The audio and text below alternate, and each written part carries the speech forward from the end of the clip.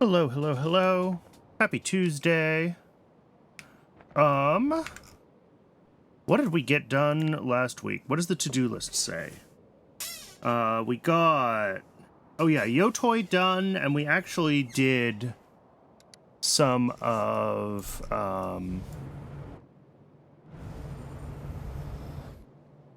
Kevlar, and yeah, we have Kevlar here.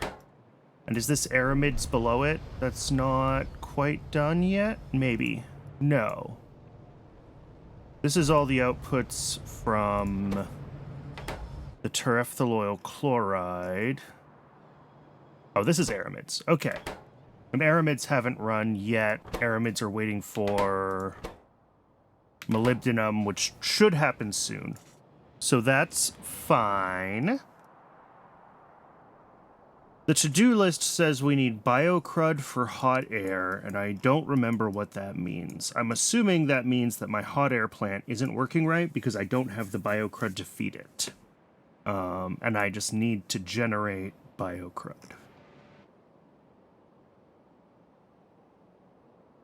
The question is, where is the hot air plant? Is that it? No.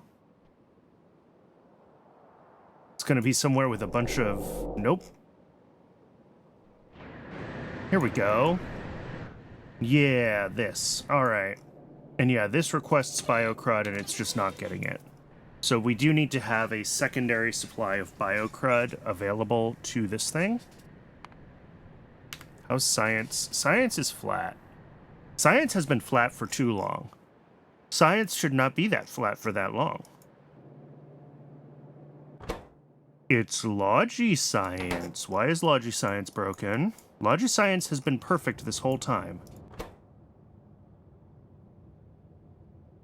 We don't have... What?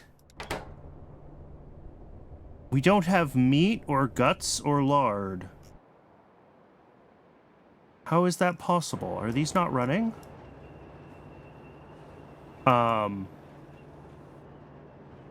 What? Why are we backed up?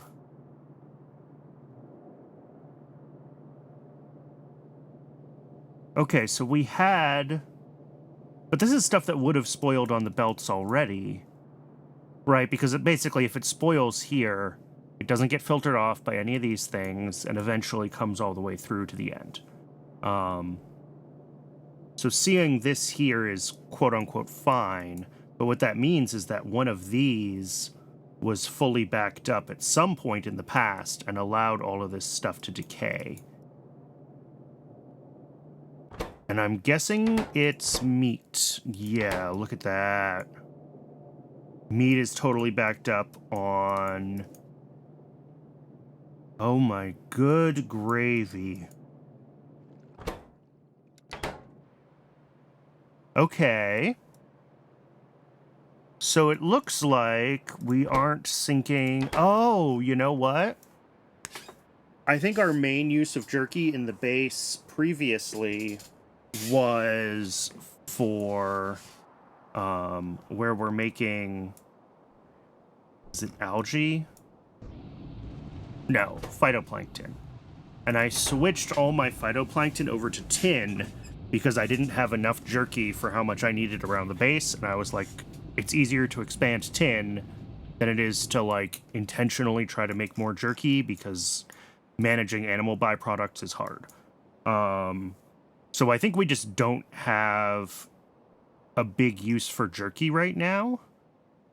So what I'm inclined to do is just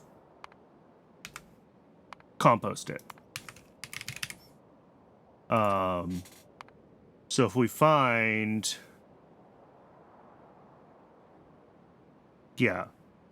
So 3 seconds for one jerky. So if I wanted to be able to compost a belt of jerky... Oh, that's like 45 composters. That's a lot of composters. Then again, I do have the old failed jerky power plant that I never really got working right. How many composters are in this? 36? Sure. Yeah, I think we keep taking this apart. We disassemble all of this. I'll salvage the composters, and then I'll do something on rails that just converts...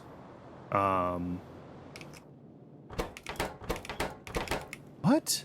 This looks like it tried to run at some point, which is hilarious. But these guys just don't have power? Whatever. None of this can work anyway because it no longer has, like, animal products feeding into it, so...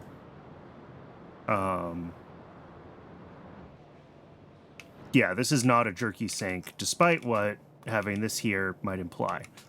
So...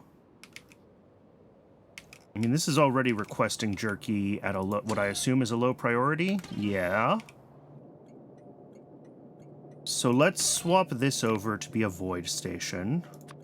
That's fine. Do I already have at jerky production down here? Yes, we have overflow logic, so that's fine. So what that means is if we take this station, we can grab our composters from it, and I need to be able to feed it, like, through those composters and to another station. So what I will probably do is just run those composters right through, like, here, and then I'll do a pickup station here, and that will be biomass. And then biomass can go off and be dealt with, and will eventually be turned into ash if I don't have a use for the biomass.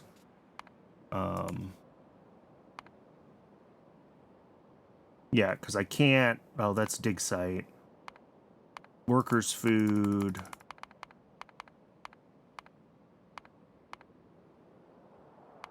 Yeah, I mean, we need it in small quantities for Corlex food, but that's very small quantities. And I'm not making workers' food on rails. So I think it's got to be just composted. So we'll do that. Like I said, I'll pick up these composters from this failed jerky power plant, and we'll just set up a little jerky composter and get biomass off the base. Hopefully that is enough to fix green science. I mean, we're going to have to go down and clean up the mess that is at animal processing, of course, but that's not worth doing until we actually get everything ready to go.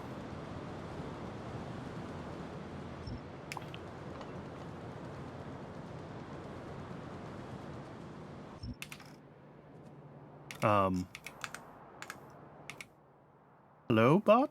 Where are my bots? Oh, there they go. Oh, there's stuff in these, of course. That explains it. Like, why are they taking so long?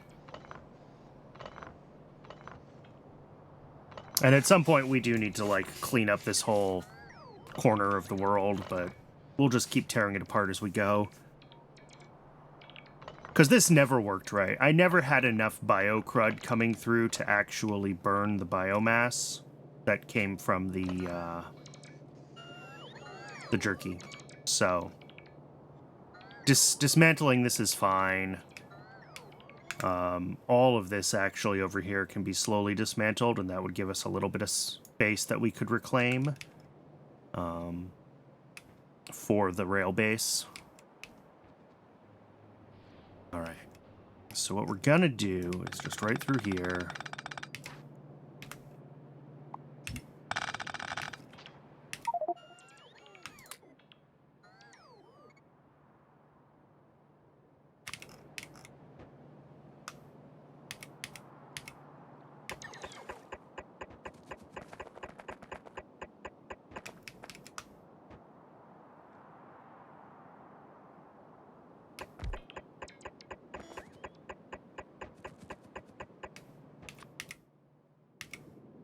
Did I leave anywhere near enough space between those? No, I left 2. I needed 3. Come on, Brennan. Be less bad at the game.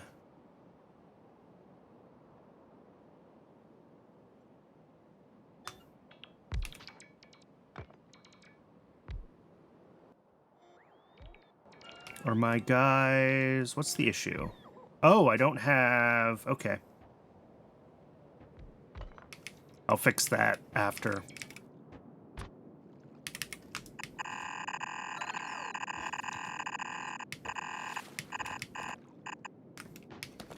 I'm out of landfill. That's the issue. So once we get that fixed, they'll figure it out.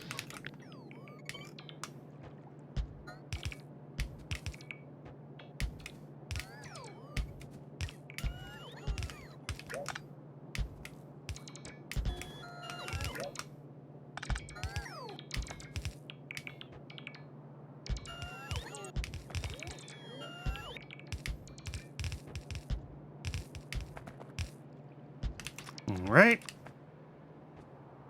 And then that actually makes... Let me go to this recipe again. 1 jerky in 3 seconds, so that's fine. But it makes 8 biomass in 3 seconds, which is a lot. Yeah, 2 2/3. What was I doing before as the output on those? 1, 2, 3... 1, 2, 3, 4. Apparently 5 yellows was what I did before, which is, like, certainly an option.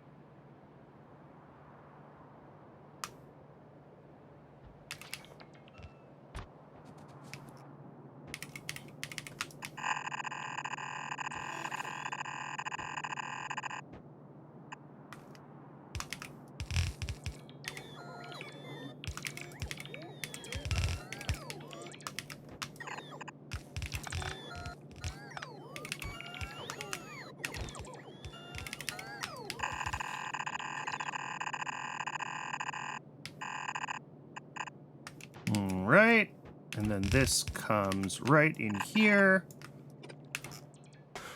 So I need some yellow inserters. I'll go pick up a bunch of the ones from where I disassembled the old machine, actually. Just because that'll be easier. Then over here at this end, we just need a solid pickup. This is all pretty normal. Oh, I didn't even stop to think about... Each of these is 8/3 per second. Oh, I can't even run this many of these if I want to have, like, a normal amount of outputs, huh? So, like... 1, 2, 3, 4... That's 8 a second. That's 16 a second. Okay. So I can run, like, this much of it.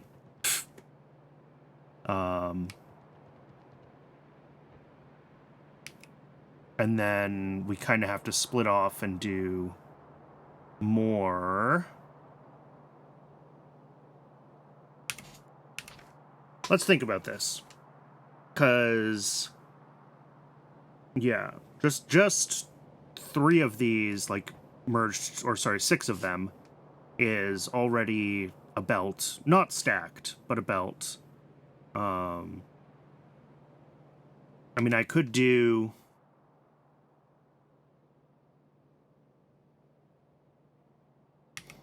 I could do stack inserters, and then we can get 6 of them.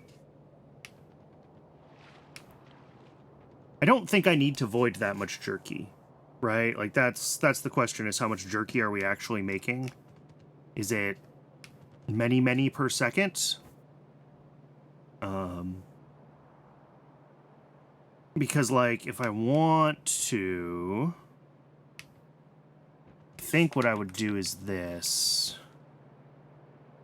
2, 3, 4, 5, 6. If I grab another one of these, drop it here.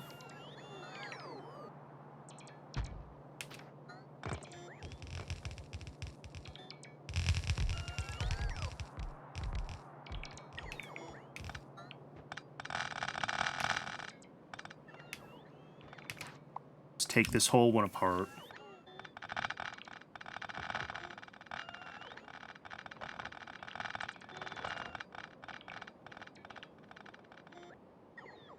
This will be basically 2 belts of output, which we can feed into this station without too much hassle. I guess that's how I'm gonna do it?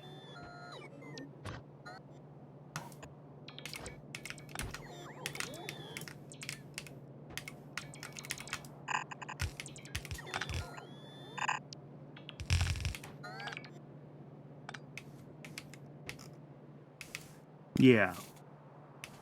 And then...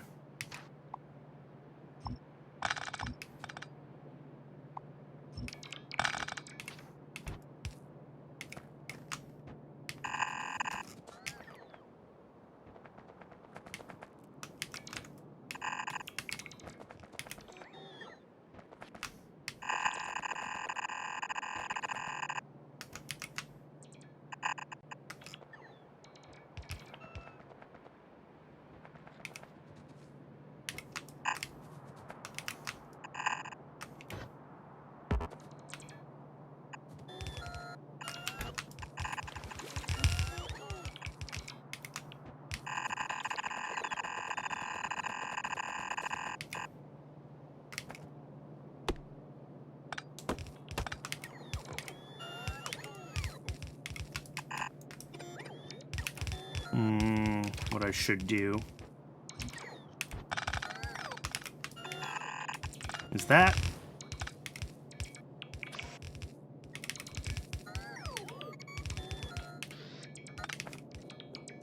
All right, and then this needs to be high priority because it is the output of a void, and we want to make, nope. That one. Okay. So that should be most of this. Obviously, I still need to get a bunch of landfill. And then we're going to have to go down and fix... Oh, these need power. I didn't even think about power.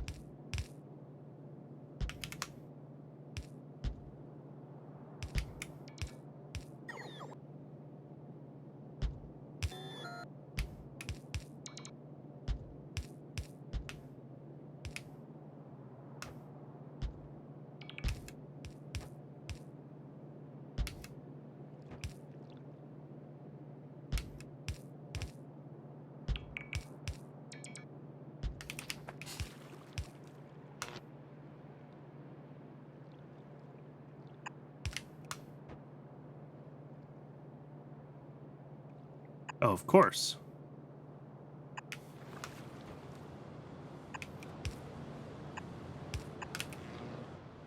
Okay, so let's get the landfill that we need. I'll tear up some more of the, like, random inserters and stuff that are sitting around here, too.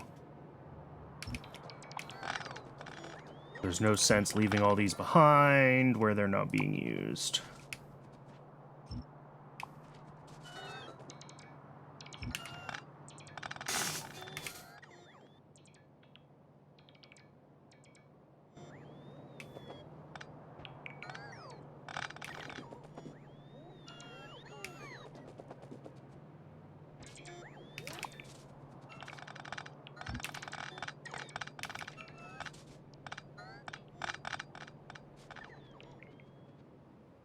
All right, and then landfill is right down here.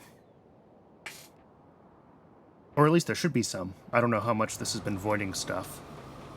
Oh, yeah. Plenty of landfill. All right.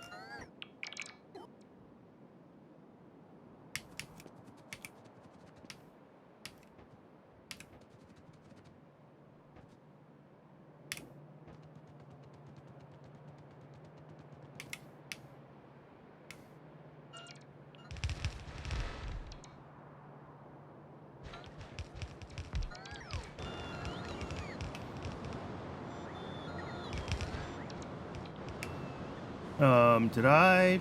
Oh no, I messed it up.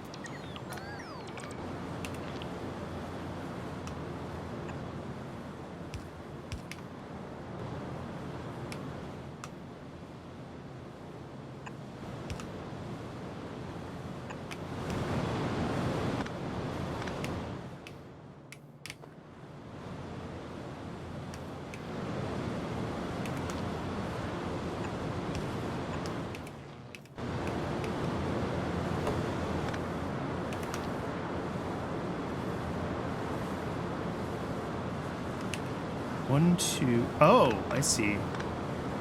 I got some stuff like weirdly offset here.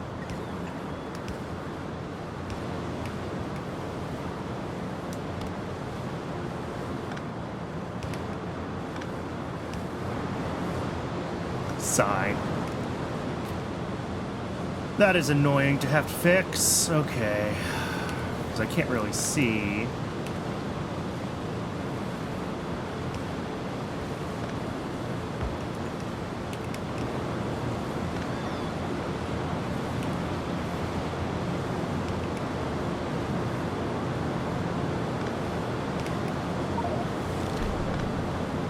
Oh, hey, our first aeromates. Excellent. Good to see that's working.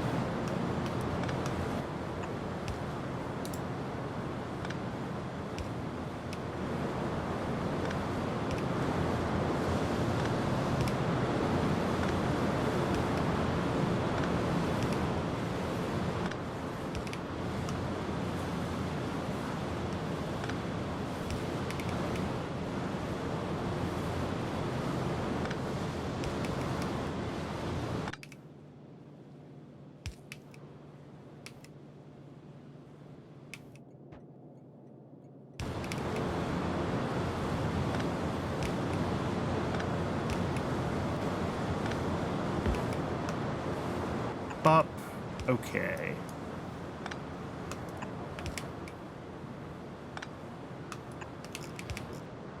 That should be good.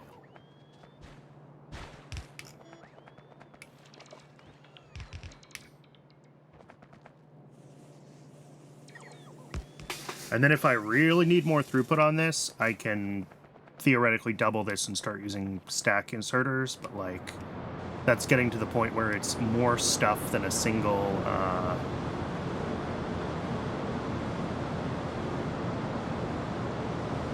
wait. No, this is already... Shoot, I'm an idiot. Whatever, I don't care. This is twice as many of these as this can actually handle. Right, because this is 8 right here from just 3 of these. 2.66 a second, so yeah. 3 of these is 8, which is half a belt. So...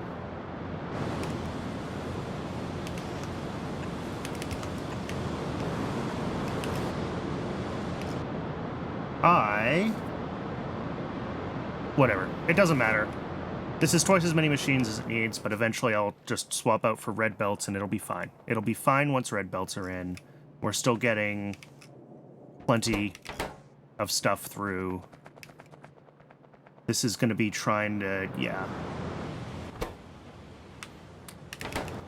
It's already push and jerky through, which is fantastic, and that's what matters.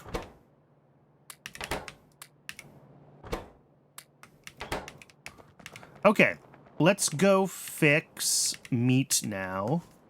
Now that we have jerky being managed, we still have to unblock the actual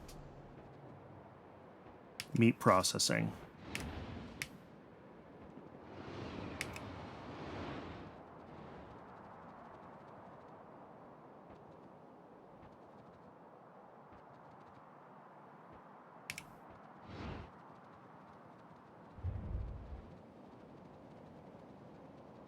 And what do we got? Are we near it yet? A little further over? Did I just pass it? Oh, it's right here.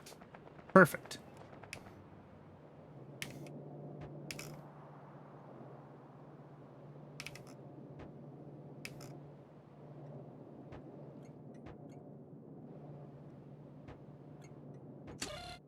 Ah, right. Good.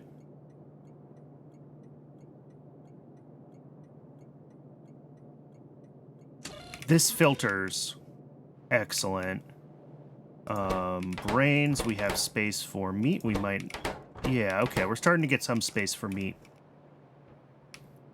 So if we just, here, let's just do like this and this, and that and that.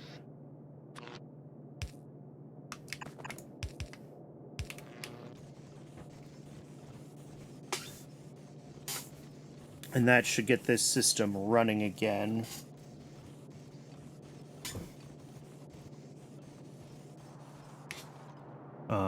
Start getting some things moving through, yeah. It's gonna take a little while for all of this jerky that's backed up through the system to get flushed out.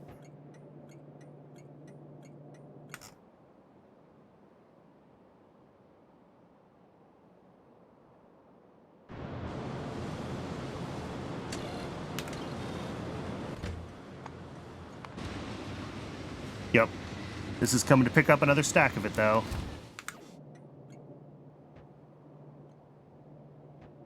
But we have, I mean, how many train loads worth of spare jerky sitting around? So, not super confident that the system's actually gonna, like, fully unclog itself, but anything that does make it through will end up in these chests for now. And there we go. This all looks no, we still got some spoilage tucked in there.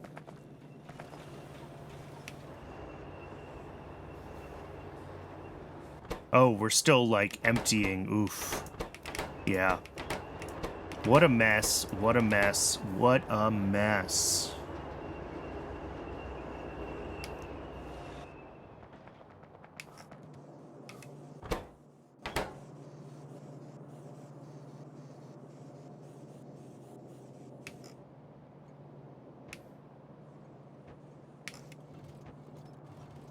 Yeah, it looks like the guts are getting drained a little bit faster than the meat right now. I mean, that's fine. It's all got to go, right? Like, that's ultimately the thing, is it all has to go.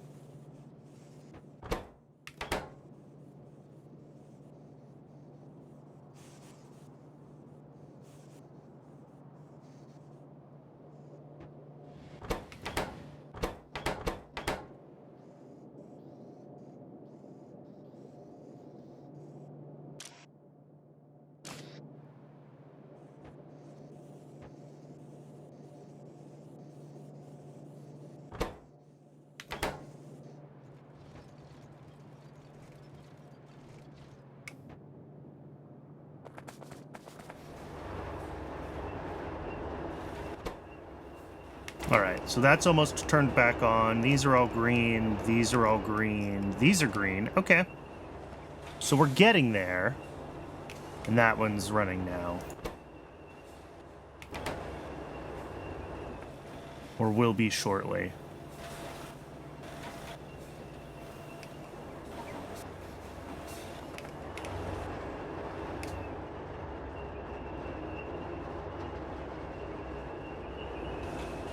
Yep, okay. Oh, a couple of these are red. That's interesting. And concerning.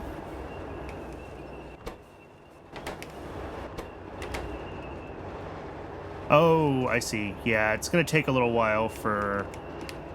Here, let's just do this. Let's take all of our caged... I lost them. I just picked up a bunch of these. Where did they go? There they are. There we go. That should help all these be running.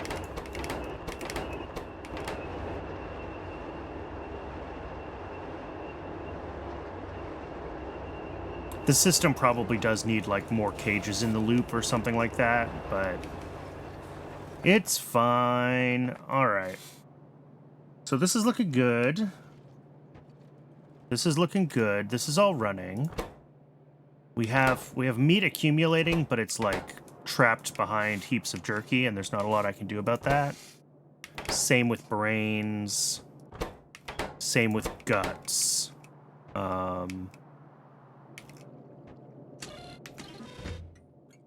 Let's set the train limit up on this to 2. And same up here at the void. Make sure that train limit is set to, like, at least 2. Yeah. And that way... I mean, these are running as fast as they can, right? Oh, and the question is, did I change where I make ash from biomass? Is this a void station coming in here? No, this is just a normal low priority station. Which means that it should have dispatched some rails to bring stuff here. Yeah.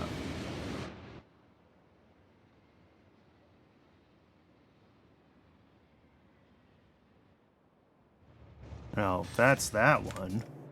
What about this one? Do you have a train assigned? You do. It's just slow? Alright, well, hopefully... The problem with doing jerky to biomass like this is that, like, biomass is so much less dense than jerky.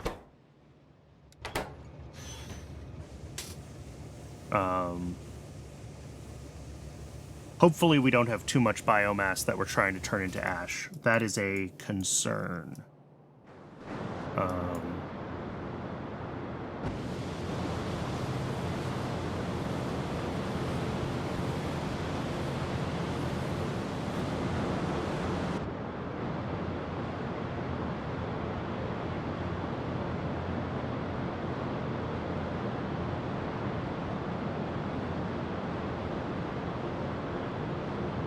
Because for... Yeah, this only pulls like 4 jerky a second. This probably isn't enough of a jerky sink. Now that I'm thinking about this, just because of the ratios.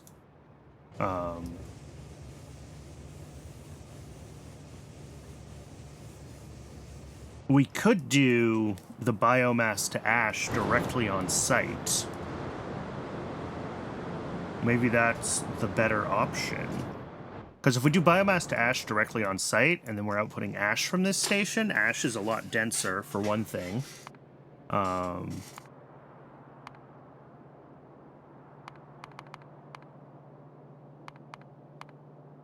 There's also this ridiculous recipe.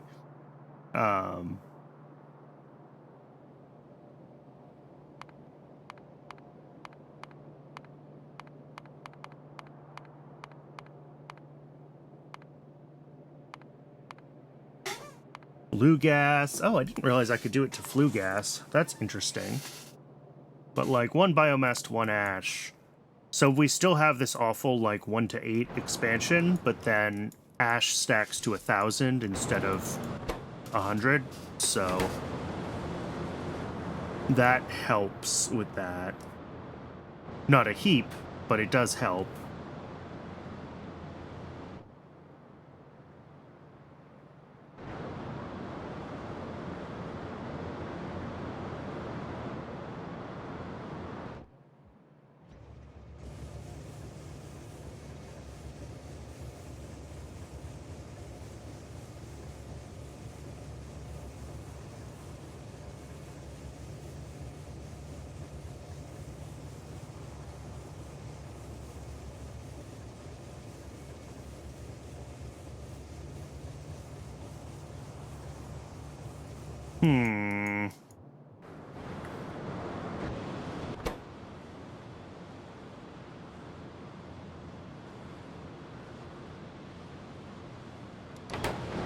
Yeah, this is not going to be enough to deal with the jerky problem. So we need to find a different use for this. I mean, worker food is an option. I can switch the... I could actually switch my Nexilite mining, wherever that is, my Digosaurs, from meat to workers' food if I really wanted.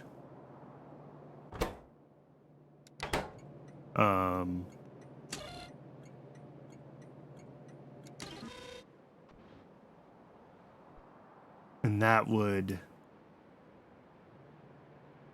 mean that we would use jerky for workers' food and then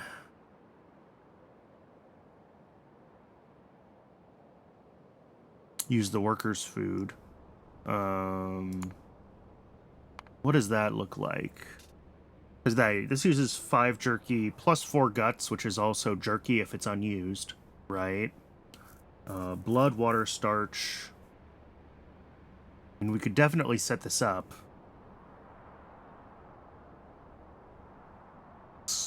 A lot of ingredients, which makes it kind of a pain to set up in like a grid.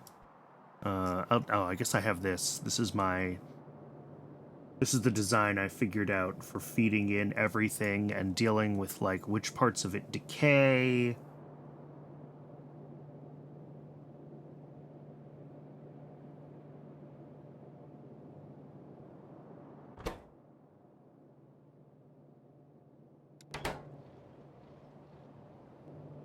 So we could set up workers' food again. That is absolutely an option. And maybe it is the one that I should take.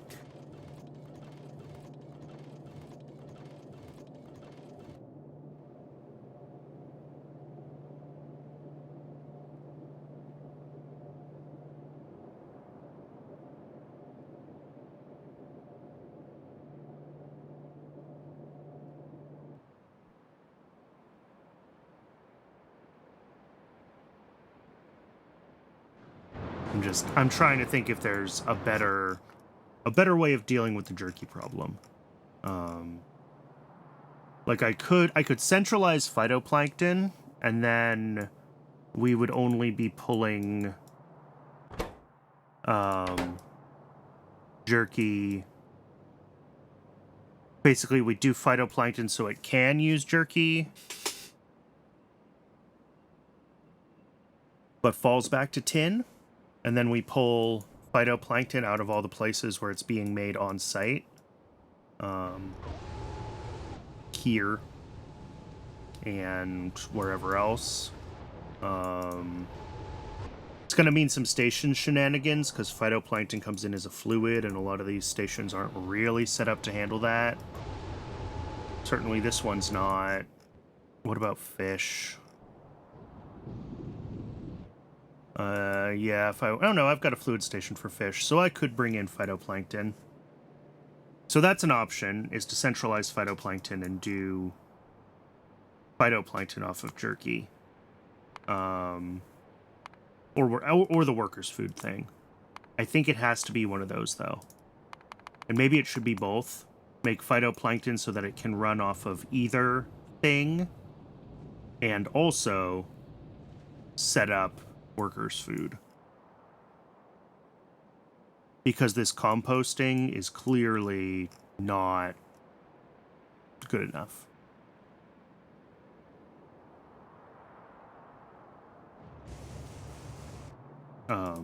We'll still leave the composting in place, whatever.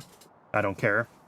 But I don't want to try to like improve this, because it seems like the quantities we're dealing with just aren't going to work out for trying to make the composting happen.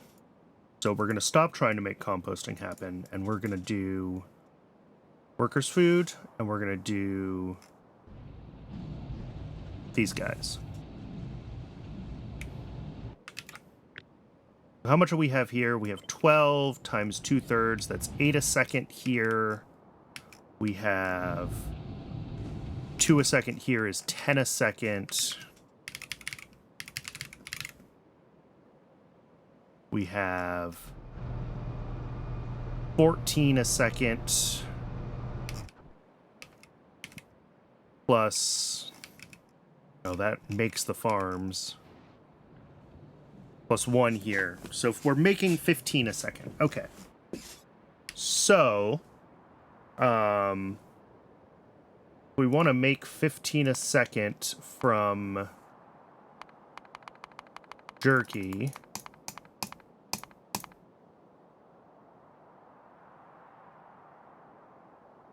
That's 15 of these machines, and it uses like 3 belts of jerky. Okay, so we're not going to be able to make all of our phytoplankton needs from jerky.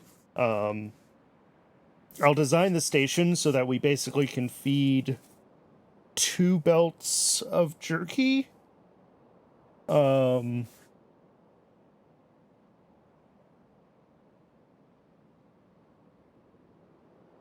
then we'll see what we actually pull as far as the quantities there, or what we can produce, and then we'll have to make the tin ore big enough to run the whole system. I think basically I'll build the system so that it can fully run off of tin ore, and then we'll make the jerky output a higher priority. That's what we should do. And I'm just going to start ripping stuff apart. Unashamed, unabashed. We're just going to fix it.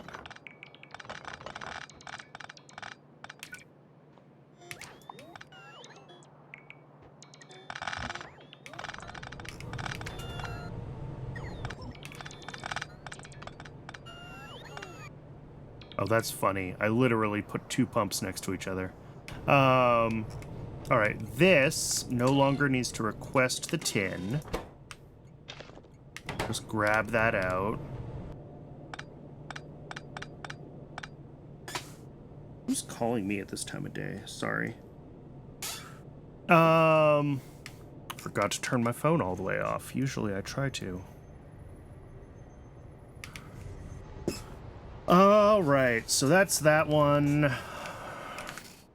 Where else are we making? We've got 3 of them there. We've got 6 of them up here, and we've got 1 over here. Okay.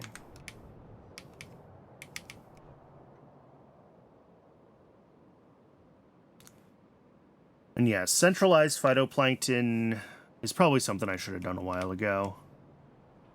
It's one of those things where, like, it only has 1 ingredient, and all of these things need solid inputs anyway. So it's very easy to just not bother. I'm going to drop a warehouse here full of tin. Just because we're going to have to deal with that. Did this already get issued a train? Shoot.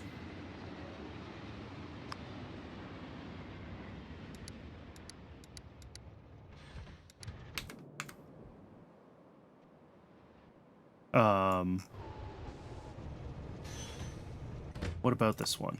No. Okay, I caught this one in time and didn't let it order more tin. This one I had to intercede and break the train before it brought in too much. All right. And I saw that there were some up here as well. Yeah, this needs phytoplankton. Let's go up there.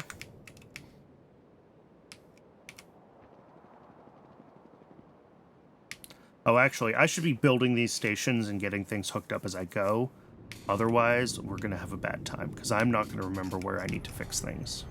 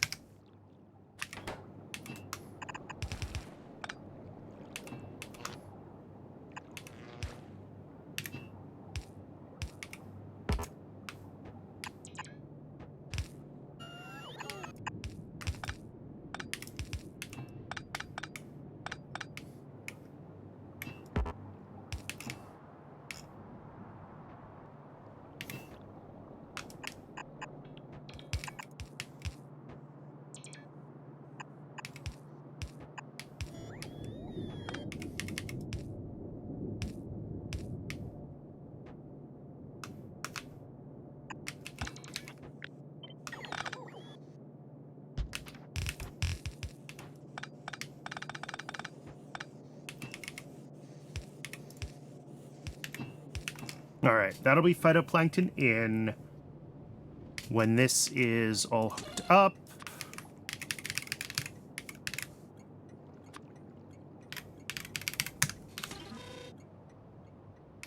and let's go down and figure out the same thing for our Xiophos.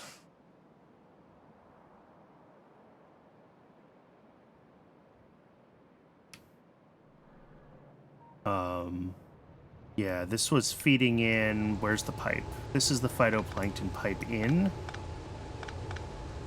But we have no good station down here for them. Or are we still picking stuff up off the ground? So I think I'm going to have to put that station up here and then, like, route it down and around, and that's fine. Fluid drop-off.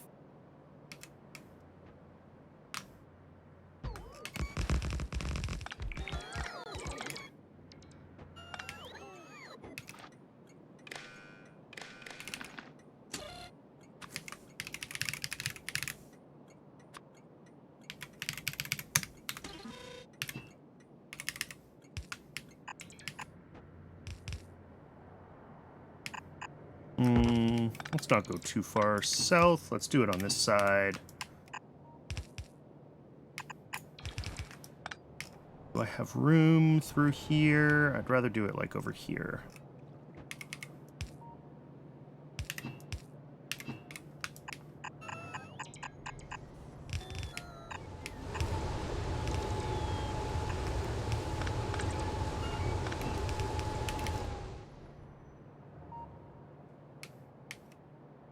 All right, there we go. That is phytoplankton in for this one. So let's go clean up here, and then I think there's one more over with... Is it cotton guts? Cotton guts are low priority, but... Or that particular cotton gut build is low priority, I should say. Because I think that's just the cotton gut modules. That's not the cotton guts, like, for science.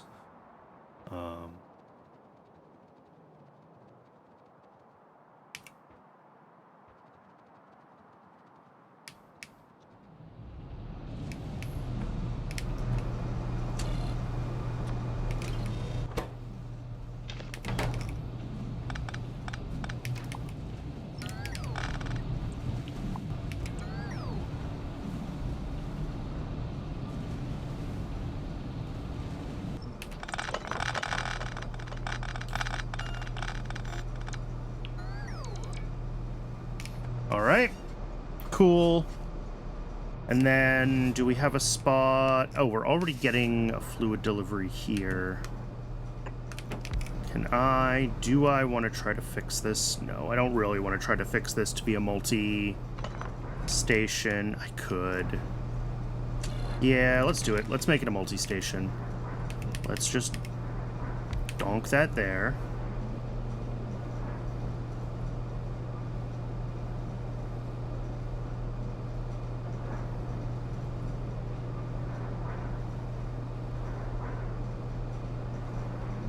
Wait for this to drain.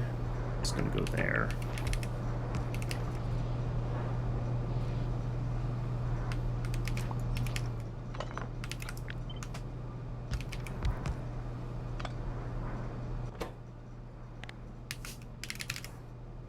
Zogna, and this one's gonna be the phytoplankton.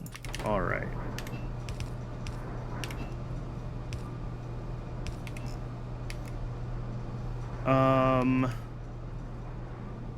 Don't love what I did here. Let's see if we can fix this.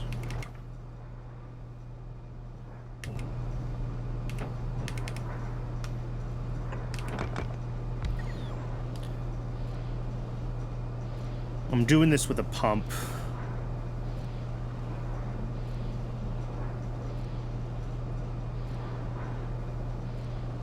Yeah, I'll let that pump through.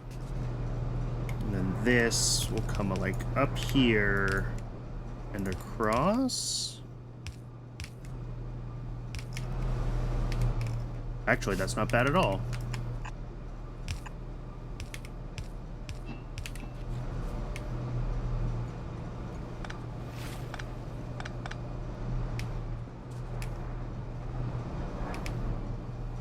All right, that's good. Get rid of that, do this, flip that. And now we've got it pumped back into this tank. This is what I'm trying to do here. And then we're gonna request the Zogna. as well as... Ooh,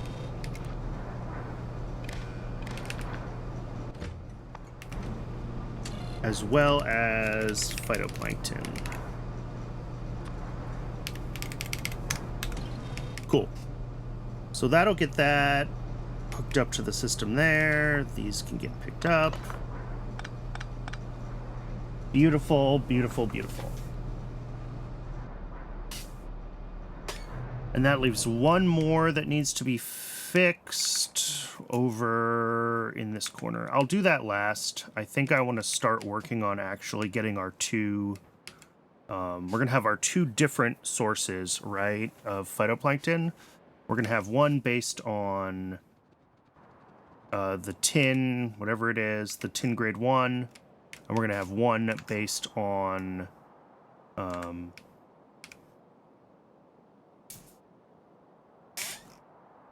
words are hard. We're going to have one based on the jerky. That's the word I'm looking for. Jerky.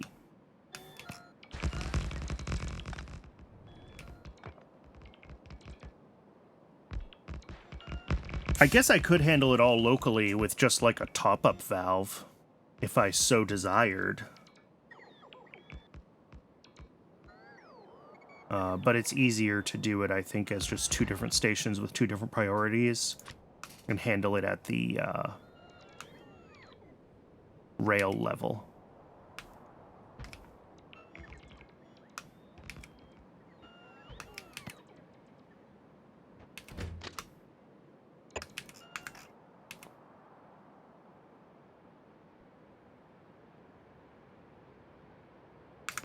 Do I have any radars? Yes. Excellent.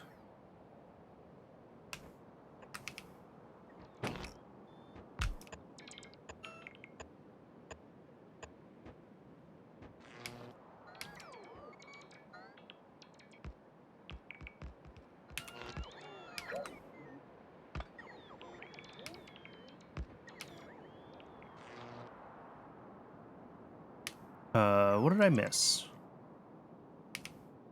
Oh, there's probably one of these that hasn't been built yet. Yep. There we go.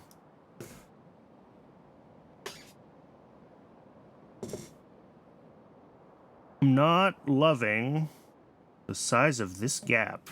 That doesn't look right to me.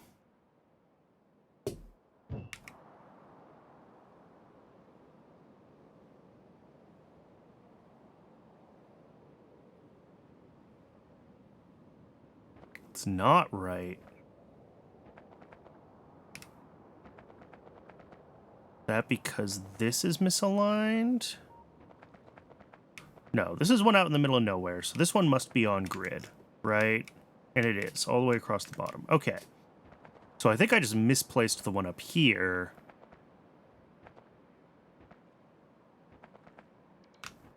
So that goes here, and then wherever the other one that I just placed, I need to move it.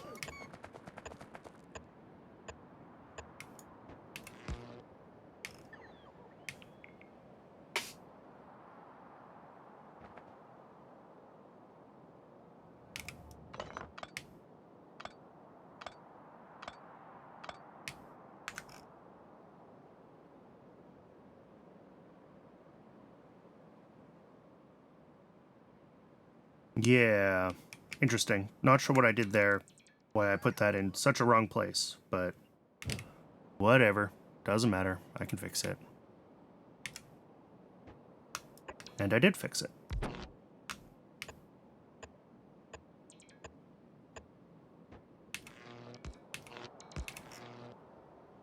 All right, so that's there. That's just visibility for however much further this needs to go over. I'm going to try to have the rails come up before we hit this lake, and we'll do kind of this shape through here. Connect these two sides around. Probably with a T here, and then go one or two more spots to the left. And then we can curve up here. And I guess... yeah, I'm not sure how I'm going to want to connect this up top. Because we're getting up to this lake again. All right. Twitch just popped up that it wants to do ads soon. So what we will do is I will get the train stations set up, because both of these are pretty similar.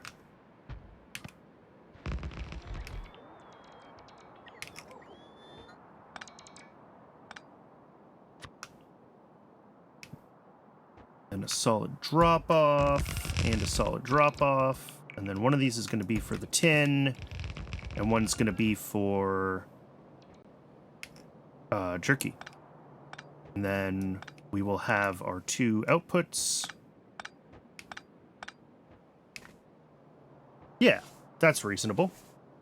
And then as far as 21 of these, I think it'll be 22 when I grab the other one from over here. There's just one over here, right? Yeah. All right, we'll figure out what our like inputs to these look like and how everything's ratioed when we're back from the break.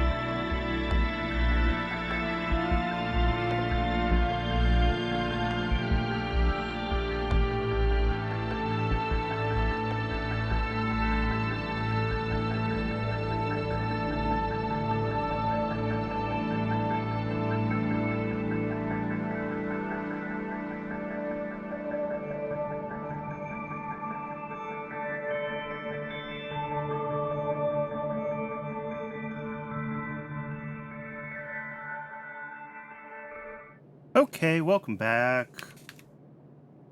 So, if we bring jerky in here... Nope, minus... Yeah, 120 stacks, that's right. And I did end up just kind of starting to blueprint some things.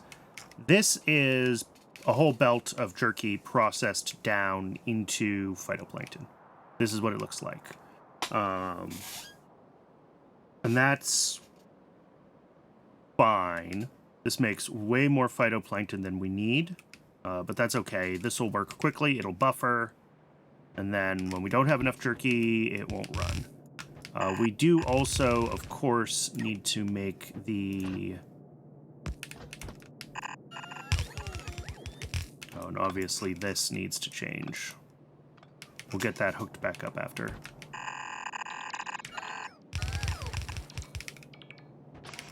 And then we do still, of course, need to make it based on tin, which we will do.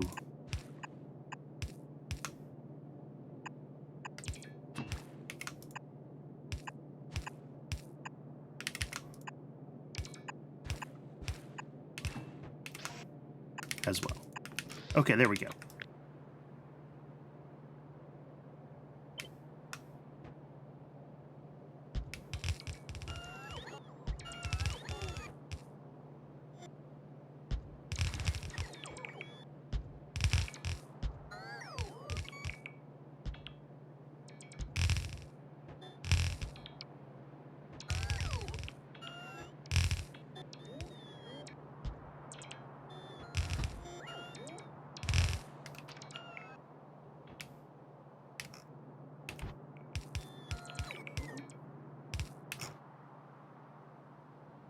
And outputs are also, I should have done that when I was copying and pasting things.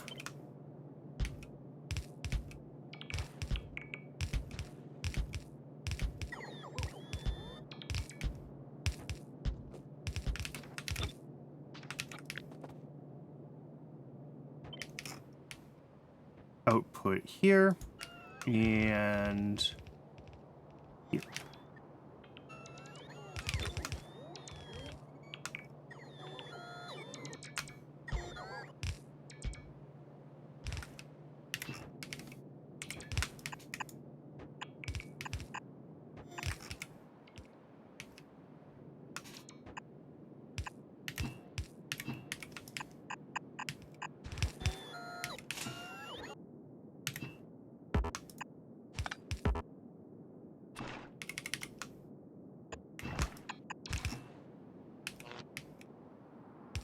Okay, and we want this to be the higher priority use, right? We want it to pull from the jerky-based before it pulls from everything else.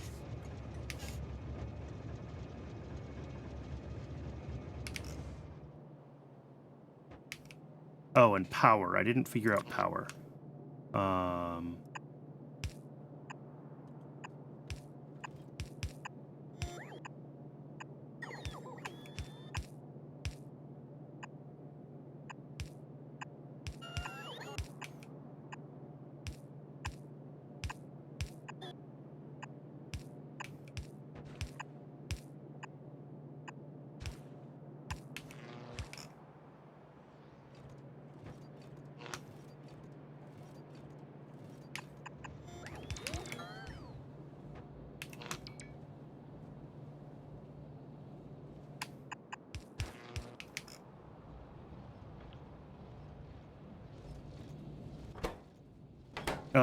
Oh, water in still needs to happen. Yep.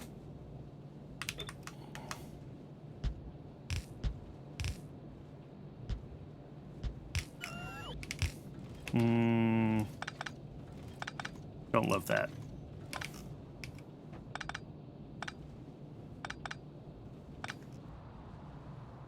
Do it up here. Yeah, we'll connect these. We'll do this kind of thing.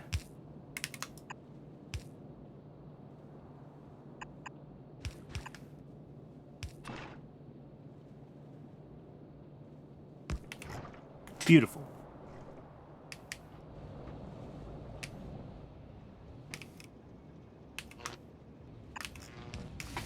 So that'll start to be some of this stuff coming from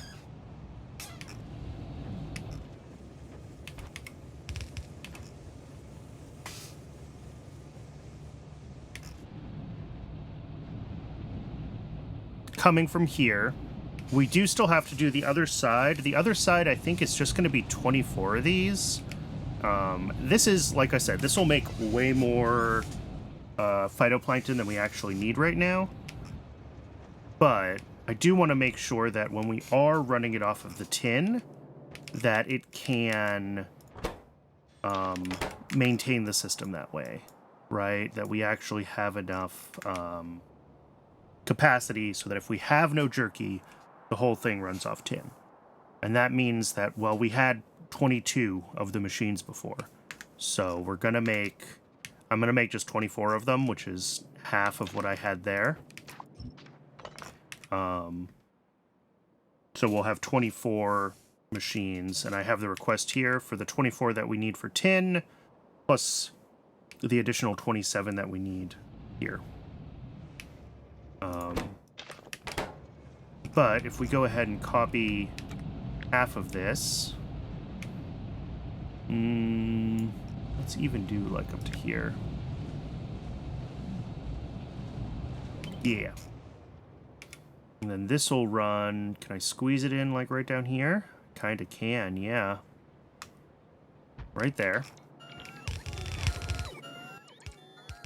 Switch to the grow phytoplankton off of tin.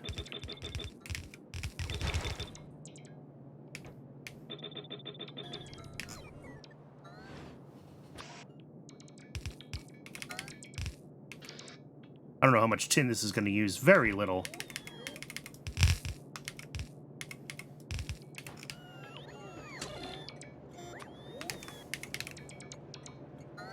Tin grade 1 is what we want. Yeah. And then up at the top here, let's just make sure that we've got this coming out, and that feeds a pump in. Oh, look at that. Love it when stuff fits together.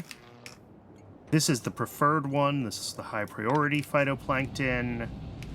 This is lower priority. And then we just need water hooked up.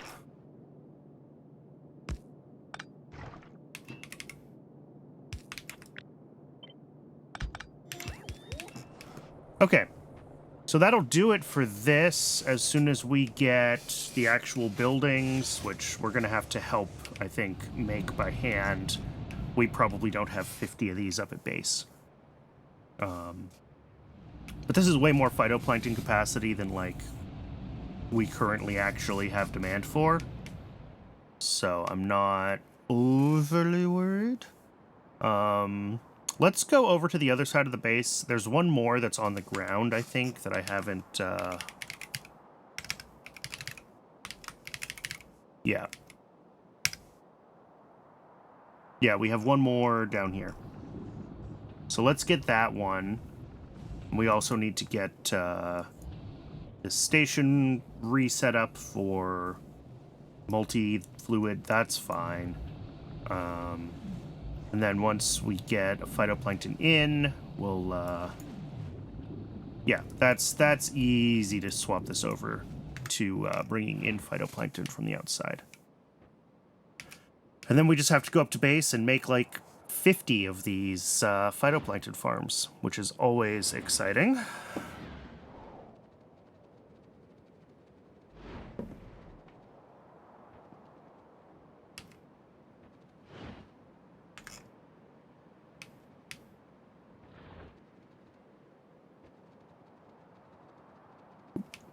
Right around here, right around here.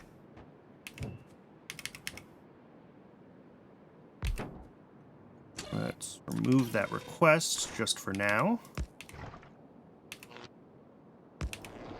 Let that pump out.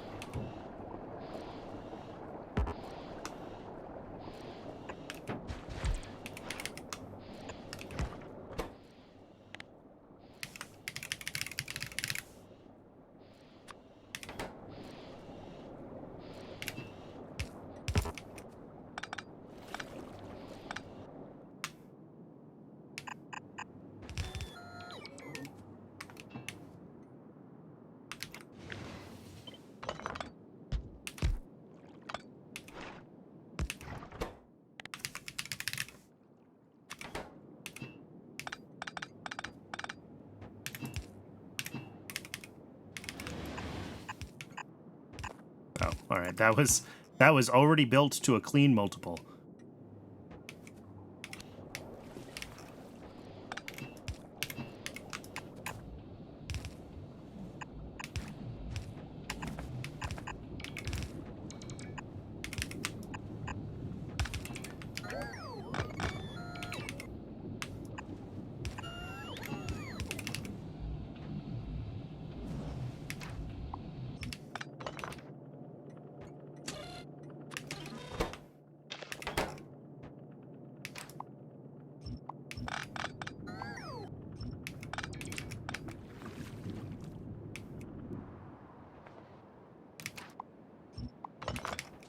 Okay, this one is swapped over too.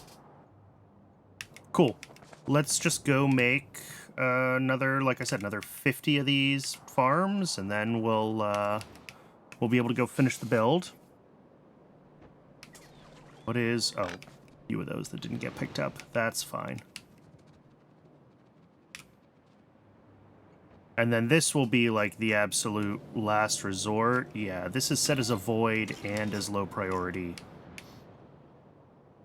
So basically, we will never, we'll only use that when it absolutely needs to be used.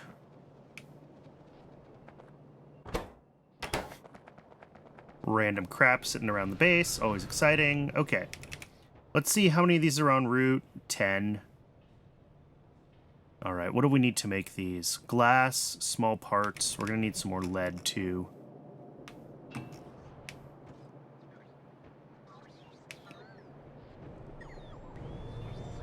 Where's glass? A little further up. Glass. Because I don't think we're going to have a choice but to handcraft a bunch of these. Oh, steel.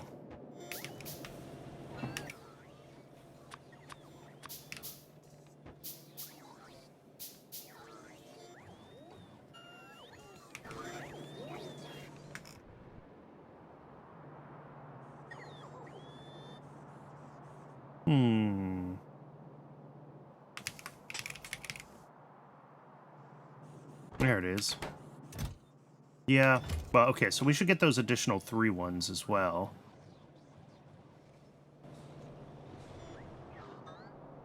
As the bots figure it out, but...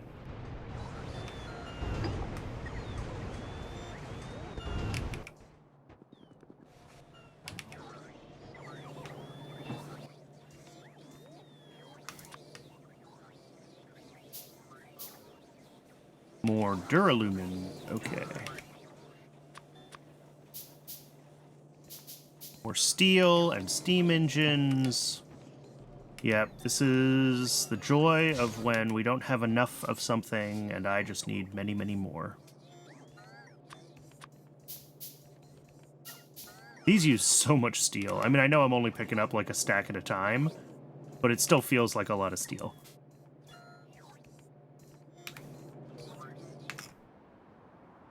How is all of this down here doing?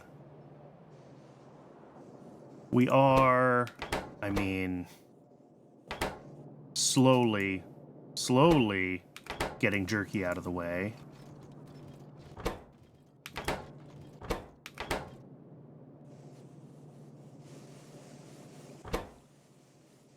Yeah, it's getting there.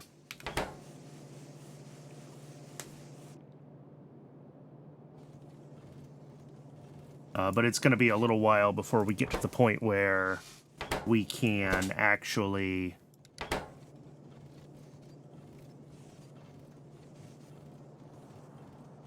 I mean, we're getting like half a belt out of guts, which is great. Brains aren't really running at all right now, which means the other half a belt must be coming from meat. Not quite half a belt coming from meat, but yeah. It's like a quarter of a belt.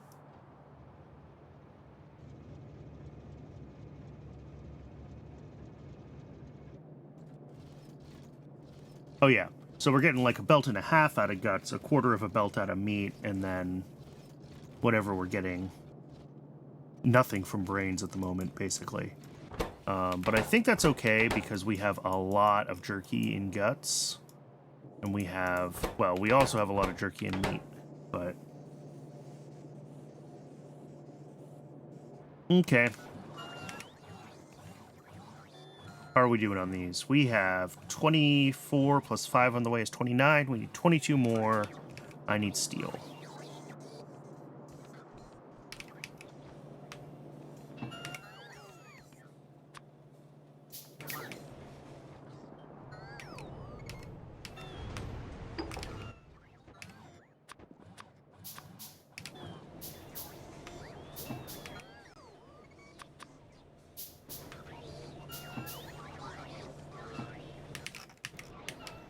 Can I just get a lot more steel? Do I have a train station up here that, like, brings in steel? I do.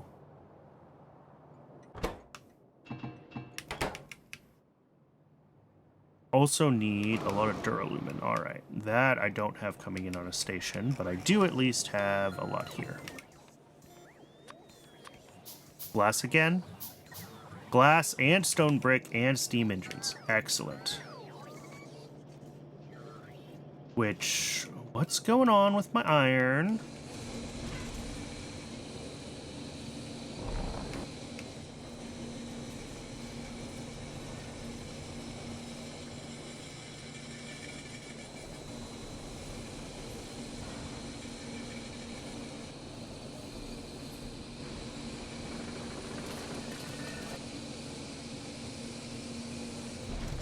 Yeah, there should be iron coming in here, shouldn't there? Isn't that a thing that I did? Yes. Don't tell me iron's broken. That would be bad.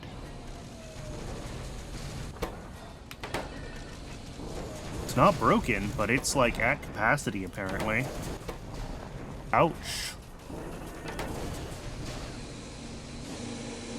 Yup. That's everything running that can run.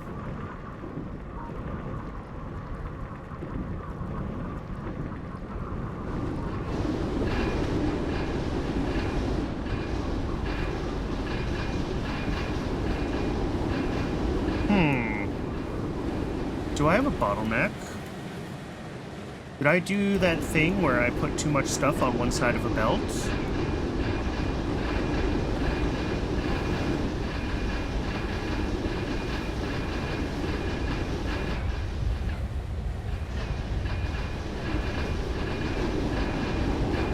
Seems like it's these. So these pull in a third a second, and I have 6 of them. So that's 2 a second of that stuff.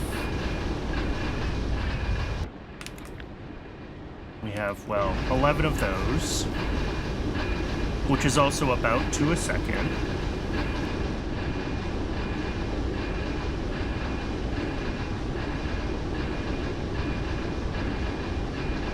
Huh. I don't know. I think maybe it was just fully buffered before,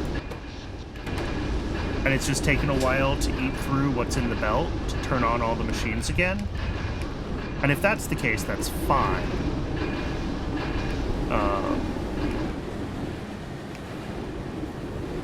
But I'm worried also about these. These output 0.5 a second, and we have 15 of them, which is 7.5 a second. Okay.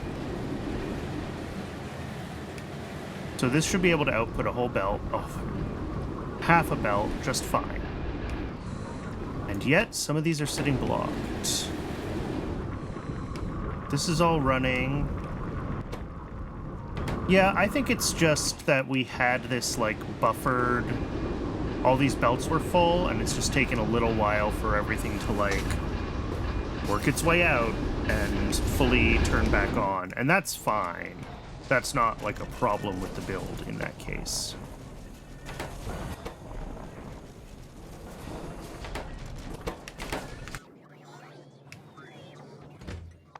Yeah. And we do have a train delivering iron plates, so that's good. Oh, this needs... I did a fix for this already somewhere, where I have more than one thing that's being delivered by bulk inserter, and it needs to be able to flush one to make room for something else. And I don't remember where that was. Is it here? Yes. Yes. Train output stops train to T. If T is 0, we output S, which is minus 12. We combine that with an S that's 13, and that changes the hand size. Okay, so this is what I need. I need it right here.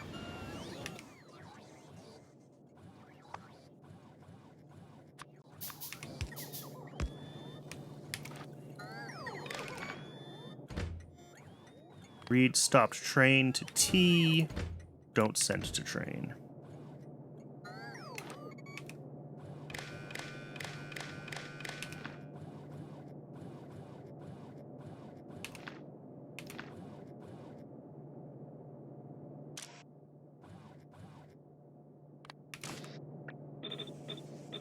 There we go.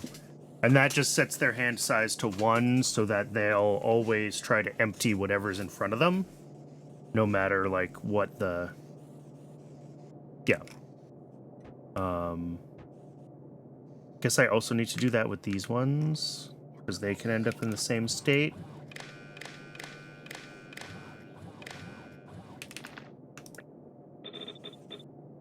There we go. Did I do that down here as well? Did I do it for the ones on that side? Or did I forget? Ooh, I forgot.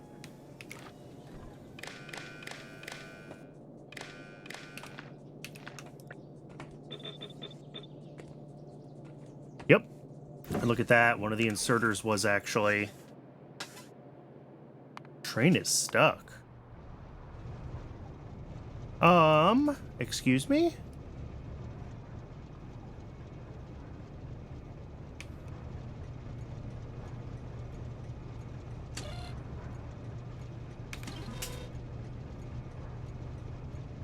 How did that happen? How did this get dispatched? I had all of these connected before I put the request back in. I was quite sure of that. But it's showing 0 requested. Harumph.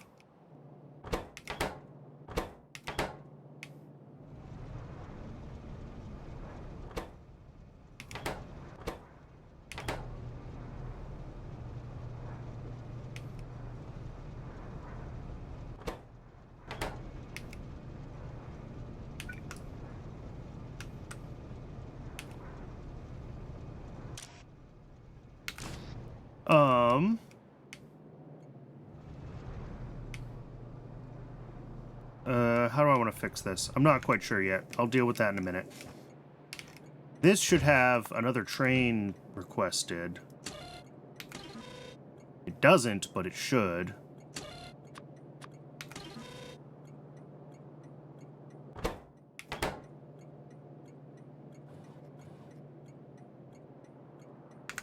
Why doesn't it? Is that because iron is oversubscribed? Do we have too many trains coming to iron for other things?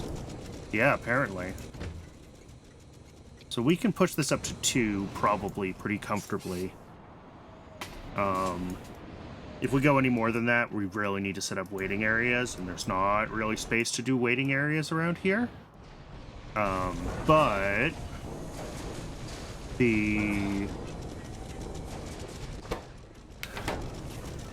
other thing that we can do, if we need to, is clean this up so that it can use orange inserters to load.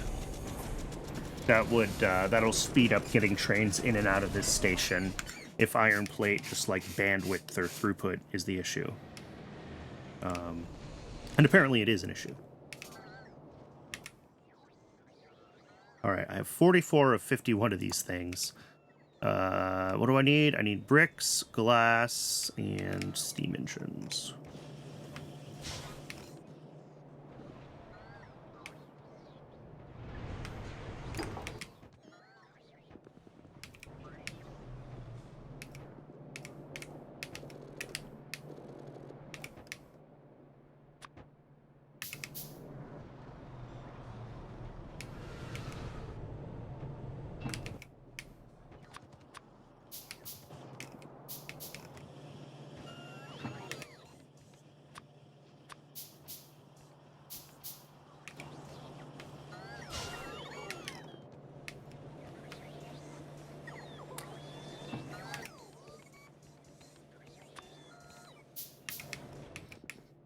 Are we up to 50? And the bots are bringing me 2 actually. All right. We're going to have all of these that we actually need now. Cool. Cool. Let's head over to where this needs to be placed. We'll get the phytoplankton build finished. We'll go check on Actually, I can check on it without going anywhere. How's meat processing doing? We're still, well, we have guts that are starting to move through. That's a good sign. We have brains all the way through. We still don't have meat all the way through, but it's close. All right. So we're very close to having everything available to go onto rails again. And that should be enough to unblock science, I hope.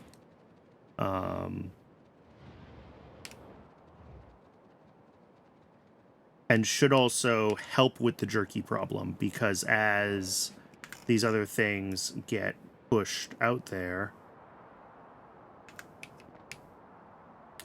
they won't be spoiling into jerky as much, right? That's part of how it works.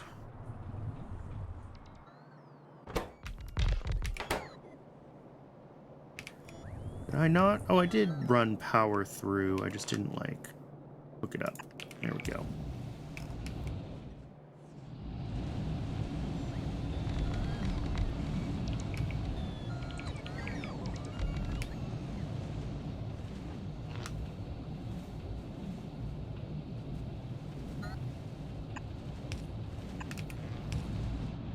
All right. Cool. So this should be able to pull, like, a belt of jerky and be turning it into phytoplankton. Phytoplankton will start getting dispatched around. Let's go figure out what I did wrong up at plasmids and get them fixed. Or primers, whichever of those that was. Because I forget which is which.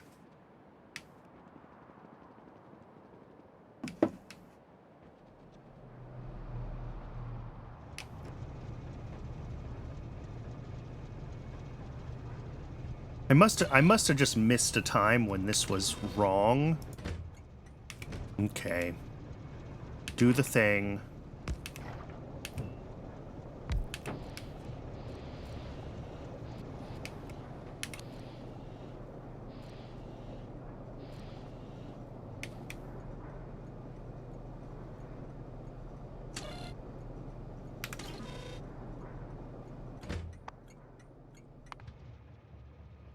What? Why? How?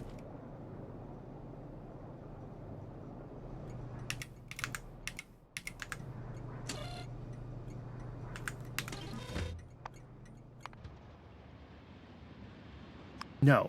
No, no, no. We're not.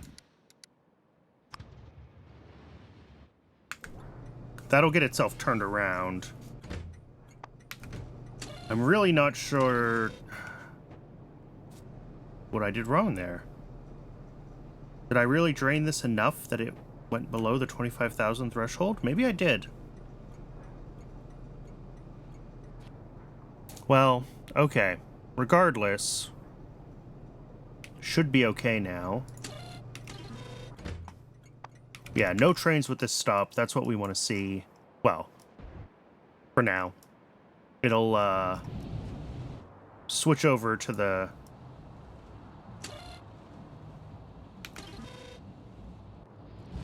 As soon as we make enough phytoplankton, it'll start pulling. Oh, this probably pulls way too much water, huh? How many of these are there? 48 times 50. Yeah, that's 2,400 water a second. How much does one pump make? 1,200, so that needs a second pump. And what about the other side? Well, whatever. We'll go down there and we'll fix it. We'll figure out if the other side is good or not as well. I didn't even think about that, but that is a big build. So, lots of water going in to make the phytoplankton over here.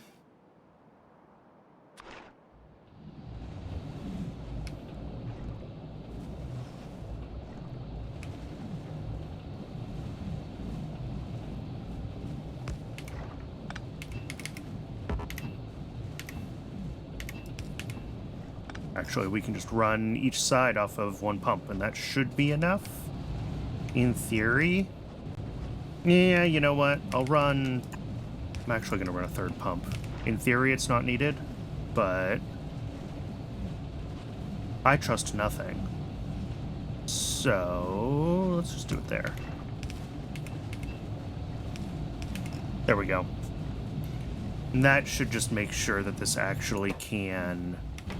These can actually fill up, and we'll start to back up on the water a little bit. Yeah, that looks good. And on this side, these each pull 33 1/3 times 24. I think that's fine. Yeah, that's only 800 a second. So that's fine with the one pump.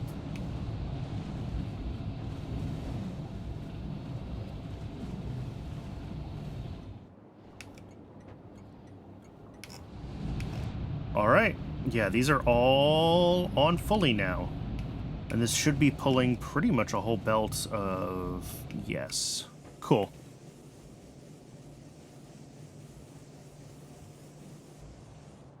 I guess that's jerky fixed? Question mark? At least for now. We should see how everything is... Well, it's going to take a little while before everything actually gets its deliveries of everything. But yeah, fish look good. Phytoplankton is connected to them, and they're running.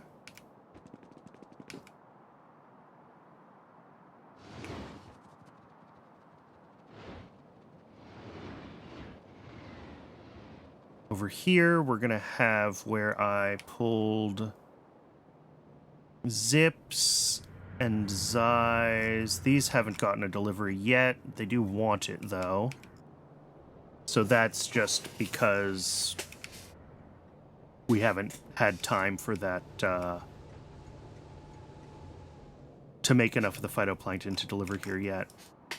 And probably same up top, it hasn't gotten a delivery yet. Yeah.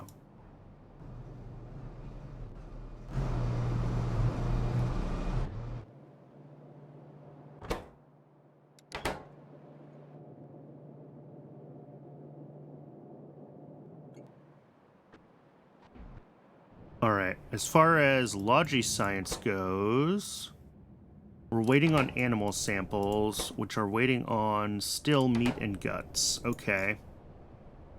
It wouldn't surprise me if we're still having issues with meat and guts, right? Just because even though they are starting to transfer in here...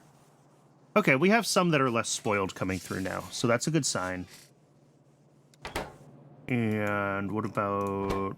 Yeah, brains are fine for now. And meat is not yet enough to...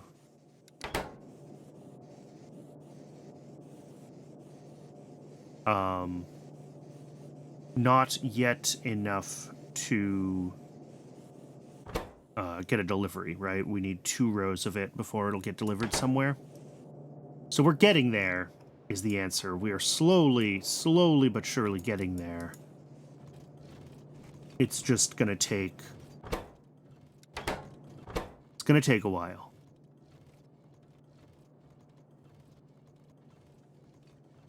$70... Call it 60 stacks. 6,000, 15 a second. Yeah, this is gonna take another, like, 10-15 minutes for all of this to finish draining out all the jerky here. And, like, I could try to help, but I don't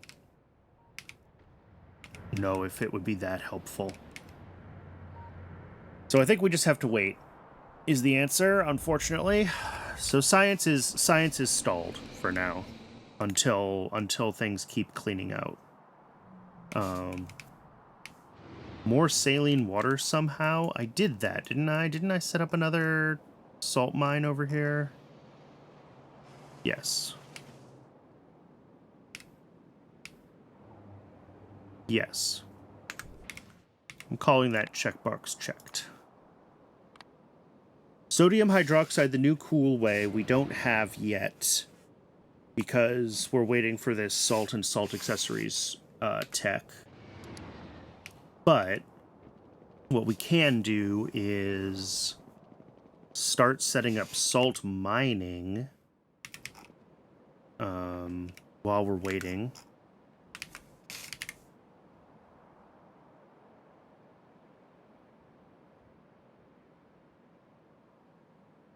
Wherever there's decent spots near the tracks, we can set up a salt mine, because I think I can get out of one salt mine now. What's the yield? 14 a second. So it's basically one belt out of a single salt mine. Although half a belt when they're stacked. So we only need to get like one or two of them actually hooked up for us to be able to, probably just one, right? We'll do 14 a second into sodium hydroxide. Let's look at YAFC real quick for that. Oh, I have a tab open. And this says 20 salt a second in. I don't know why.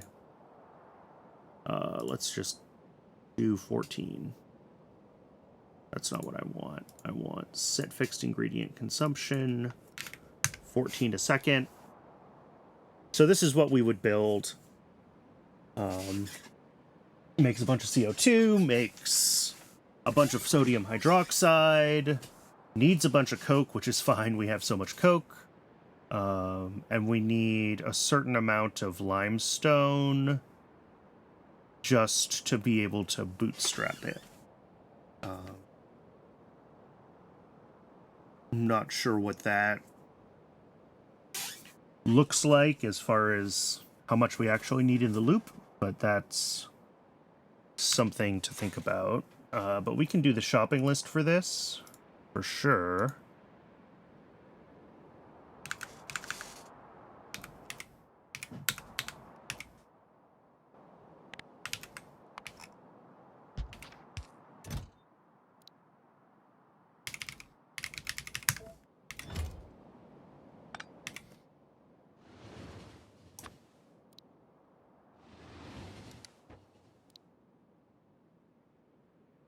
Hydroxide, and let's actually also get a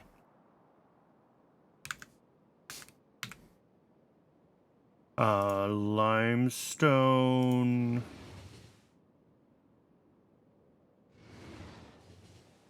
What's this recipe? It makes 8 in 20 seconds.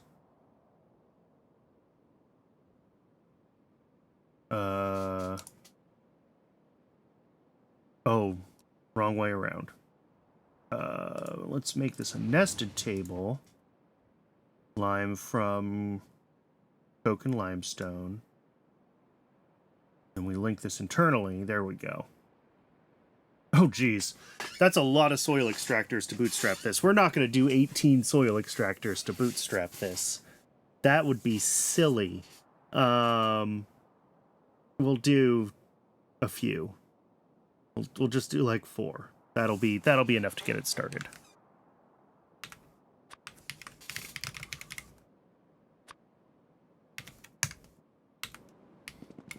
If it was a smaller number, I would have put in enough for the whole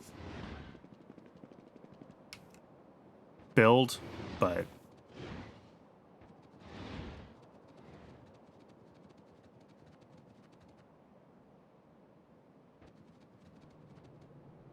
since it's such a ridiculous number, and it's only used during the bootstrapping process, there's no sense in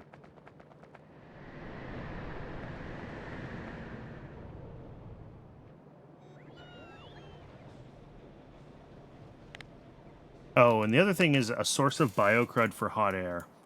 That does need to happen too. I kind of completely forgot about that because we got lost with all of the other things that are broken. But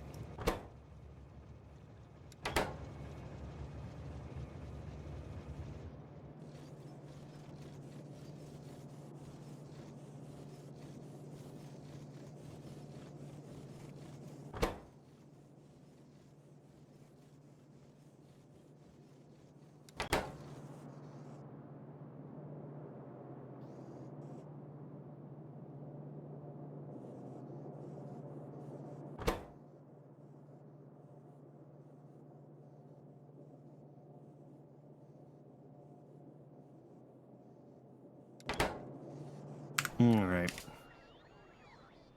How many more of these? Oh, there's one more on the way. Perfect, perfect, perfect.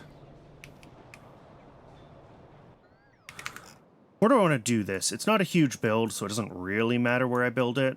I've been working kind of up in this direction, so maybe we just go like right here and right next to the aluminum mine and do it there. That doesn't seem like a bad choice.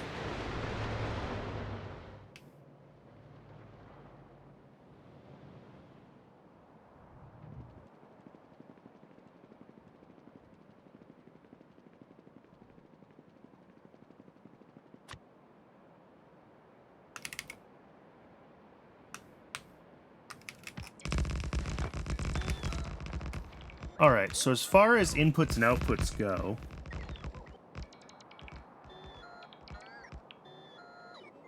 we're bringing in a belt of salt and basically a belt of coke, and we're outputting sodium hydroxide and carbon dioxide. So that's 2 output stations, and it can probably just be 1 input station. It's under a belt per second of each input, so...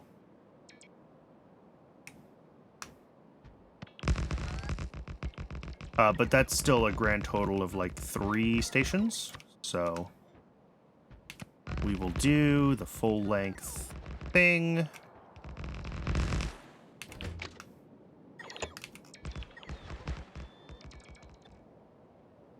That's a little...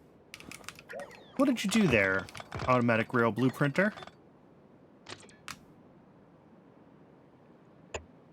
There we go. That looks better.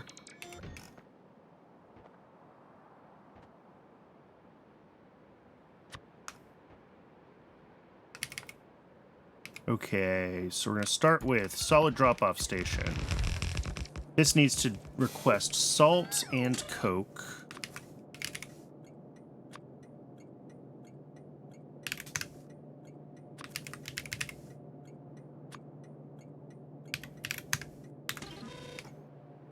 And our outputs... Here, we're going to get rid of that, actually.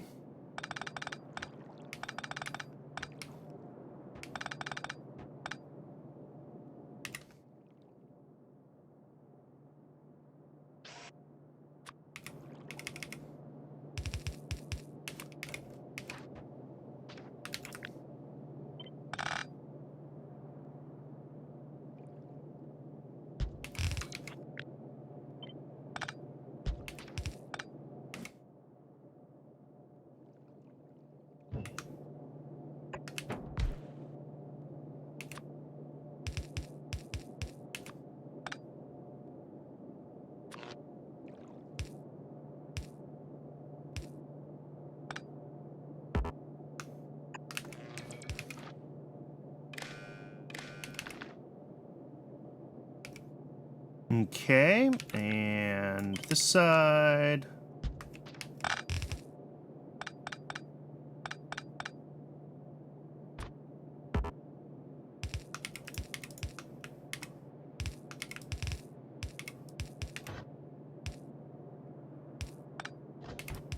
There we go.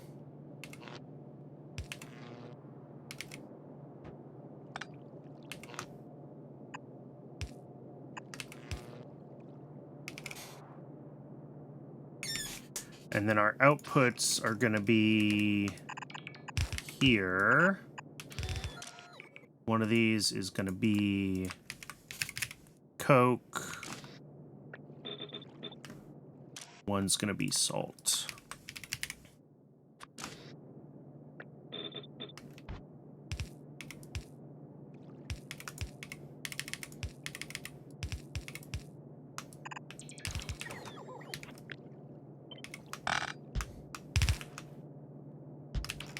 Okay, so the salt goes into 9 chemical plants along with slaked lime.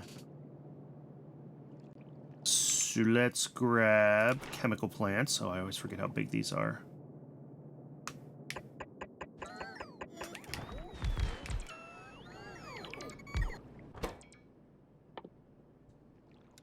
Oh, and this will make sodium hydroxide, but I don't actually have this recipe yet. So we can't actually set the recipe, and that's fine. The input is 1.4 yellow inserters per building.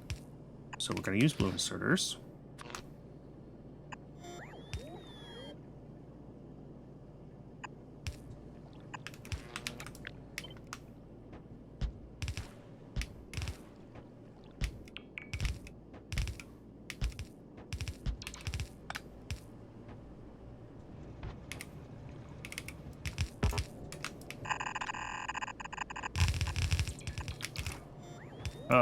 And then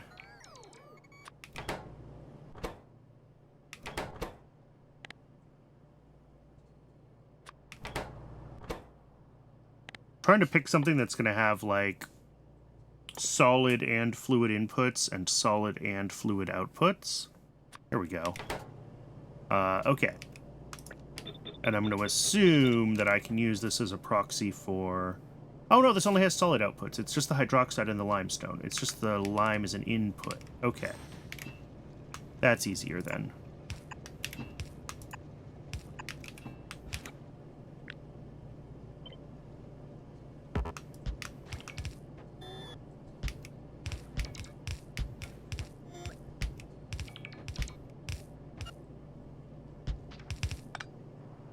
So that'll be slaked lime input. This is not the recipe we're going to use. Let's just get rid of it.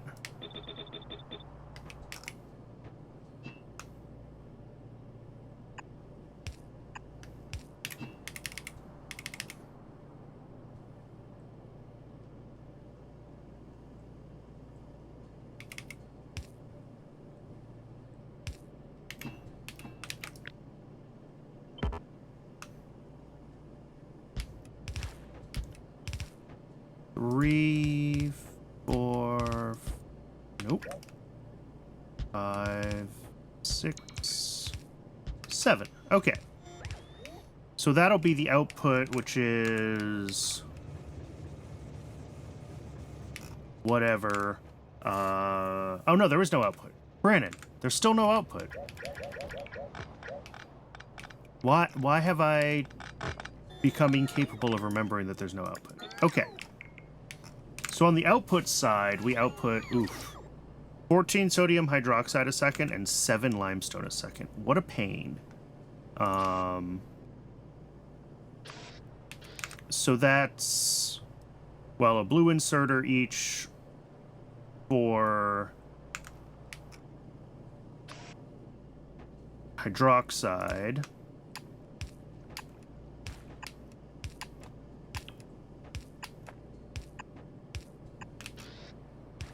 Question is, can we get away with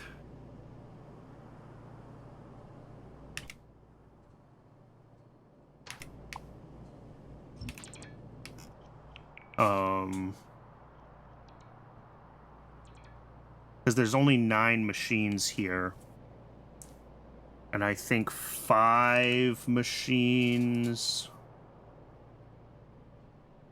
10 over 6 times 5 is over 8, yeah. So 5 machines is too much to run on 1/2 of a belt, which is what I was afraid of. So we're actually going to do one more machine. Bop. And that way we're running 5 on each of these. So 2, 3, 4, 5. 5 there.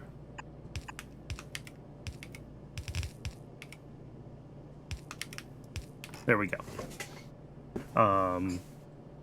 And that gets us our hydroxide output. And then we're also going to have the limestone output, which needs to be looped around and reslaked.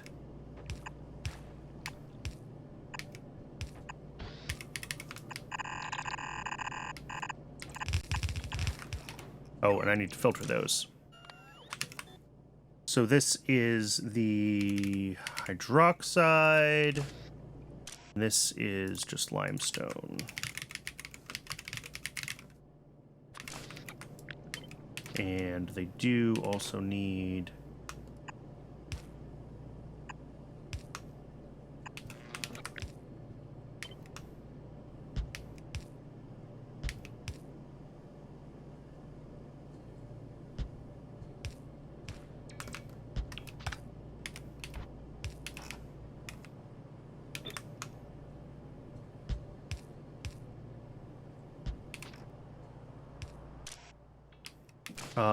did we not copy and paste the settings? How did some of these manage to not get the settings? Very confused. Oh, I must have had just like one that didn't have it that I copied from. That's fine. All right. And then for the slaked lime, we need...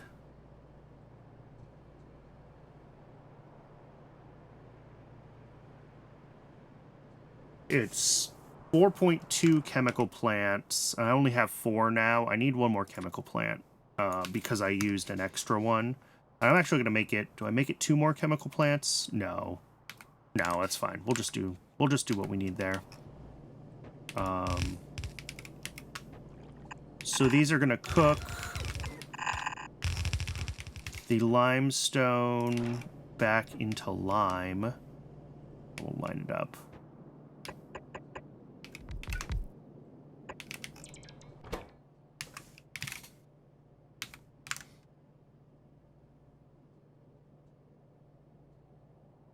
No, sorry.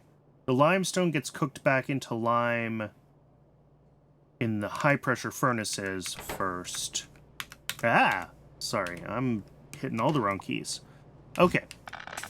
The limestone gets cooked back into lime in the high-pressure furnaces, which actually makes me want to do this.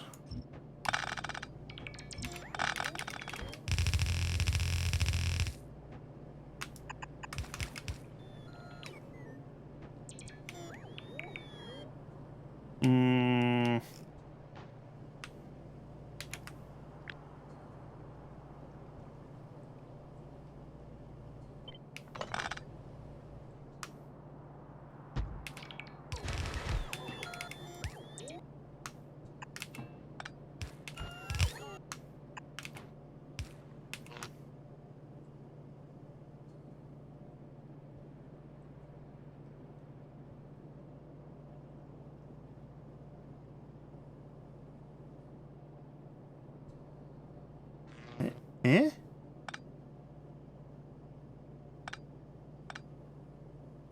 Wait, does this actually reach? Thought I tested it and saw that it didn't. But no, up there I only have 1. What? Why? Why am I like this? Why do I struggle so much? Okay. That's fine. That's gonna come out. It's gonna be up to output here. Solid pickup station for thing we care about, which is the sodium hydroxide.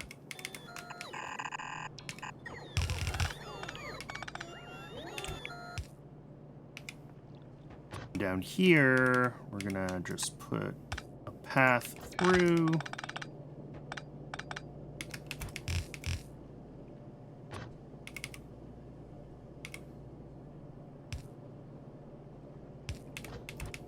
Okay.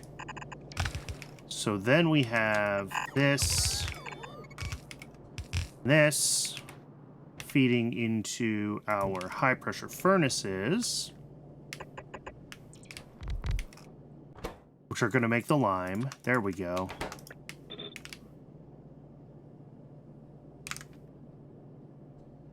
And that's actually, let's see, 2 red inserters and like 2 blue inserters. Wow. That is a lot. It's fine, but it's a lot.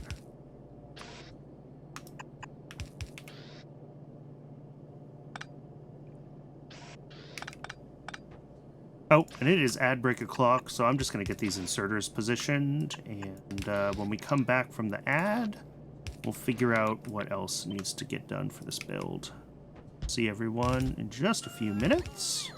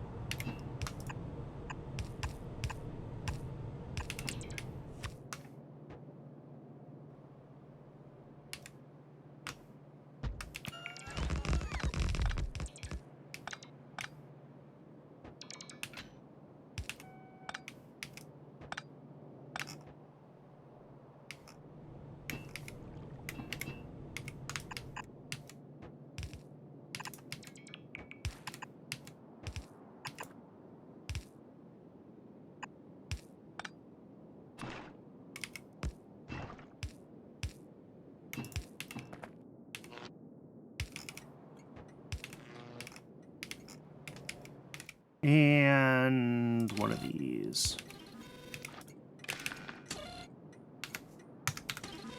Beautiful.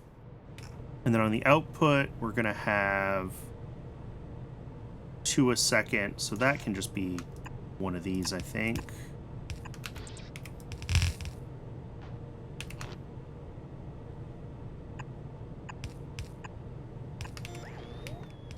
And then that feeds into 5 chemical plants making slaked lime.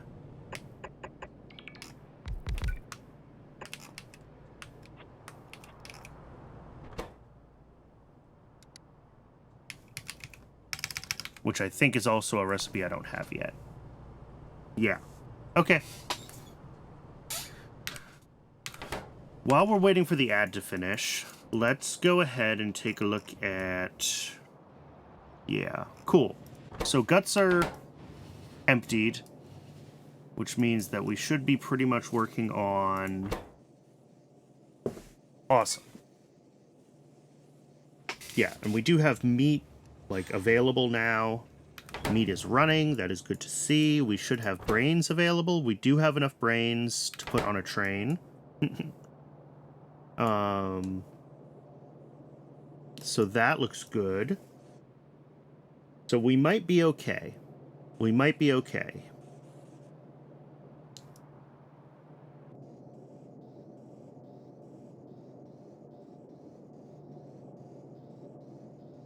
I think we've gotten through the worst of this situation.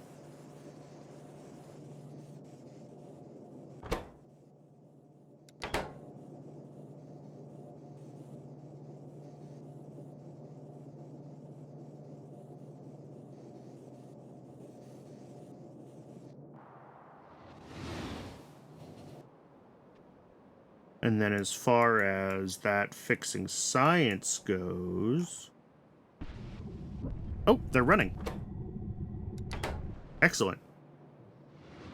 So we do have... It'll take a little while until we have enough for a train load to run. But we do have science working again. Cool. That's really what I needed to see.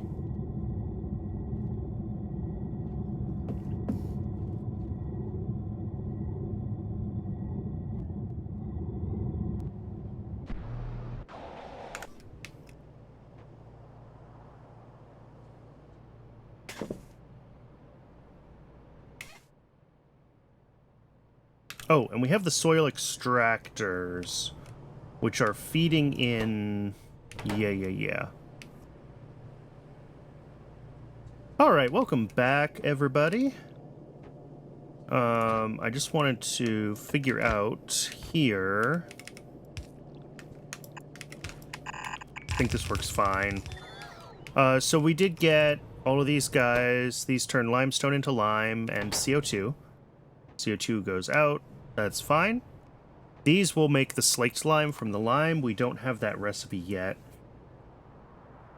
And then the other thing we need is the limestone to bootstrap the system, which will come through basically right here.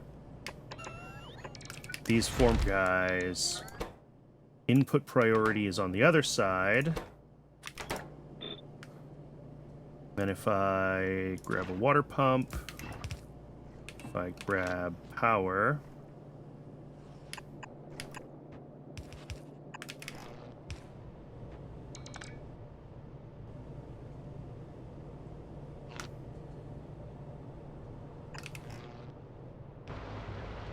there we go. So those guys will start running these machines here. There's 5 of them, so that's, yeah, 1.4 yellow inserters, or we'll just call it 1 blue inserter each.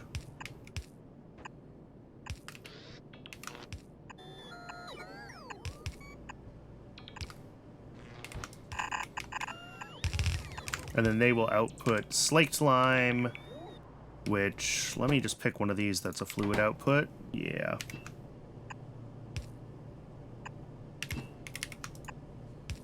Just so I can get the outputs aligned here.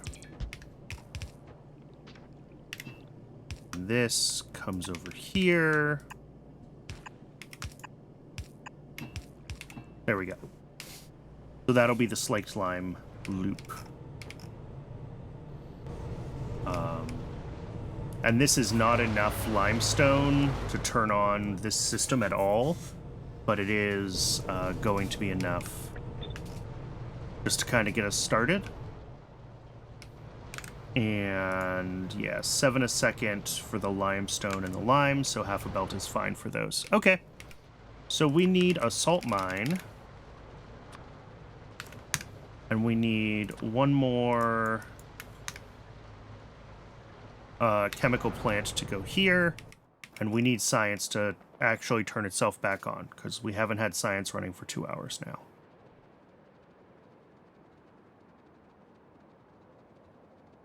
And then once this sodium hydroxide build starts and is actually going, we'll want to find where we're currently making sodium hydroxide with saltwater electrolysis down here.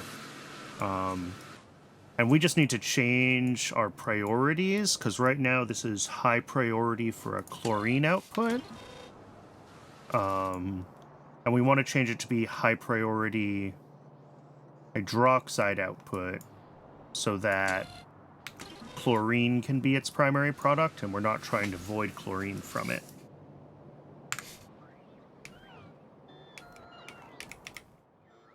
Alright, so the Logibots just need to bring me some...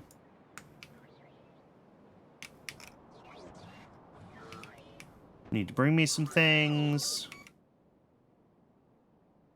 I don't need them to fully restock me because we're not going that far.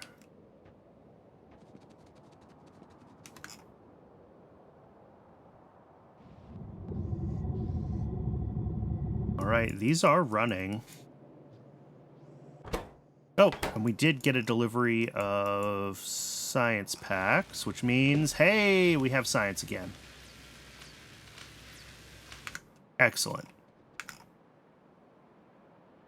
So when I was looking for salt, good places to put a salt mine,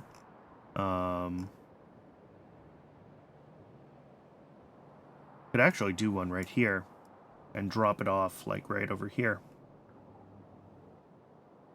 Let's just do that. Let's just use this station because this is pretty low. What am I actually making here? Nichrome? Yeah. This will be pretty low, low usage, at least for the short term. So I think we can go ahead and use this station for bringing in fuel and pushing out salt. And then the other ones... I mean, it would be nice to find a couple that are next to each other, right? But I don't really think I have any other ones that are as close together as these two were. Not really. Couple down here. One here and one here. But as far as, like, train layout goes, that's forever apart. Although...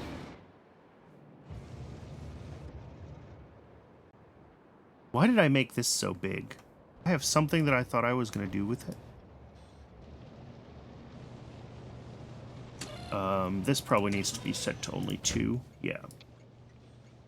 Because I do see trains waiting back here, and that's bad.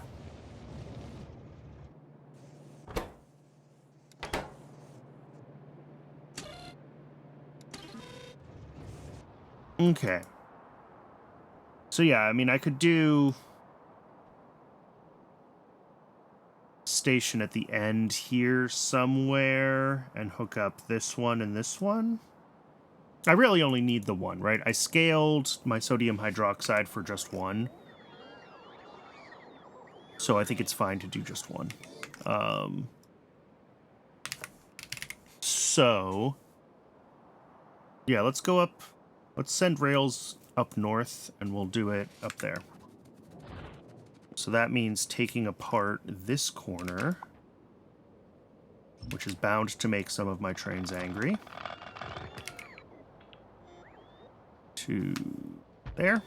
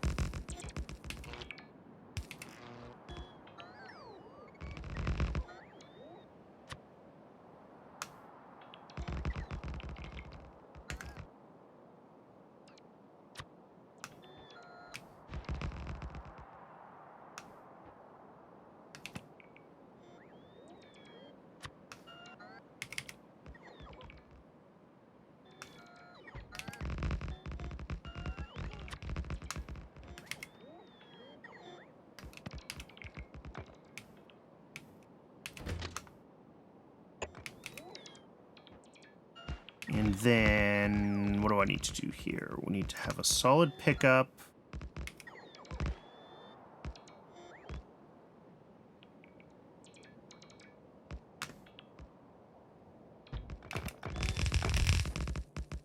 The salt mine itself. Wherever that is. Here it is.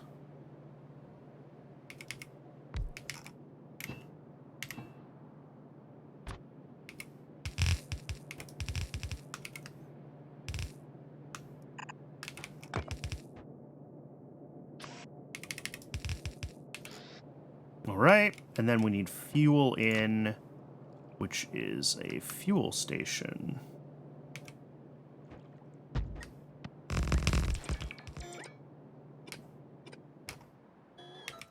Oof, apparently I am, like, out of rails. I didn't realize that I was getting that snug. I'm gonna have to come back up here, fortunately, just to drop off. Oh, and I also need combinators.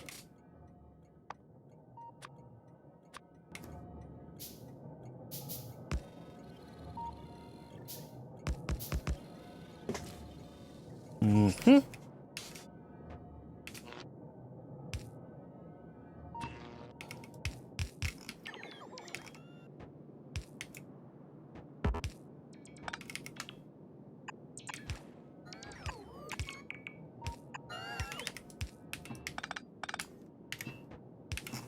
There's fuel.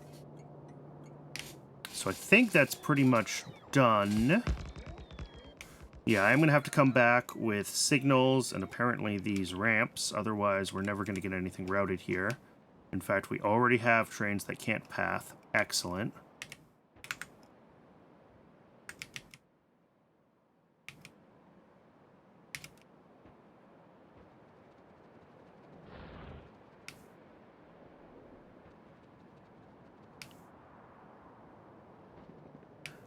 All right, let's let the bots gather equipment for us for a few moments.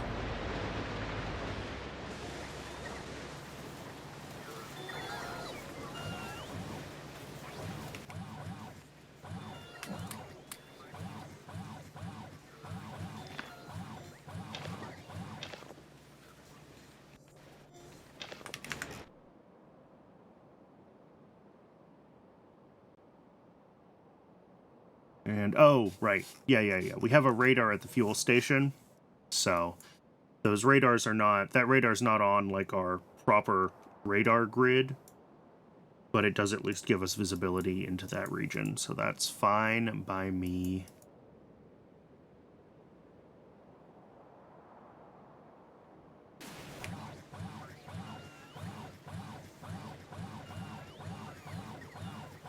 All right, we got a bunch of rail signals. We got rails. We have the rail ramps. We're just missing a few things. Oh, no more big power poles is an interesting one. Why is this broken? No tinned cable, huh?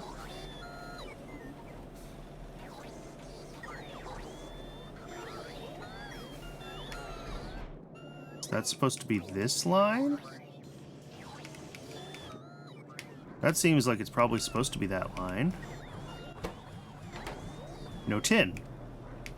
No tin because... Jeez, what a disaster area. Yeah, this is also tin. No tin, no tin, no tin. Oh, is this the tin that I probably broke?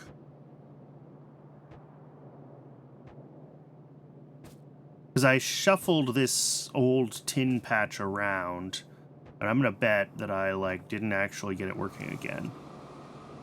Yep. Item ingredient short. No. Yeah, look at that. I moved it, and I didn't actually hook it up. Yeah. So good at this game.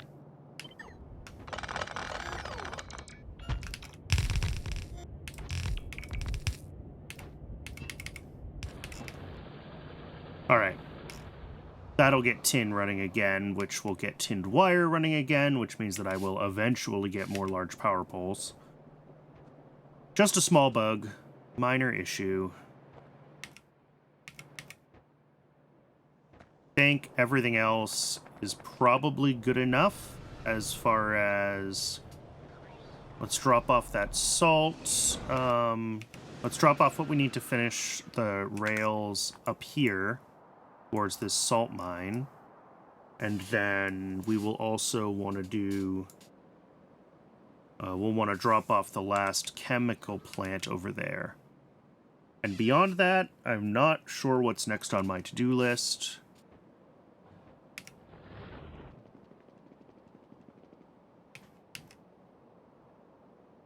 Remaining time estimate 45 minutes. Okay.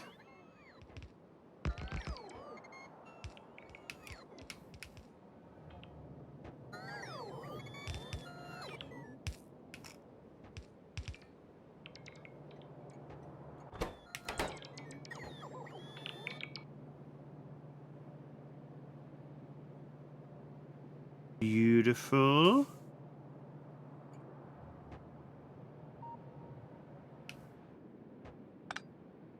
All right, so this will have time. Well, it won't actually buffer here. It'll start buffering at the other end, because as soon as there's enough salt there, it'll get picked up by a train and brought over.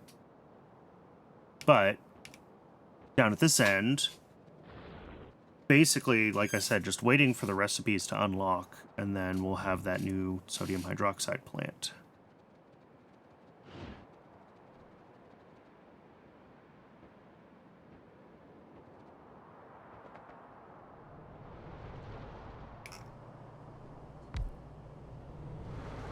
All right, limestone there, lime here, into these.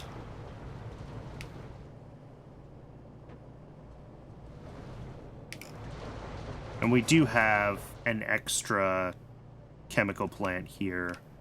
This only calls for 9, but I have 10 so that our belts can be properly balanced on the output.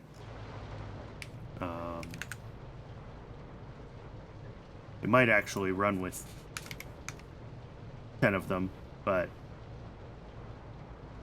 Well, no, because we won't get more than a belt of salt in.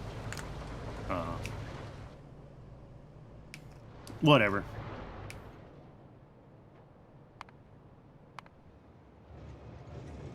Still don't know what causes this error sometimes. Like...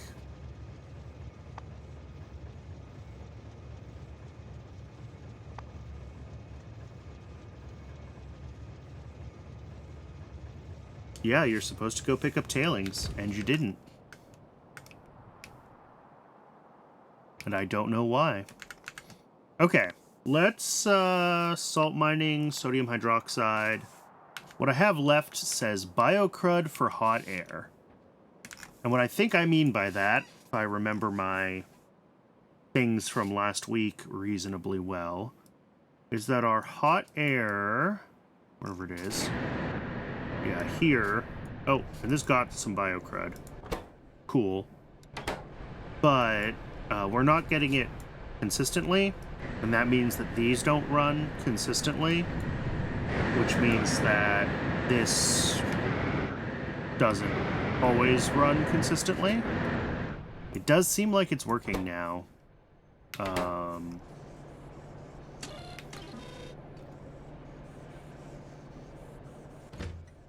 Yeah, but like it wants another delivery and there's no trains available. So we do need to get like a supplemental biocrud set up somewhere. The easiest way is probably still just from like spoiling agar.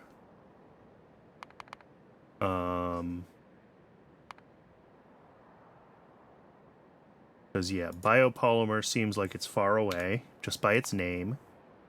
Yeah. So, yeah, I think the best thing is to just make a little factory that makes agar just to spoil it. And, like, we don't need huge amounts to make this. Oh, it's got a train dispatched. Nope, that's for coke. We don't need a huge amount to make this work consistently, I don't think. If we look at each of these, 0.05 times 5, right? So we need just like a quarter per second And I think, like, basic agar is... Yeah, just one machine making agar is 0.2 per second. So we can just set up, like, 2 machines making agar and whatever we need seaweed-wise to support them.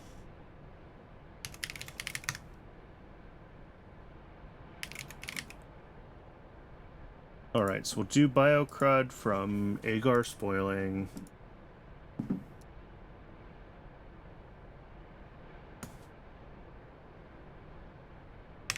Yeah, 2 of these is fine. That's 2 seaweed a second, which we can almost certainly do with just, like, the most basic of... Well, actually, that's a lot of seaweed. What if we use seaweed 2?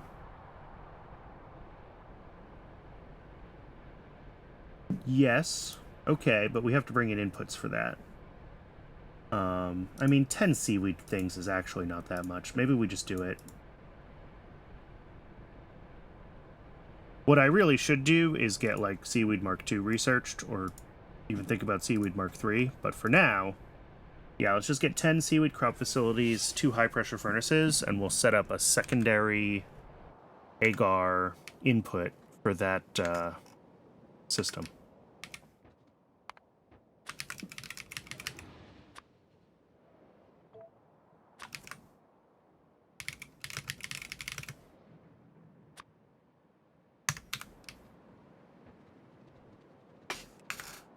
Where am I? Okay.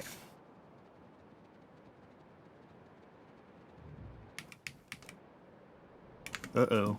See science slowing down again. What is it this time? Oh, it's Logi again.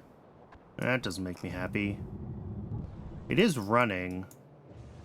Oh, and it's just getting put on a train now. Okay.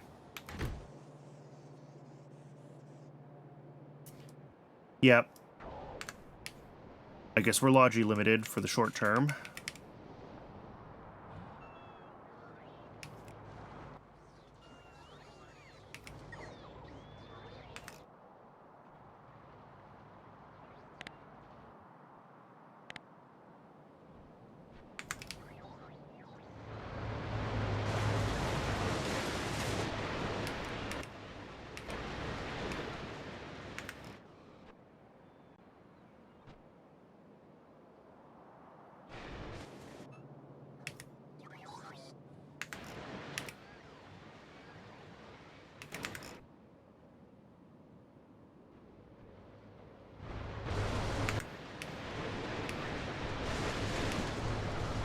Alright, there we go.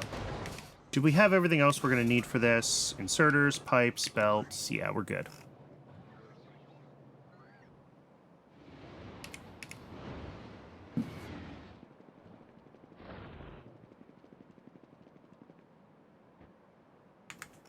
Interesting. We're running low on trains again. We'll see if that stays consistent or if it's just a blip. I can add a few more to the network if we have to.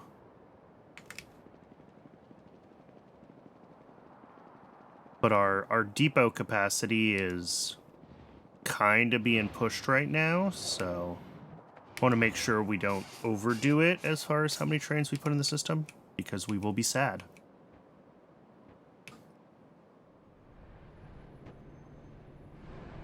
Okay. So yeah, we got biocrud that comes here. I just do like this, input priority left. Yeah.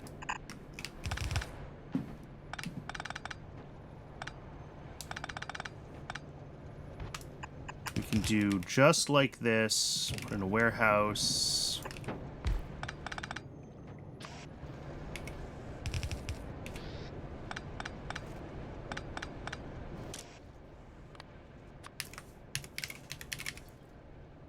Biocrud.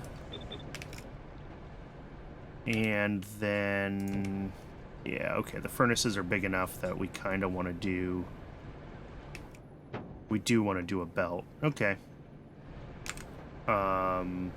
We don't need this much of anything. Just one is enough.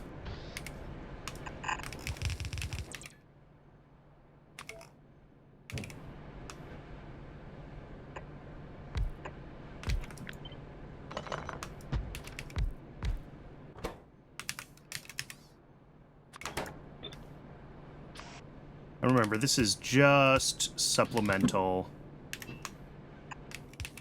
Oh, I didn't grab a boiler. Do we have steam around here anywhere? Ironically, with all of this heat, we don't.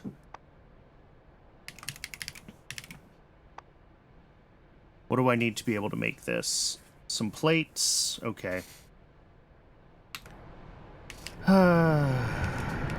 Always miss something.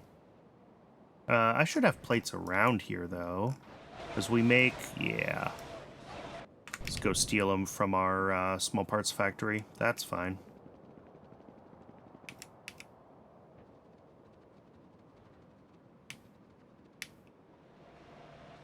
That way we don't have to go all the way back to the mall.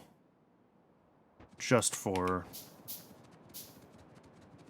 a single boiler.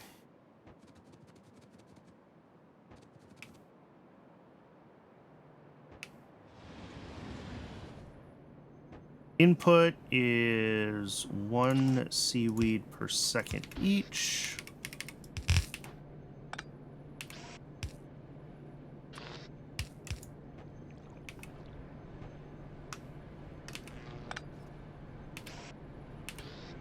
Honestly.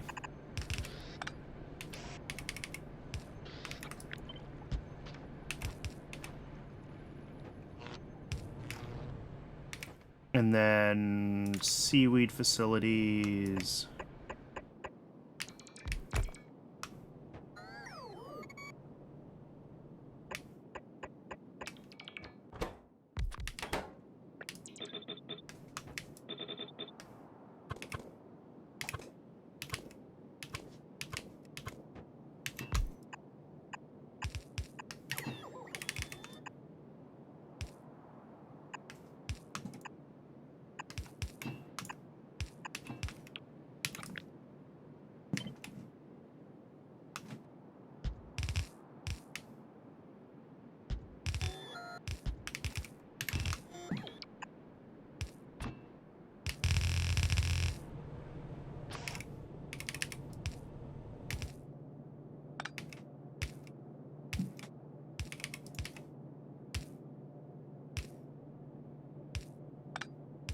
I also forgot to put the seaweed modules. Okay. So yeah, priority input is on the left, which is good. So whenever it gets biocrud from, like, the world, it'll use it. And that way we're still continuing to, like, consume biocrud. Although, honestly, do I have biocrud being turned into... I do have biocrud composting here. Which is like half a bell per second of biocrud removal. So maybe we just don't. Maybe we just, like, do that. And then...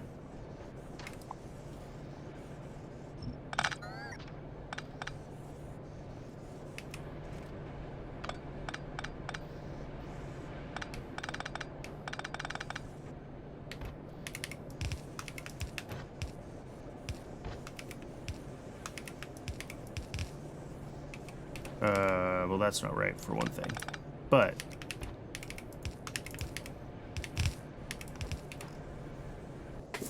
maybe we just do this.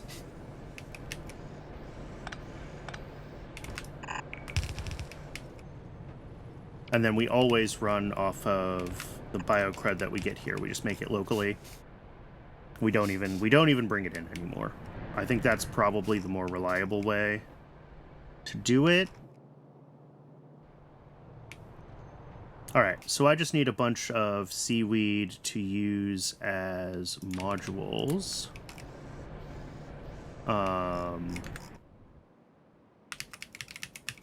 Where do I make seaweed? I make some seaweed down here.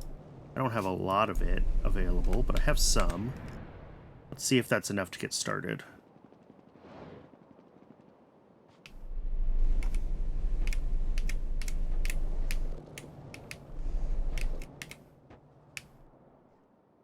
It actually might be. Oh, no, it's not, because these need, like...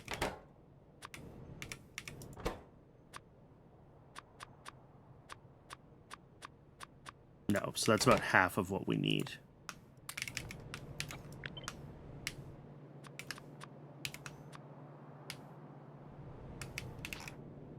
Oh, and these need power too, of course.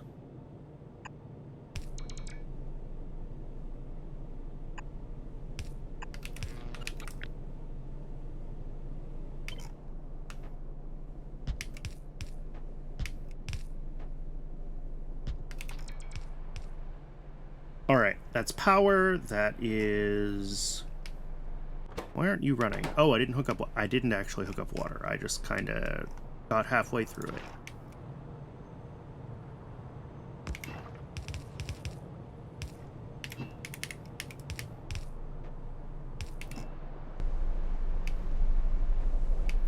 All right. So I just need another 53 seaweed. And then we are good to go. I make some here. Yes, but it's not really backed up. I'm trying to see where I have like seaweed farms that are going to be not totally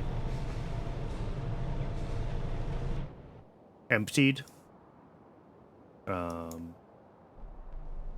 I have a ton over here. Or whatever this is. Oh, glass. Which is broken? Glass is broken. Why is glass broken? Oh, because we don't have hot air. Right. I remember this now. This is why we're doing this. Is because hot air was broken. Okay. So yeah, we can steal it from glass then, I think. I think that'll work fine.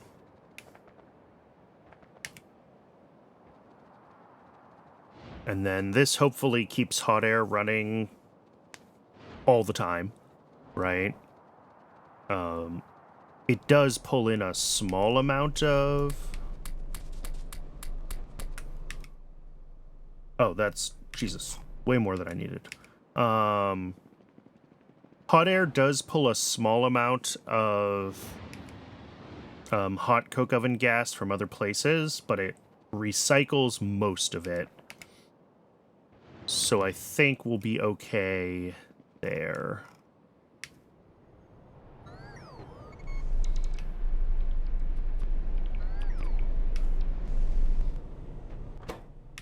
And, oh, steam.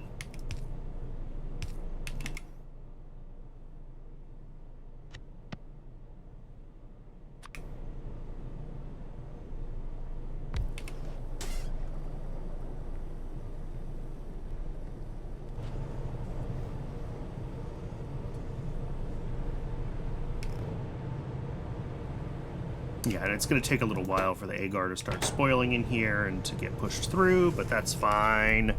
Like, this is ZI except for power, right? It's purely just water and electricity to make the biocrud here, so...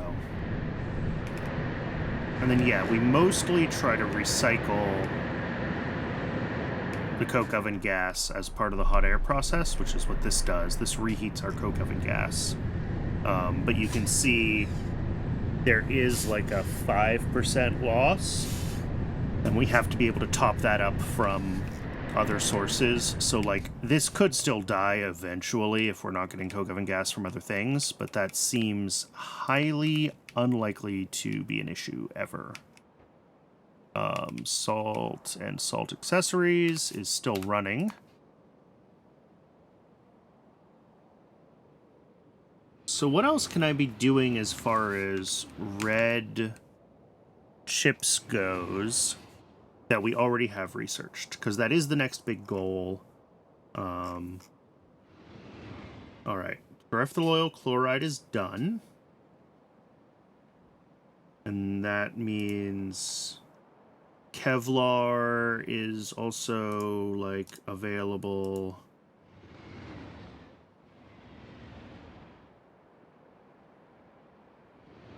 There we go. I'm trying to uncheck the things that need to be unchecked here. So one of the things that I'm unsure about with this is if I want to go ahead and do a new, like, simple circuit build. Because it does seem like, you know, electrolytic capacitors need ceramic capacitors, right? And toroidal inductors, they don't actually need the air core inductors, but something used air core inductors. Oh, it is the toroidal inductors. There it is. Melamine resin, I'm not sure if I've put on yet. And then batteries, I think we need to wait for better battery tech. We don't get the better battery tech. Battery stage 2 isn't quite researched, and it's locked behind some things. Locked behind rayon. Oh, and nuclear. So we've got quite a bit to do on the way there.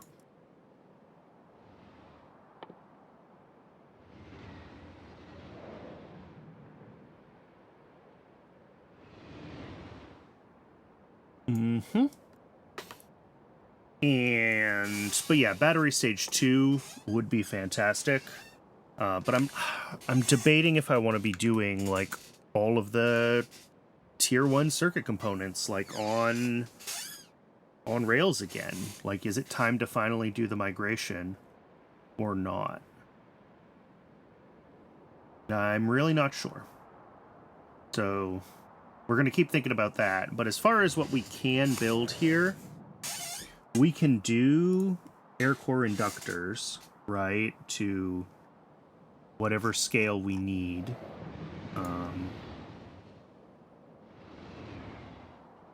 going to delete this page. We're going to do a new page, and this is unified chips. So we're going to make complex circuit boards.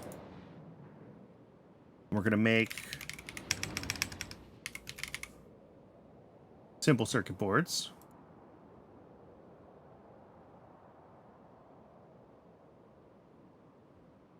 There we go.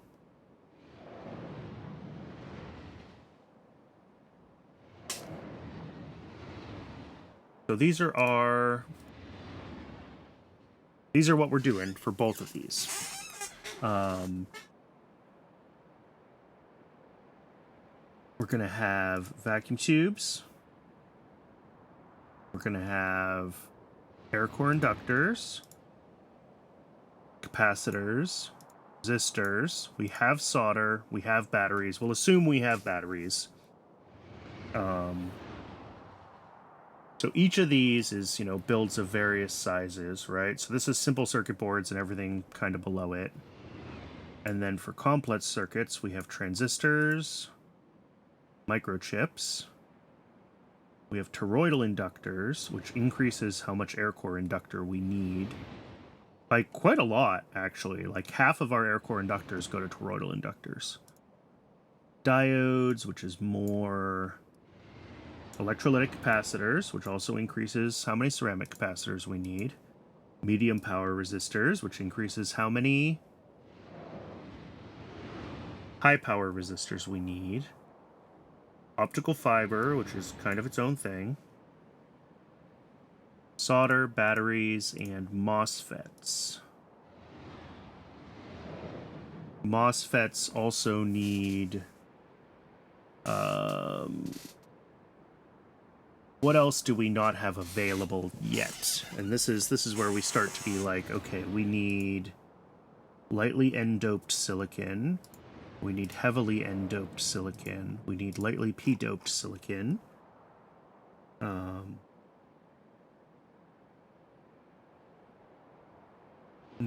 these separate factories? Is this kind of one place where I take in silicon and I make all my different dopings? I'm not sure yet. This is silicon wafers. We have aramids. Oh, did I scale aramids enough to account for making silicon wafers? I'm not sure. That's a great question. Need electronic grade silicon, which we're not making yet. Oh, and this is going to be I'm also just looking at how much silicon this needs. Like, this is a huge build. And I never get another electronic grade silicon recipe. So the only way to upgrade this is with better advanced foundries. Wow. Okay. 75 megawatts of power. Lol. So like that much power, even if I do it with coal power plants, yeah. And this is where I'm like, maybe I don't want to run this whole frickin' thing at 1 chip shooter a second for the red circuits, because yeah. I mean, maybe we build everything else to that scale, but we just like acknowledge that silicon is not going to keep up with that. Oh, because we do get a better silicon wafer recipe. And with that better silicon wafer recipe,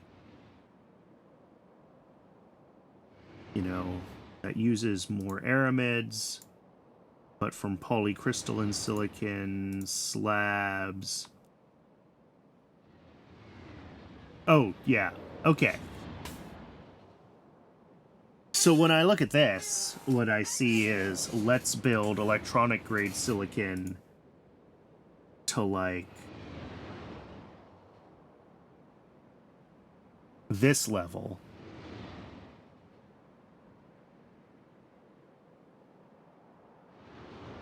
Right.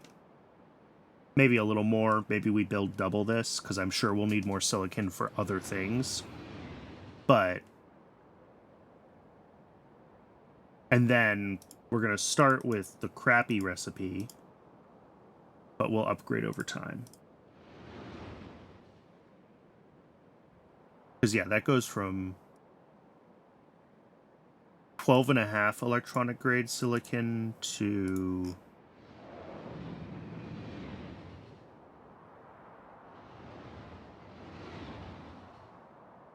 to 1. Yeah, that's a huge difference. So yeah, we'll do this. We'll do silicon wafers to a smaller scale. That's fine. What else do we need? Oh, we need printed circuit substrate tier 1. That sits like up here. That needs to be able to run that. And we'll do Formica from... I mean, I guess at that point we should do the better recipe, right?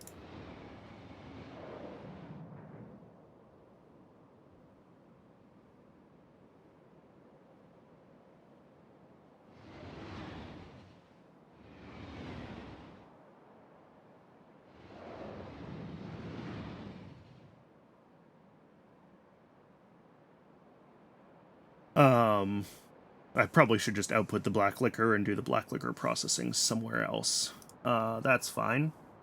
And then treated wood, we can do... I don't think I have centralized treated wood, so we'll do treated wood on site, and then raw fiber.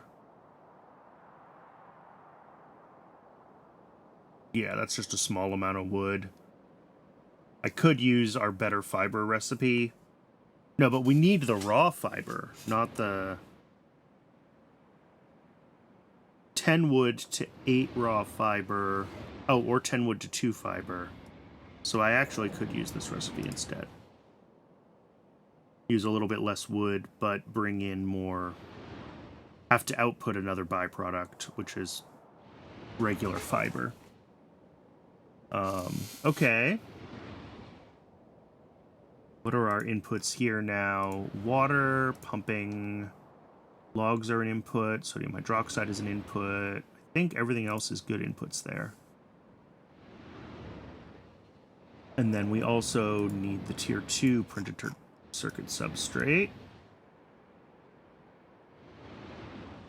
which needs phenolic boards. Oh, which is also fiberboard. Okay, so maybe we centralize fiberboard. Because we need it for everything.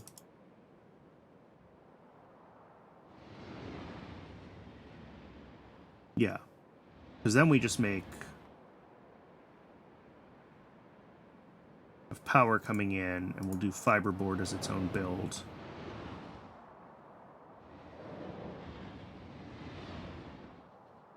Down here.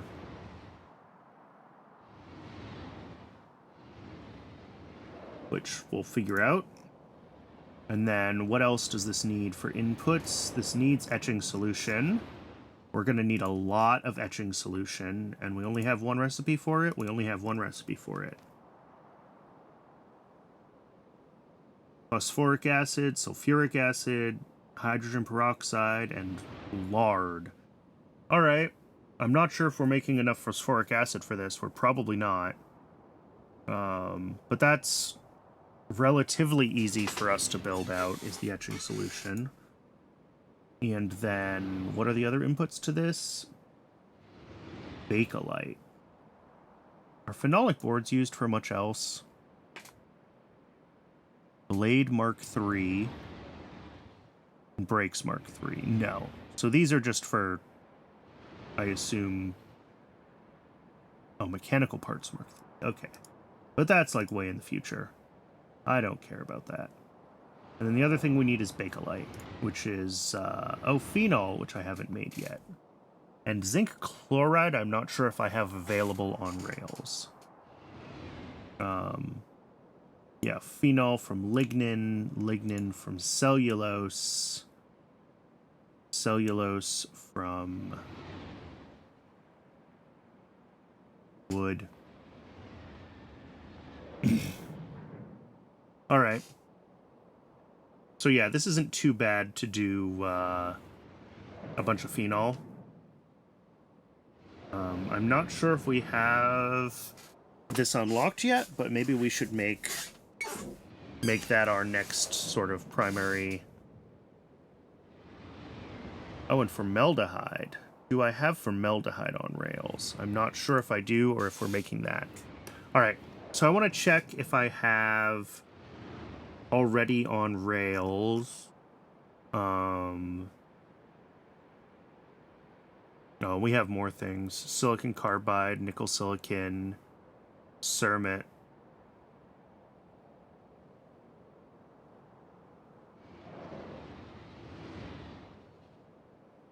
Oh, which needs lubricant that I'm definitely not making right now.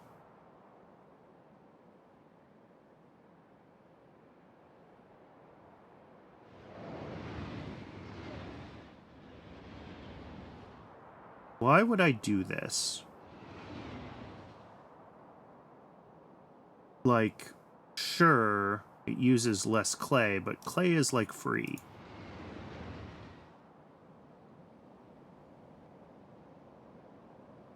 Besides power, but...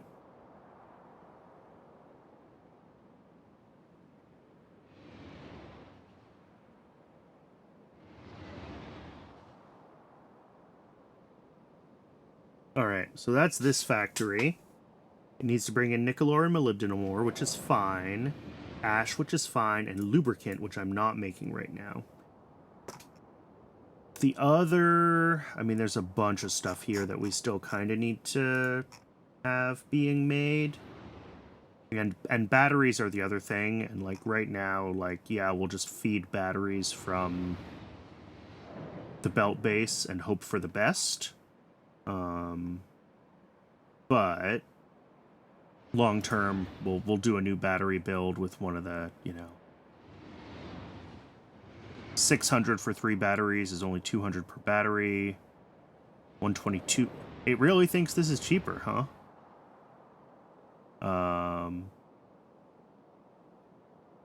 Here we go. 517 for 4 batteries is like 125 a battery with this recipe.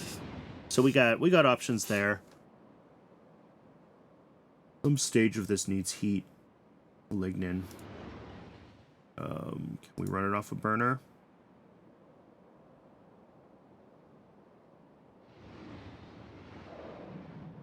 Maybe. I don't know what the actual temperature requirement for this recipe is. Doesn't say.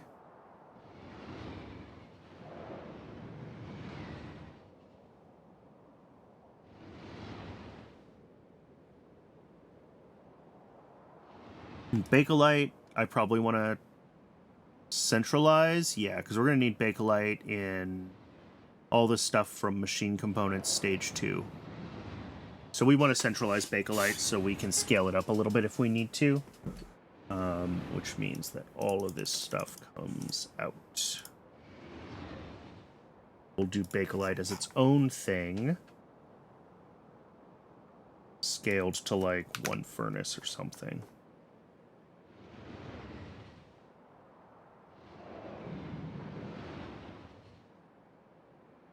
What about phenol? Oh, we have this other recipe, which is from sporopollenin, which is made from Navins and Boda. Surely this can't be cheaper than lignin. I guess we don't have to worry about, like, the spoilage chain, but still.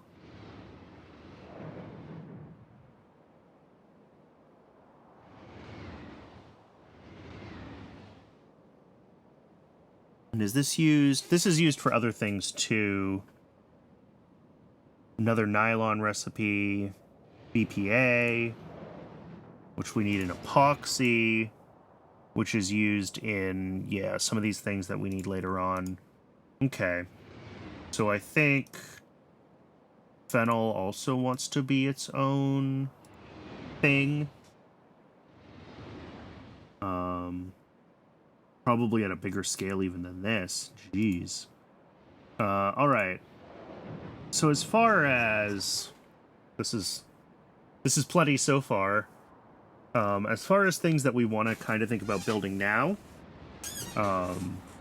the air core inductors, ceramic capacitors, and high power resistors are all needed in their tier 2 equivalents.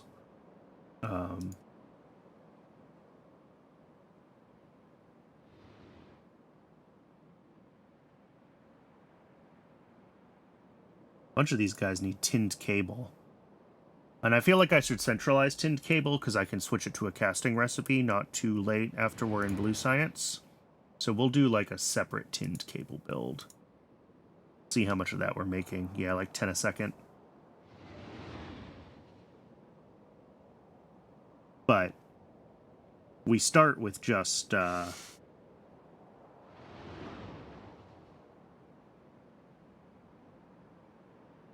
yeah, because we can swap this over from being built this way to being built with molten when we need more.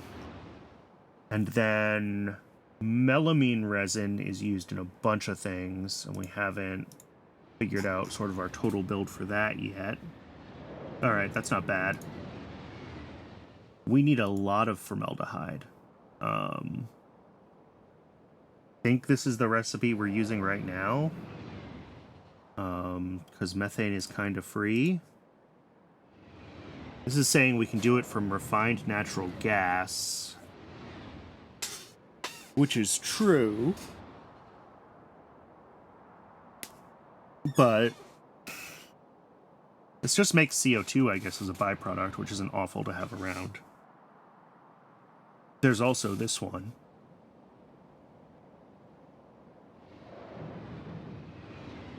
So this is the best one. This is the electronic stage 2 recipe.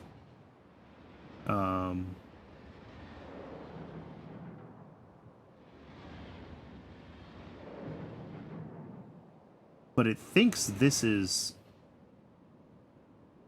YAFC cost is... Oh, 42, currently 118.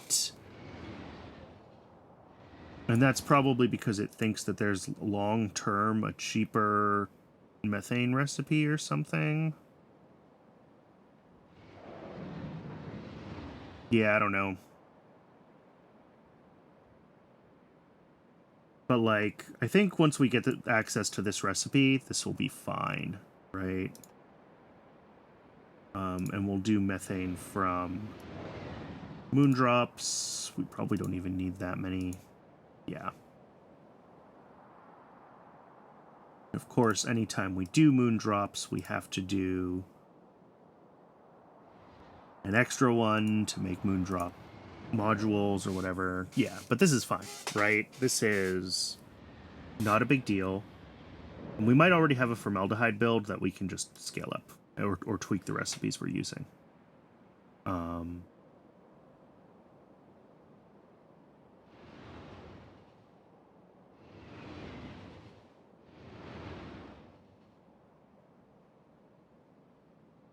Yeah, melamine, urea, this is all fine. Lubricant we're not making yet, and we're gonna have to decide. This, it claims, is the cheaper recipe.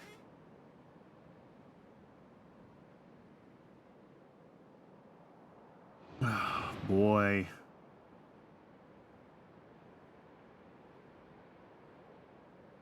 Am I currently doing this? How am I getting rid of oh, I don't think I am getting rid of refined syngas. Like, that's an option. That's a lot of refined syngas. And that's the problem with this lubricant recipe, is just figuring out, like, which olefins recipe we want. Although this is just literally CO2 plus hydrogen plus nexylate. So that's not awful. We can even do that on site. And then oleochemicals are harder.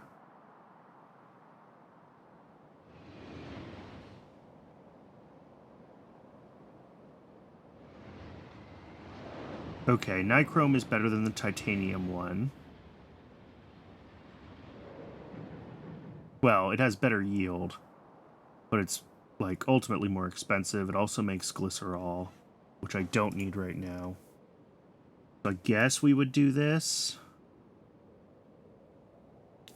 I guess. There we go, and that would be lubricant. The other option is to do fish oil and ash, which is maybe more reasonable. Okay. We have a couple more ingredients here that we don't have fully tracked down and planned out. It is just about ad break o'clock, so I'm going to let the ad go ahead and run. When we come back, I guess we should finish breaking down some of these things that we're not currently making, like, in mass, just to make sure that we're not missing anything important. And then we'll, some nested dependency or something like that could bite me in the butt. And then we'll go from there to figure out what the next best thing to build is. So I'll see everyone in just a few minutes. We'll do a little more planning, and then we'll get back to the factory.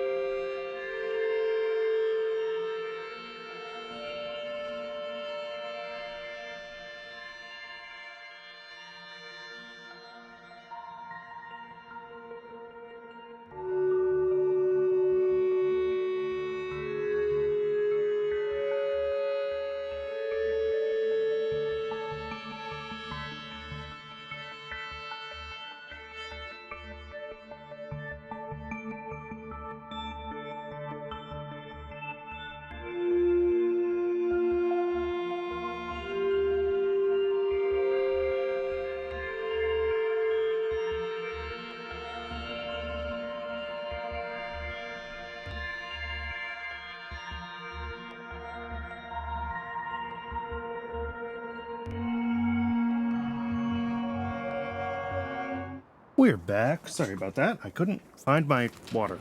I put it down in a weird spot. But we return. All right, so before the break, we were looking at trying to get this all figured out for the scale that we need. Some of these things we're making, like I think we have a formaldehyde build. We just need to like scale it up. Maybe scale it up. It might actually be good enough. Or possibly just change the recipes we're using. Other things I know we're not doing on Rails just yet. But we can get them done. But basically, going through each of these, we do vacuum on site. Vacuum on site. I just want to make sure that we're like accounting for like, oh yeah, nickel silicon and silicon carbide that we don't make. Nichrome we make for diodes, again, vacuum on site. For, I don't know how much boric acid we're making or if we're doing it in a way that we can ship it to other places. We're not making ferrochrome yet. We're not making cadaveric arum seeds. Oh, and there's a version of this that makes acid gas as well. That's interesting. And then this needed a bunch of, like, weird intermediates.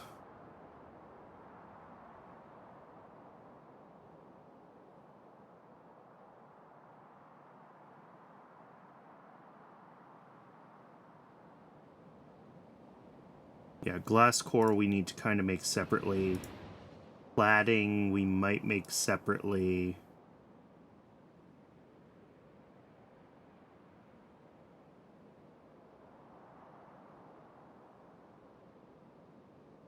Vacuum tubes again. Vacuum centrally.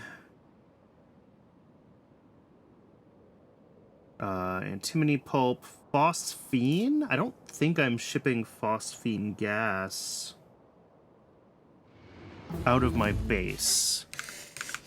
I think we are making it somewhere, but it doesn't get...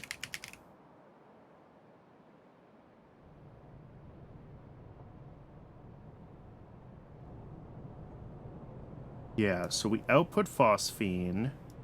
Okay, and we're turning phosphine just right into more phosphoric acid right now. But we can change this to have an overflow valve if we want to, or whatever. So we can get phosphine out of this build. We just have to make sure that we're making enough of everything for it. So I'm not going to worry too much about that. I'm going to assume that that's viable. Zinc acetate. Do we need zinc acetate in lots of places?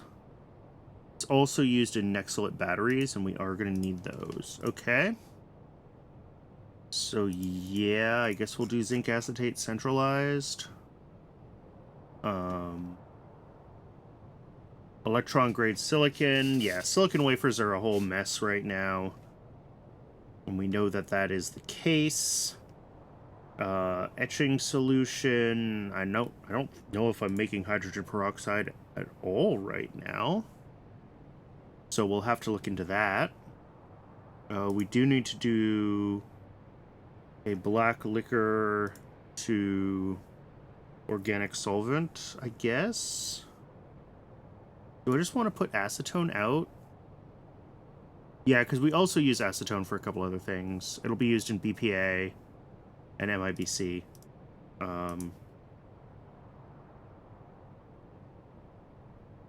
So that's fine. That'll just be this. We'll just have a single black liquor processing station. Tall oil gets put out and gets used. That's fine. Zinc chloride. Am I putting zinc chloride on Rails right now, or is it only made on site for something that uses it? We make a lot of it, and it immediately just gets turned into activated carbon. Okay. So we might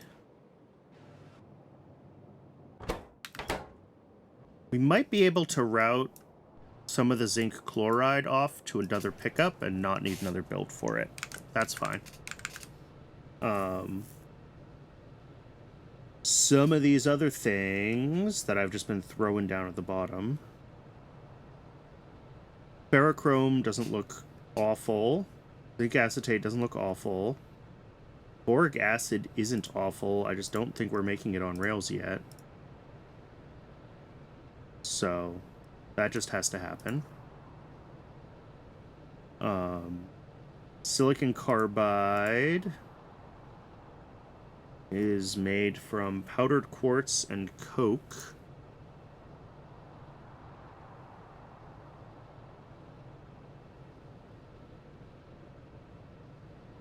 Make the graphite on site. Yeah, because we already have... Yeah, we got a couple of outputs. But, like, that doesn't look terrible to make. The nickel silicon... It's also not terrible. Vacuum on site, nickel plate, silicon, cobalt extract. And then silicon wafers are going to need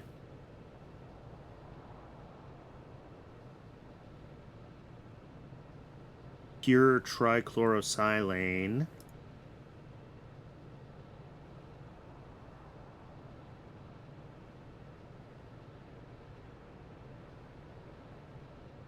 Oh, that's an interesting recipe from Salt and Salt Accessories to make HCl from salts directly.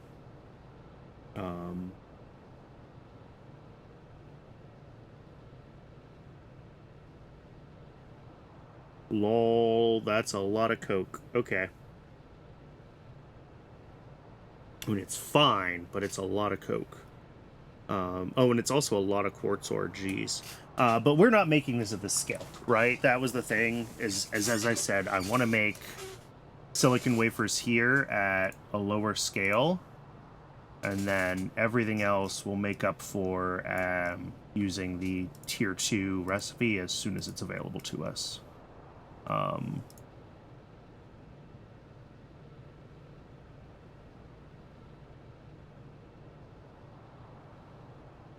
Because that'll require just significantly less of everything.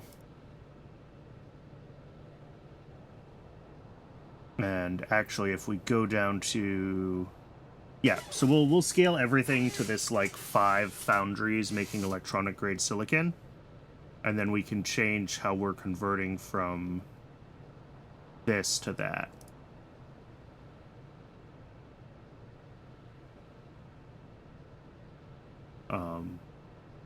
Yeah, so instead of 62 of these, we'll have 5. And now this won't solve. There we go.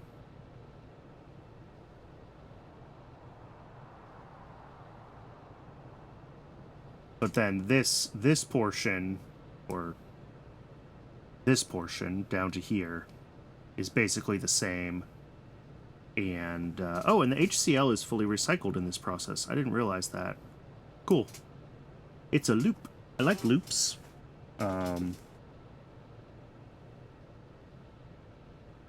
then something else uses a little bit of silicon. Yeah.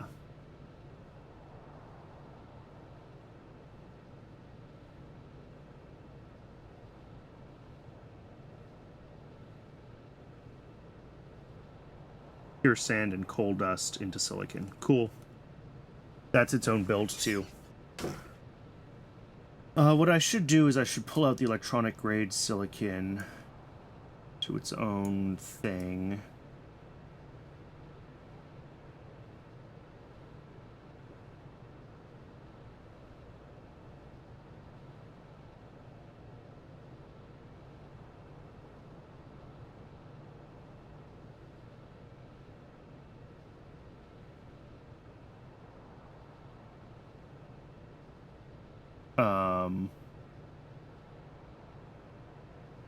Eh?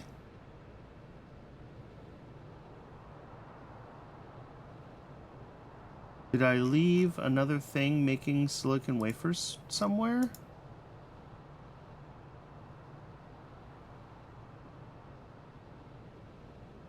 Or is it so close to 0 that we've just given up?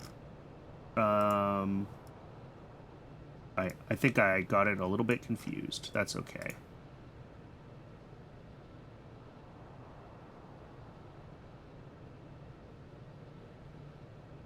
Link those. There we go. Now I should be able to create the nested, yeah.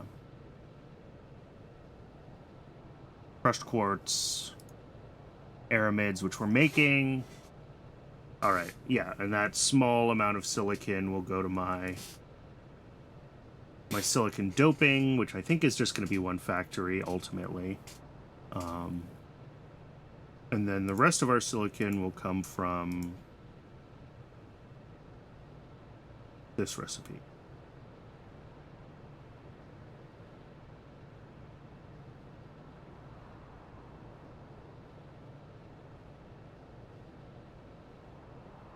Should be able to set this to 1 now. Yeah, there we go. So yeah, most of this we could build for this scale, and then eventually we'll just need to switch over to the second silicon when we have the tech, and that'll ramp the whole thing up, right?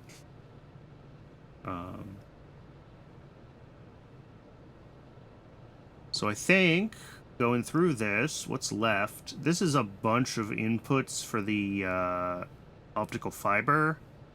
I need to decide what I'm making, like, 'cause it looks like most of these things... I mean, this is electronic stage 3 when we need copper coating. Kevlar coating is space science. Iron niobium coating we never use again. Plated core. Okay, we do use in blue science for these magnetic cores, which apparently are not used until high flux cores, which are used for high frequency SMD inductors. All right, well, I may not worry about that at this stage. I think we've got more than enough to do here. Cladding is a pain because it needs niobium complex and glass and nitrobenzene, so I think we make that on site.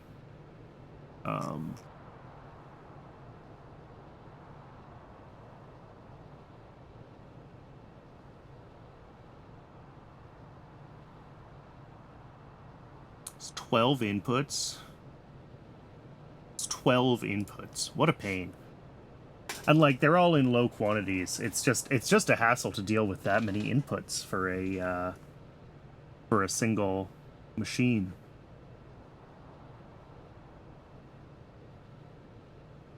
All right, so I think we're basically in the same place we were when we were working on getting Pi Science 2 done, which is that we just got to start finding which of these we can make and making them.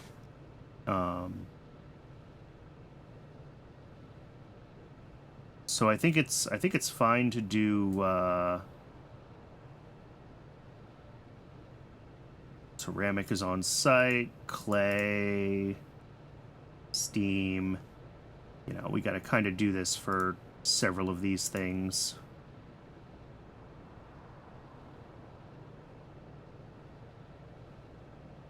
But like, ceramic capacitors and air core inductors are basically the same, just slightly different numbers of inputs and outputs. Make copper cable on site for them. Why not? Water pumping.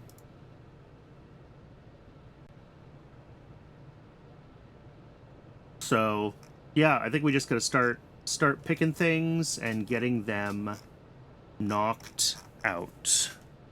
But we did finish the salt and salt accessories tech, right? Yeah, and we're working our way through semiconductor doping. And if we have the salt and salt accessories tech, though, we should be able to do...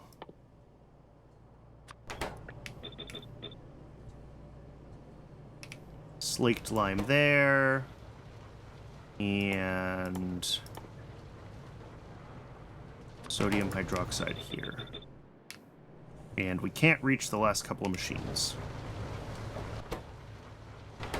So I am going to have to go up there, unfortunately. Did I not hook up a water input to this either? Ugh, so I definitely do have to go up there. Because I'm bad at the game.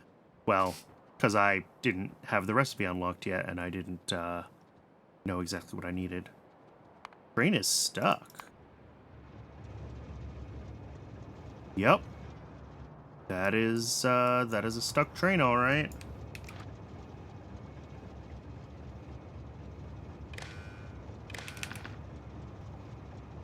It's very stuck, too. Lovely.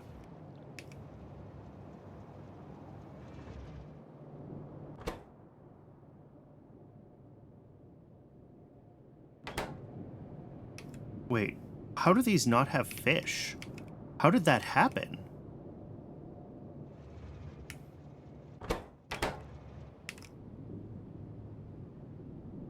Eh?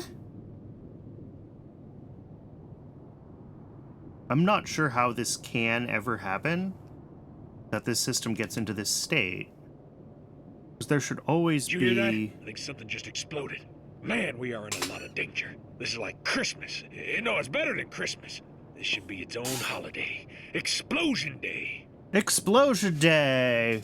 Happy Explosion Day! Thank you very much, Dead Toothbrush, for coming in. Really appreciate it. Welcome, Raiders. Welcome, Raiders. Kellen, good to see you. Alright, let me go back to... I'm unsure why this broke, and I want to double check all my splitter priorities.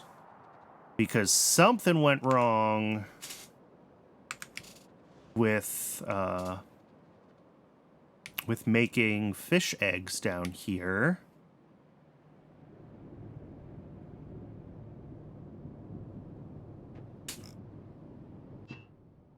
You like the base? Oh, thank you. I appreciate that. And we can do this, and this is probably enough to bootstrap it. It's our output priority down here. Oh!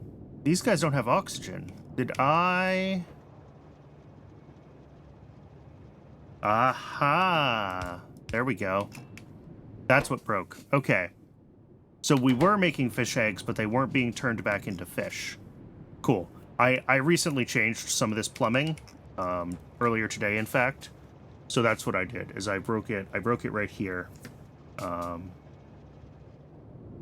hopefully now fish eggs will turn back on and we'll get this running again. All right, I'm just going to assume that that's going to work and that that's the only thing that I broke. And we're going to move on with our lives. I can't actually do that. Okay, let's fix it right. What I'm worried about, and I'd have to do the math on the consumption, this train got stuck here because of a different bug, which I fixed in map view, which was I was missing a green wire. And I'm unsure about the rate of consumption of oxygen and saline water versus the phytoplankton. 1.4... Yeah, we're going to use up the oxygen first, I think.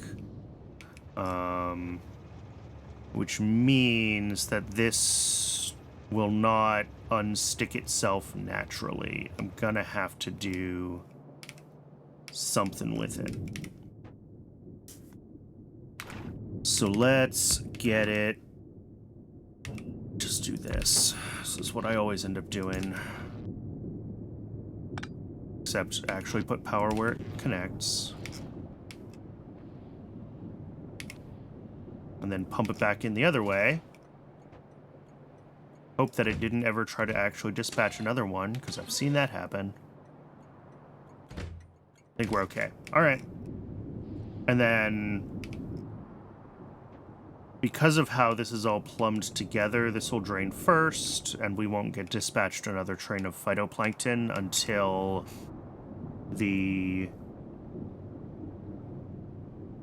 Yeah, that should work. I've done that trick a million times when I've missed signals and had trains stuck, and I feel like I always need to triple check my pump priorities and everything else and make sure that it's actually going to do what I think it's going to do.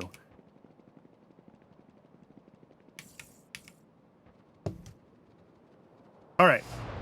So new sodium hydroxide build needs to be fully swapped over to the new recipes because apparently it hangs off the edge of where we have radar coverage. I will also expand radar coverage while we're over here. And then... I don't know, we'll figure out what's next after that. I was spending a bunch of time in YAFC just now, kind of trying to figure out what needs to be the next priorities. Our overall goal right now is getting to red chips, getting to tier 2 circuits.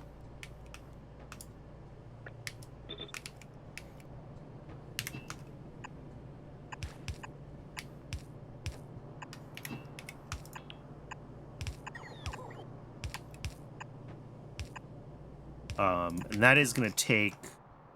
I mean, we can look at the AFC sheet for it. My approach to these big projects is to make a YAFC sheet for everything that we need to do as part of that project. And then as I go through and pick off individual things to build, I'll kind of look at what else might use that product. I'll move them individually into their own sheets. And then as the dependencies are removed from here, that means that I've built them. And eventually we'll be left with, you know, nothing on this sheet except complex circuit boards because all of its inputs are made. So that is the plan. That's what I did. That way of like working through things got me all the way through getting PyScience 2 made, and it should work fine here as well. Where do I have water? Do I want to do it this end or that end? Let's do it this end. All right, there we go. And then along with this, I'm not sure if I can do this purely from here. I can't. I have to build a couple of things. But this sodium hydroxide build is now no longer primarily sodium hydroxide. It's now really a chlorine factory. So we want to make sure that we're not blocked up on sodium hydroxide from that. And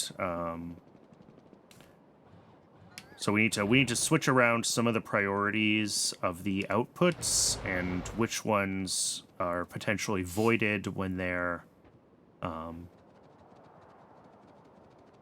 over full.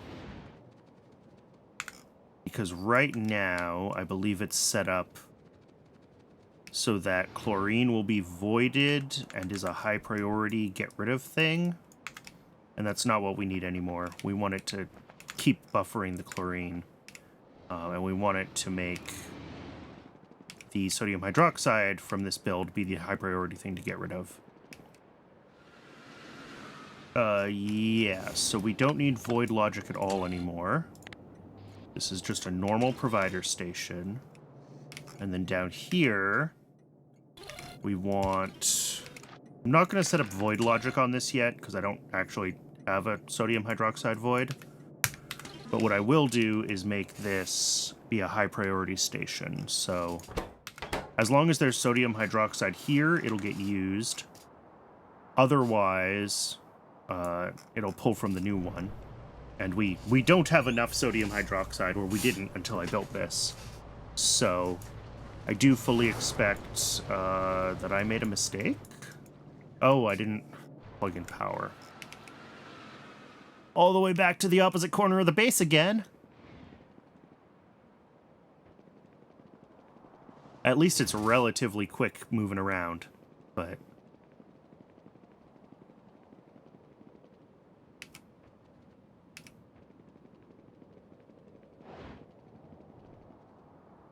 Not here. Up here, and then right.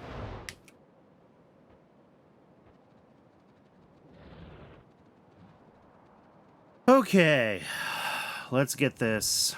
Hopefully this is the last thing that is wrong with this sodium hydroxide build, and we can pick something off the YAFC list and just start working on it. Science is actually running, which is always a miracle. There we go.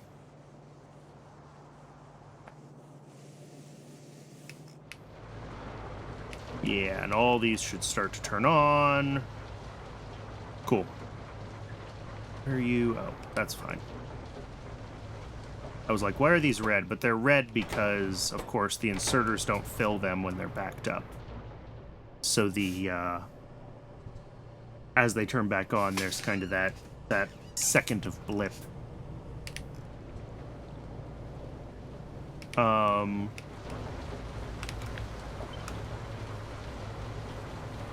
Awesome. Lovely. Fantastic. I love it when I miss an inserter filter. Let's see what else can possibly go wrong with this build.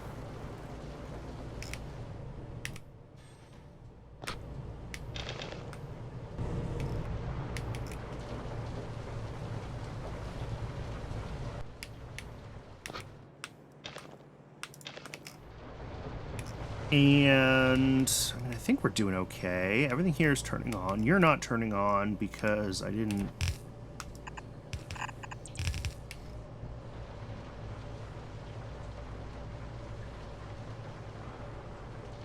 Oh, yep, and now this is wrong. I moved the last machine from...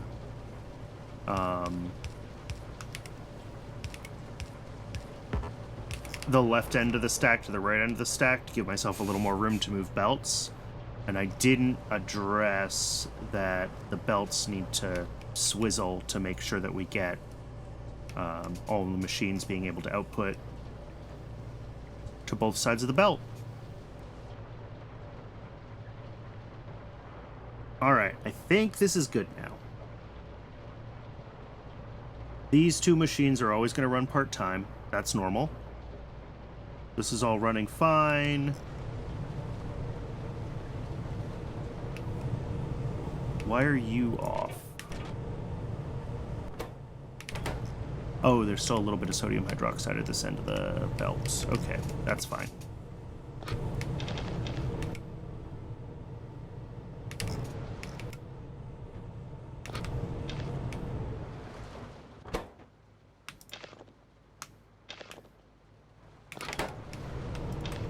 Okay.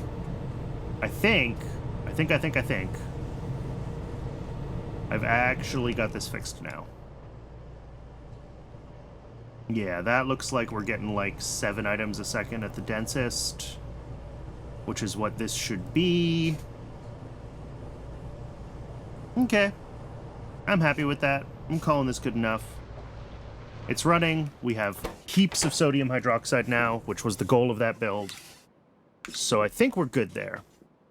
The to-do list is empty. Science still running. Science is still running.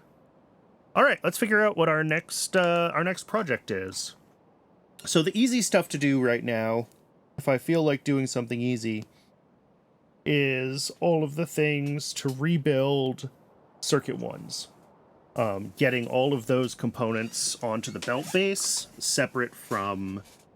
onto the rail base, because we're still pulling circuit ones from the old belt base, and that will become a problem.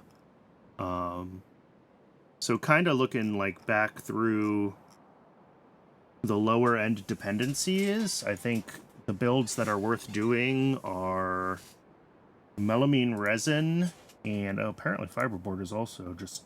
Oh, fiberboard needs steam though. I made this a nested recipe, and then I didn't actually finish making it.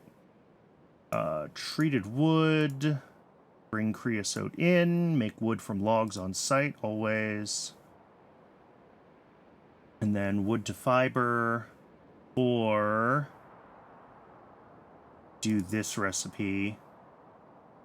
And then I have a couple of byproducts, which also kind of stinks. Raw fiber is just such a weird thing to have around, but this uses a lot less wood. If I do make these two outputs, maybe I need to just make a build that does fiber without converting the raw fiber so that I have raw fiber on site. Like, that's an option. What am I actually using raw fiber in right now? These are the other questions.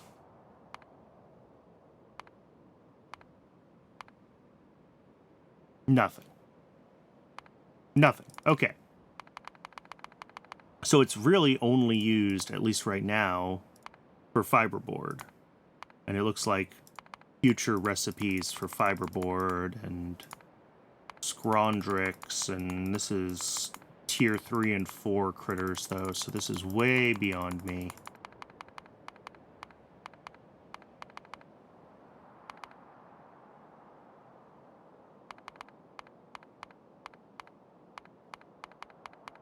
Yeah, these are all higher tier critters. But for now, raw fiber is really only used for fiberboard. Okay. So that being the case, and seeing we only need 1 a second, what I'm inclined to do is, taking a look at this build, we can actually... Ooh. Oh, it's backed up on fiber. Ooh. That's interesting. I didn't think that was possible. But we can split out the raw fiber here so that we do make it just available on rails from this build. And what will happen is when there's demand for raw fiber, it'll slow down our, like, overall fiber production, but that is fine. So let's do that, just to get the fiber available. And then we can keep working on the rest of what we need for fiberboard. And we'll take a look at that again in YAFC and kind of figure out what the scale is that we want to do for that. But, like, this build makes plenty of fiber, right? So...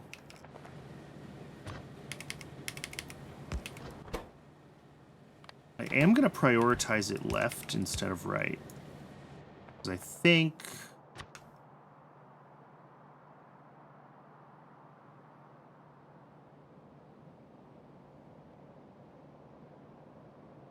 Solid pickup. There we go. I think I just cycled all the way through the list. And then the other thing that I will do is I'll make this... I want, when we need fiber, to pull it from here instead of from... I have another fiber station, an older build, a smaller older build. But I want it to pull from here because... Whoops. If we're not making fiber here, then we're not making raw fiber here, and raw fiber won't be available. So I want it to prefer to pull the fiber from this build.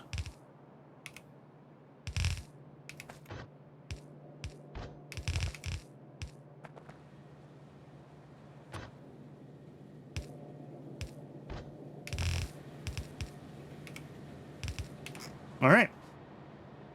And that is an unnecessary zigzag. All right, that'll be raw fiber available pretty much as soon as we get another request for fiber, which happens pretty often. We use a lot of... Fiber is my main fuel source for things that want a solid fuel where I don't want to make ash. Burning coal gives us more energy, or really more power, energy per second, and higher temperatures when temperature matters, but a lot of times it doesn't, and coal leaves ash, and fiber doesn't.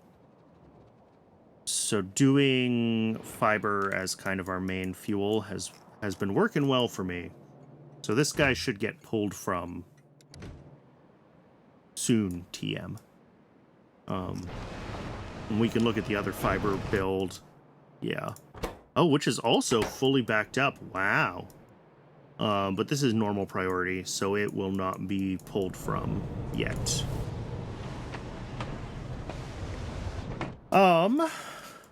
Wow, I'm surprised that we are, like, out of fiber. Also, why is this guy sitting here like this? Did I mess something up?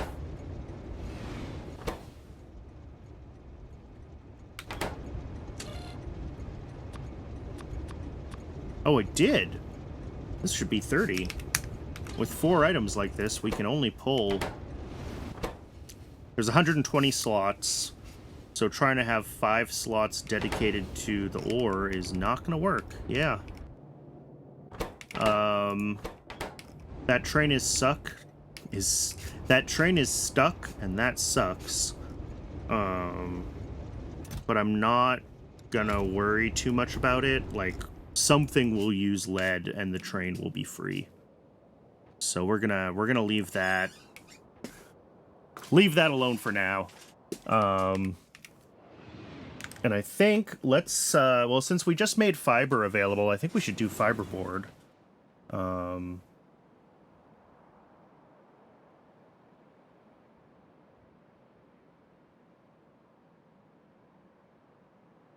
Yeah, let's do fiberboard.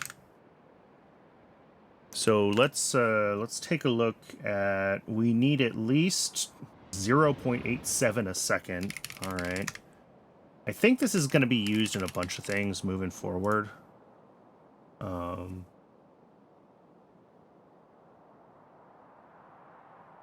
Yes.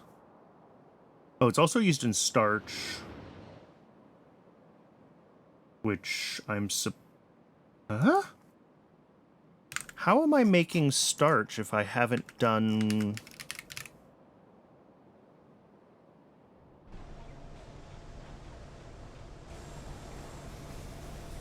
Oh no, I'm making fiberboard somewhere.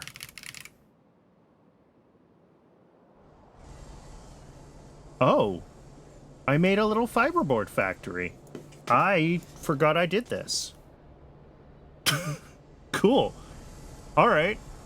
Well, it's not big enough, and it's... Oh, but it's already doing its own separate fiber processing. Okay. Well, whatever. This is gonna be lost. This is gonna be technically unused for a little while, but that's okay. So can we just expand this then? Is that... Do I just need to make this a little bit bigger and we're good? I think so. Yeah, I think I just need to adjust this. So let's go back to YAFC and think about the scale that we want.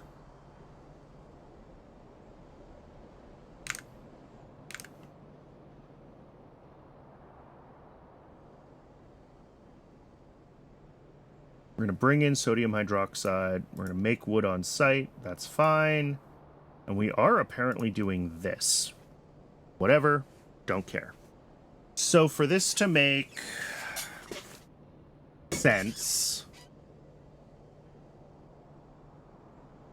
I mean, if we wanted to do this at, like, a large scale...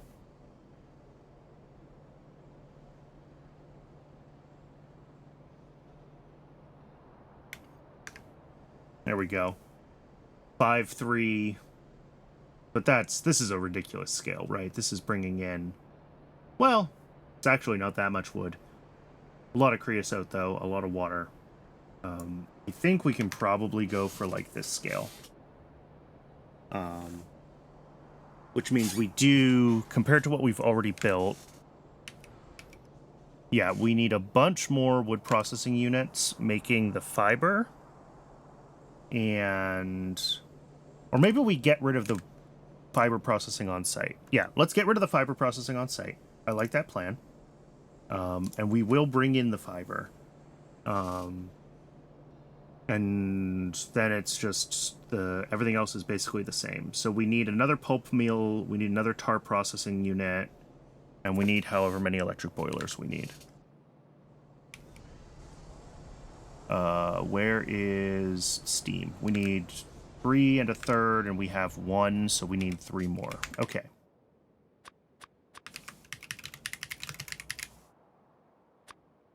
Three more boilers. Another pulp mill. Another tar processing unit.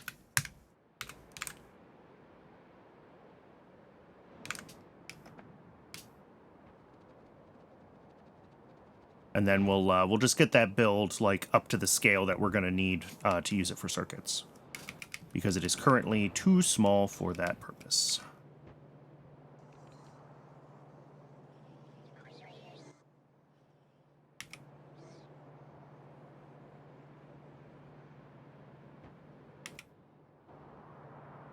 Still waiting for the bots to find the pulp mill.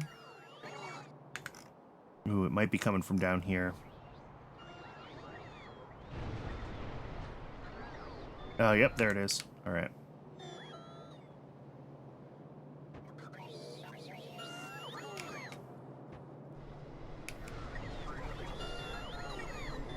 Oh, yep. I think, yeah, this is this train that it's mad about. That's fine. As soon as we start doing anything that pulls like solder or lead or whatever, that train will be gone.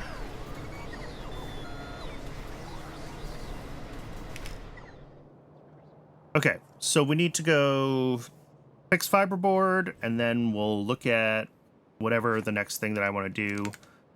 I'm working towards getting sort of all of the green circuit dependencies done.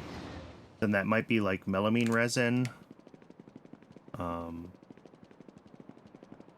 again, the current build is fine. It's just running off of our old belt base, which is increasingly unreliable.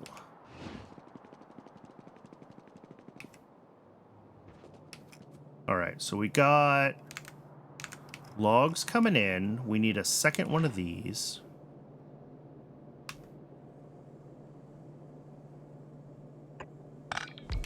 We no longer need this. And this needs to be moved as well.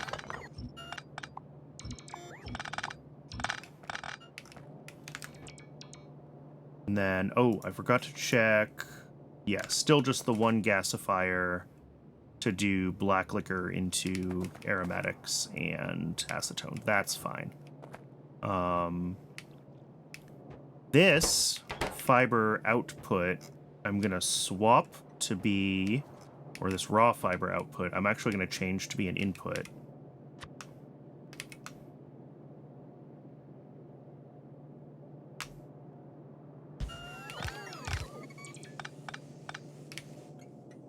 And this is going to bring in the raw fiber that we need. We need a total of 2 raw fiber a second, so that is just 2 yellow inserters. Oh, nope, let's get rid of.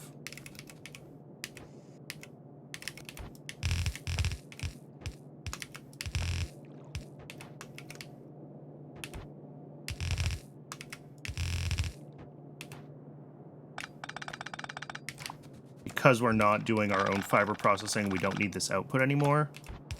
So this will be bringing in... Oh, no.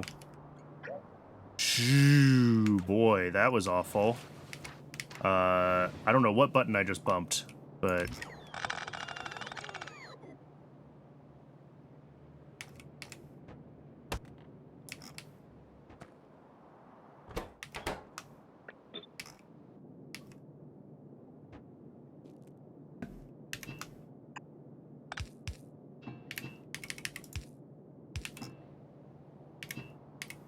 Alright, tar in, or wood in for tar.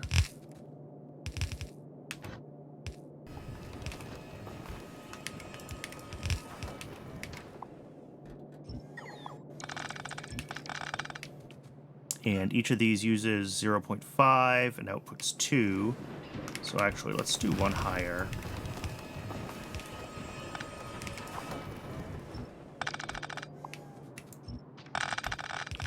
Because we'll bring in like that. And then we'll go out like, well, actually, we'll put it at the other end. Out like that. And that'll be treated wood.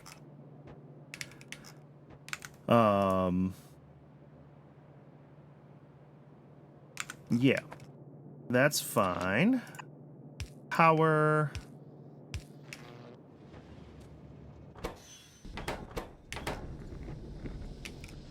And then we'll bring the sodium hydroxide in.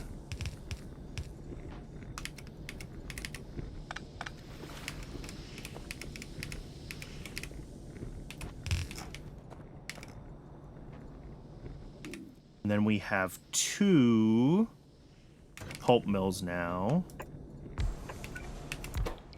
making fiberboard.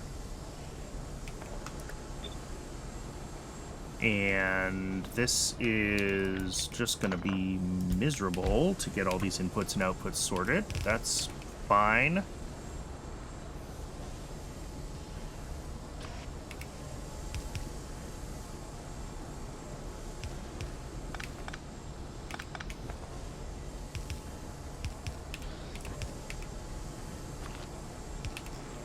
Okay. And then we're also going to have one more input, and that'll be the fiber when we pull the raw fiber when we pull that over.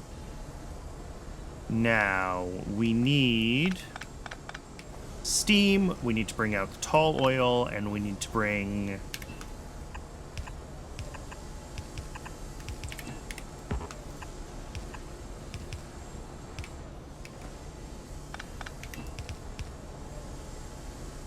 out the black liquor,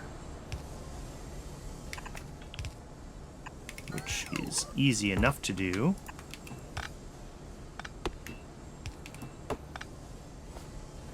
That's the black liquor out, and now we just have steam. And is this tall oil here?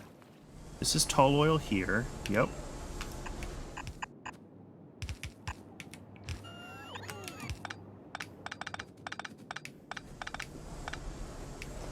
And then we just need steam in, which is 4 electric boilers, which is a lot of steam, actually.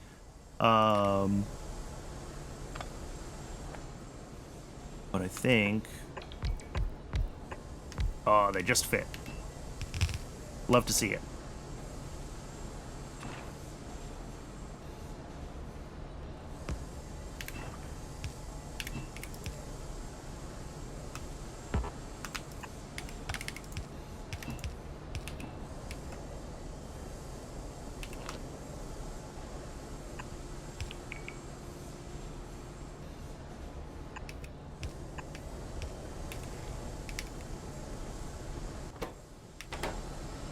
Alright, that's steam. So now we just need to pull in the raw fiber.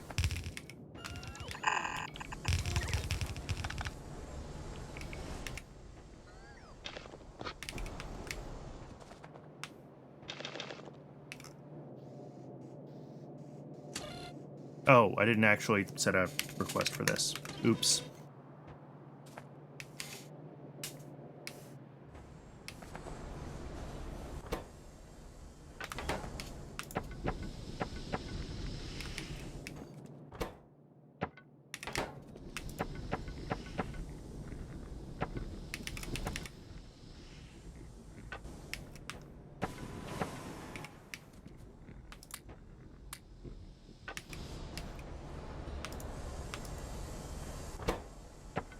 And what I did not account for when I did this whole thing was how I was actually gonna get the stuff out. But that's okay. I think that's fine.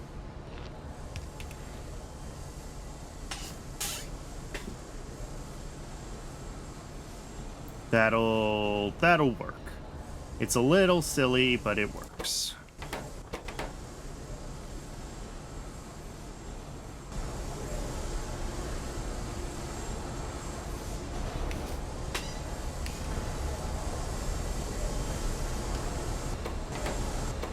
All right, so that is expanded fiberboard. It's gonna take a little. Oh no, cool. We do have fiber happening, which is delightful.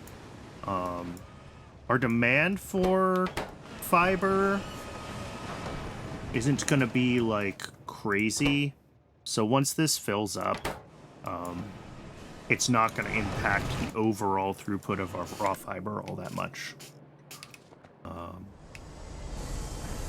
But cool. That's a thing done. And then we can go into YAFC. No, that's Unified Science. Unified Chips. And fiberboard is done, so we just pull it off the list. Like that. And now we don't have to build it anymore.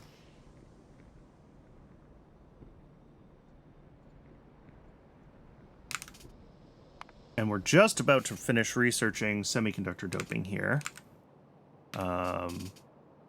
No, research just fell off. That's no good.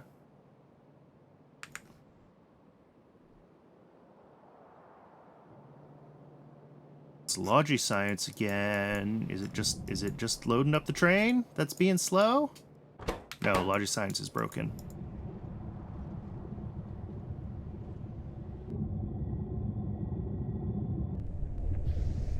Looks like these guys. Interesting. What didn't we get a load of? It's also weird that... Why are these all set to such low request thresholds? I guess we do have a lot of... Yeah. We do have a lot of products coming into one station here. But still, I suspect what happened is that, like, a bunch of everything all spoiled basically at once, and it, Here, these should actually be...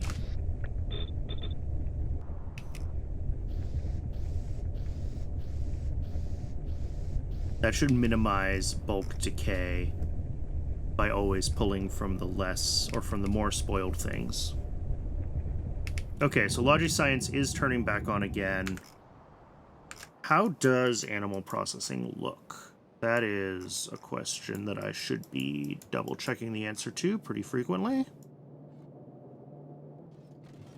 All right, we're good, we're good, we're good. I'm going to go down there, because it occurred to me that I can actually set up an alarm for animal processing. I have a few of them in my inventory. And that way, if something goes wrong, we can catch it early, or earlier.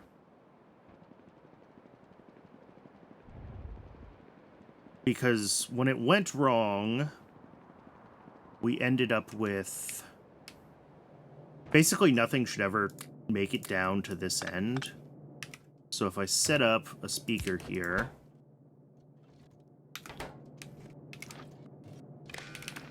and set the circuit condition to, like, anything is greater than 0. Alarm 1. Show alert.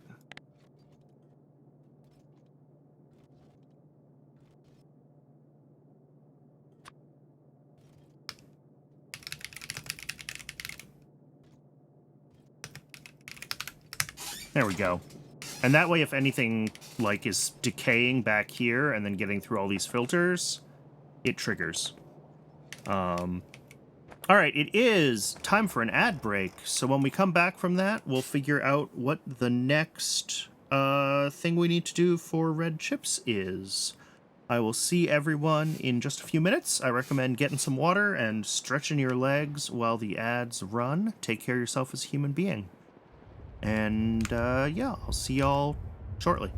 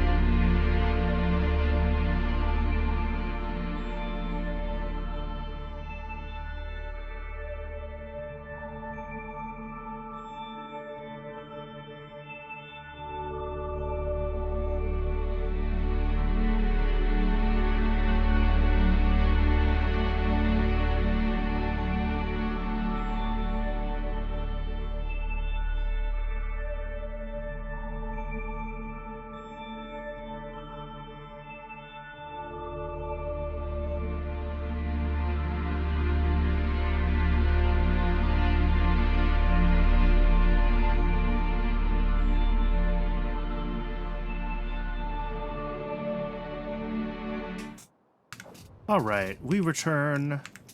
Thanks for hanging around through the ad break. I do appreciate it.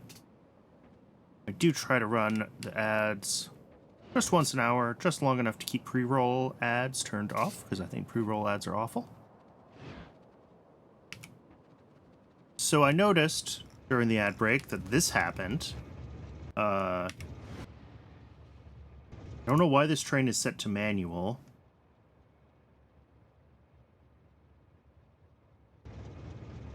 But we're going to turn it back on. We're going to let this train run. Our signals look fine through here. Chain in, rail out. So I'm not sure how this train got stuck on manual just sitting here. And where is a train stuck now?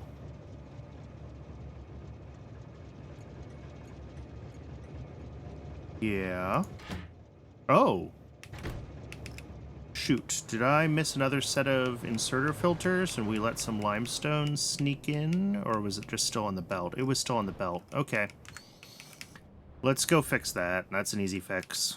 That train wants a full load of sodium hydroxide, but of course it can't get it because it has limestone in the slot. So we'll just clear out the slot and it will, it'll be fine again.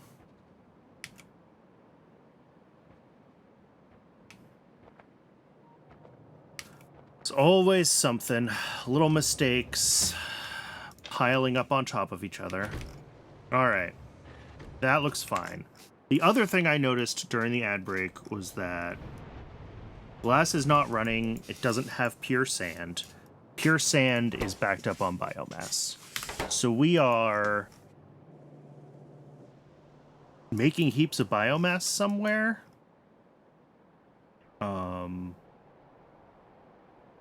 I mean, it turns out that we had that train there, and that's how I found that stuck train. Because it was supposed to be coming here.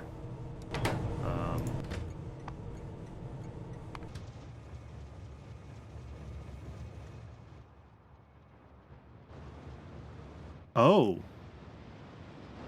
This is still working its way through its processing. Ooh, okay.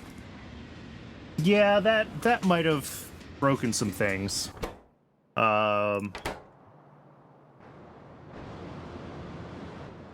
Fortunately, this should basically never trigger now that we have consumers for jerky again. So I'm not going to worry too much about it. We are going to get a couple more biomass trips from this train before that's fully emptied. But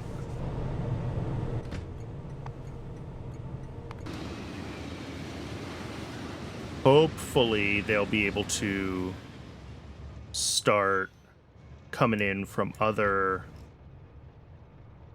places as well. What I want to see is it unblocking the pure sand build, which for whatever reason is completely backed up on biomass.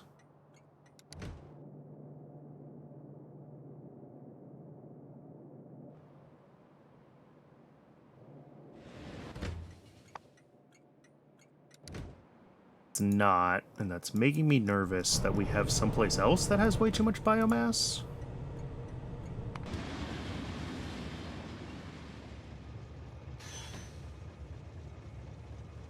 Okay, here.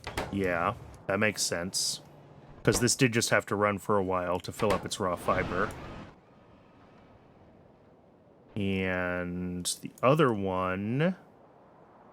Where's the other one? This train is just sitting here. Rapid.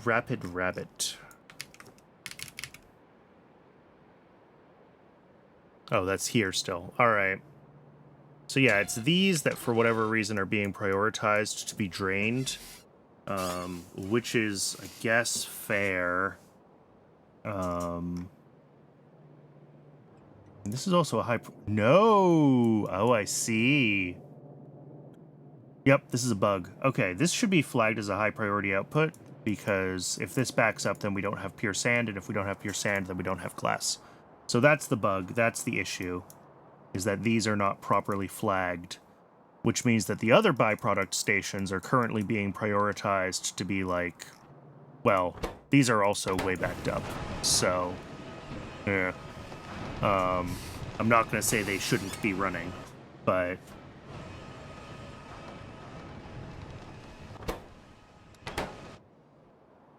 Yeah, it does seem like we're, our capacity for getting rid of biomass is not what it should be. That's for sure. All right, but let's go down. Let's fix the priority of the byproduct outputs on pure sand, at least. And then hopefully... I mean, again, that jerky recycling was a bad idea, and I'm hopeful that that will just sort of naturally turn itself off, because it shouldn't ever be used now. I think we have a use for jerky. But...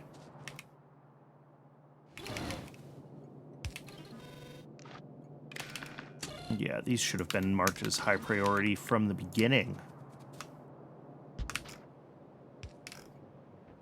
Okay. Great. Not that it matters when we have other things that are also high priority that are being pulled from, but like... This is capable of voiding heaps and heaps and heaps of biomass. So it's just a matter of how long it takes for the dispatchers to trigger, right?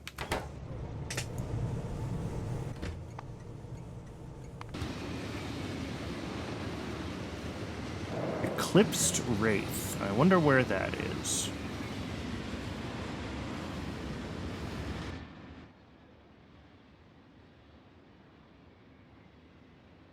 Ooh, is that the one that I want, or is that a different one? I think it's actually coming down here. Finally, it is. Well, all right. I don't want to say for sure that it's coming to the station that I'm at, but it is at least coming to different stations than it was before. And the answer is yes. Cool. So this will finally start unblocking sand. Pure sand. And it's going to take a little while, but that's okay.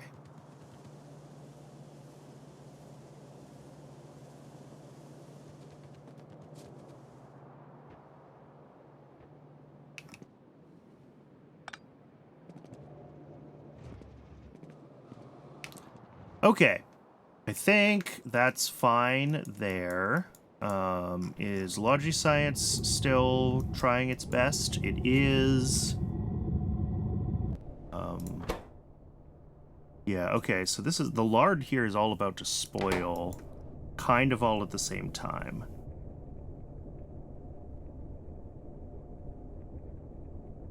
Which is fine, right? This is... what do you mean waiting for source items? There's a source item right in front of you. Oh, meat. We're out of meat. Is there meat on the way? There's not meat on the way. Why isn't there meat on the way? Do we not have meat? Ooh.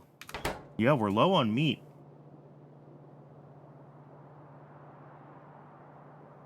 Which isn't ideal.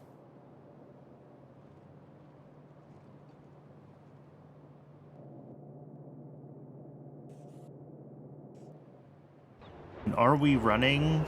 Yeah, we are running Augs. We're apparently not currently running Brox.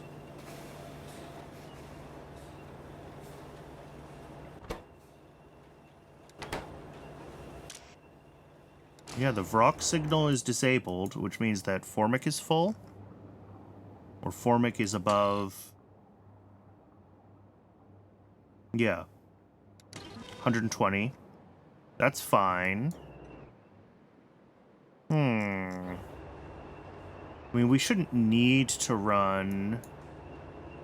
And then fish, presumably, is also... Yeah, the fish signal is off because we're full on fish oil. Yes.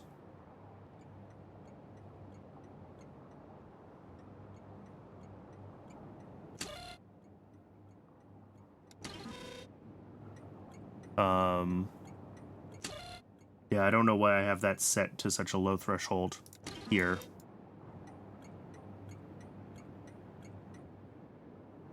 Not that it matters. It would have just buffered a little more, but buffering is not the problem.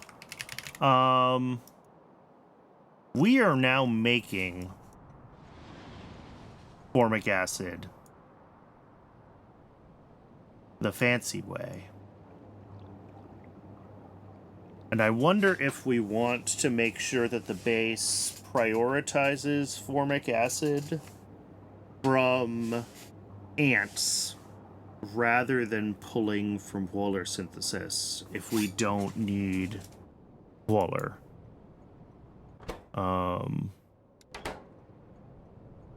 Or, I mean, really, no, Wöhler's what makes the ammonia.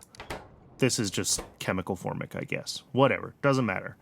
Because I think what's happening is that because we have this running, we're not pulling as much formic acid for latex from wherever latex is. This? Hey, there we go. Latex. We're not necessarily pulling that from rocks, from the ants. We're pulling it from... Oh, look, and they just turned on, which means this must have gone below the threshold. But it can also be pulled from up here. I built this mostly to supply the formic that's necessary to run this ammonia production via the Wöhler synthesis. Interestingly, we're also low on cyanic acid, so we should look at that and figure out what's going on with that, because that's broken. And science is back on. Excellent. All right, so we need to figure out what's going on with cyanic acid. We might want to flag this as a lower priority use formic source, or... Well, this needs to be turned back on, right? Because it's out of ammonia. Which means that we're not actually pulling formic as much as we should be, like, through the whole base. And that's a problem. So let's figure out why cyanic acid broken.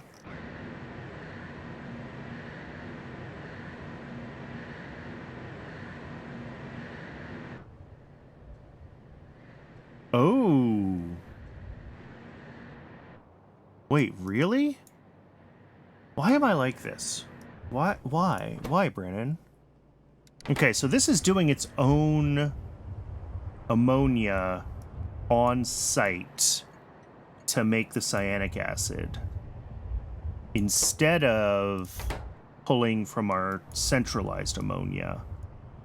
And of course that fails because we don't have enough urea for it.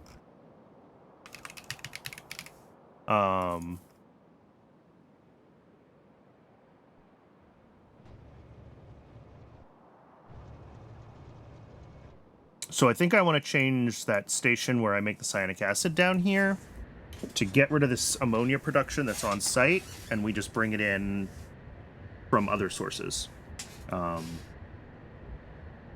Hopefully the system will turn itself on then. The cyanic acid to Wöhler synthesis loop is ammonia positive. So once this turns on again and we can get our cyanic acid delivered to where it needs to go, this should be able to keep getting ammonia. It just has to know that it can get it from there instead of this.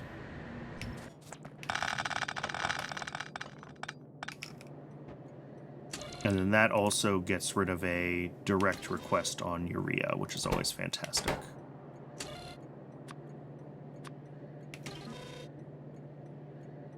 Okay. Then right down here is where we'll do...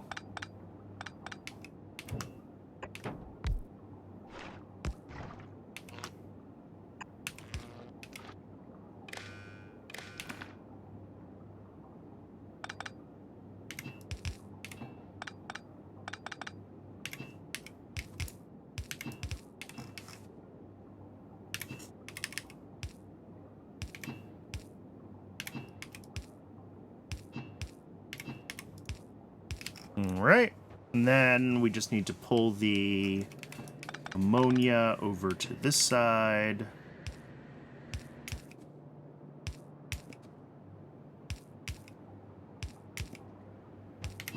Look at that. And add it to the requests.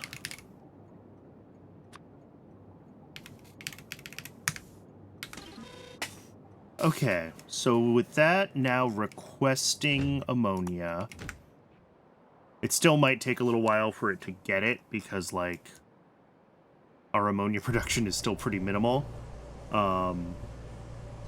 But this at least should be close to being able to do it. Yeah, but this train's probably not going there. It's going somewhere else.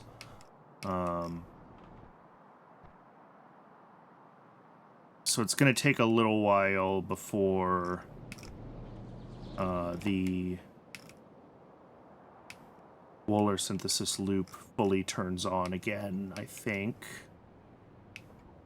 But again, we just need one delivery of ammonia to make it down to cyanic acid, and then hopefully this turns on. Unless, of course, it's like, you know, melamine is also posed, which is a possibility. Because doesn't melamine also need cyanic? It does, but it has plenty. Okay, good. So if that is the case, then I think our only real request for cyanic acid is going to be up here. And as soon as this is able to turn on, as soon as this is able to be scheduled to delivery, it'll start running.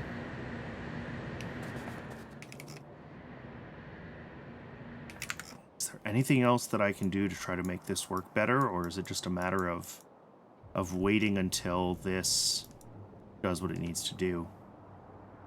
I think it's that, the second one, unfortunately. I do have also a little bit of ammonia production that's supposed to happen here. That looks broken.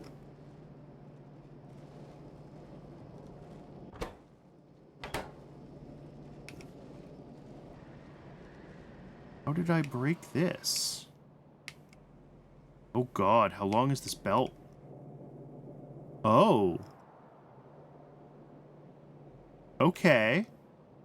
Yeah, this is some stuff that I disconnected because I thought it wasn't used anymore. Turns out, it was powering the pump. Oh, does this mean that I broke circuits too for like the 30th time? I bet it does. I bet circuits are broken. Because batteries are going to be broken.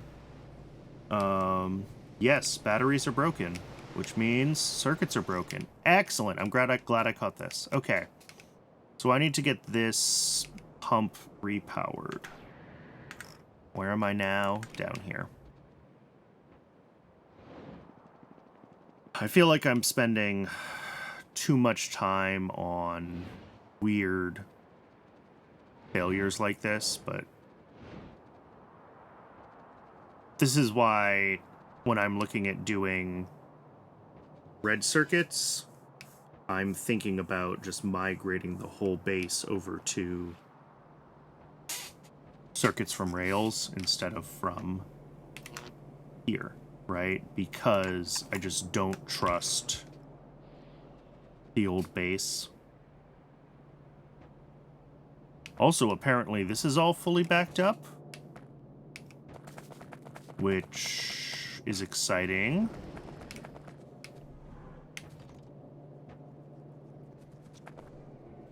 Oh my god. What have I done and how did it happen?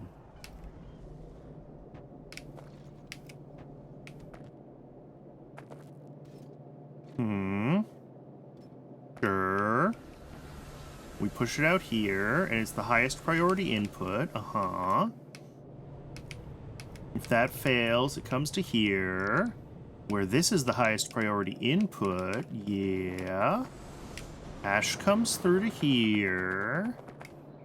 Goes to wood, which is prioritized on Oh. Well, yeah, that's wrong.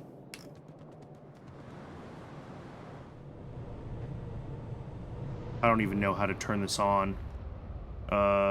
Train is stuck. I'll look at that in a minute. I'm trying to think of how to, like, unblock that whole loop of everything down there. I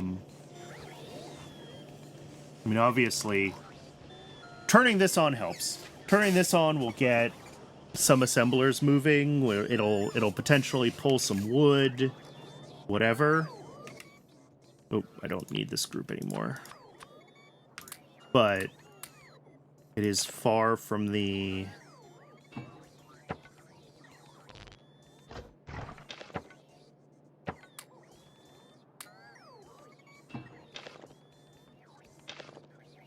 Clean out some of the crap in my inventory. Okay. So what do we have to do to get this system running again? So the issue is that flora reprocessing, which happens here, is blocked on biomass. Biomass should be being preferentially pushed into the system as fuel for things that need it. These belts are a disaster because this is super old, like, legacy infrastructure, and I'm sorry. But, like, ultimately, we are pulling...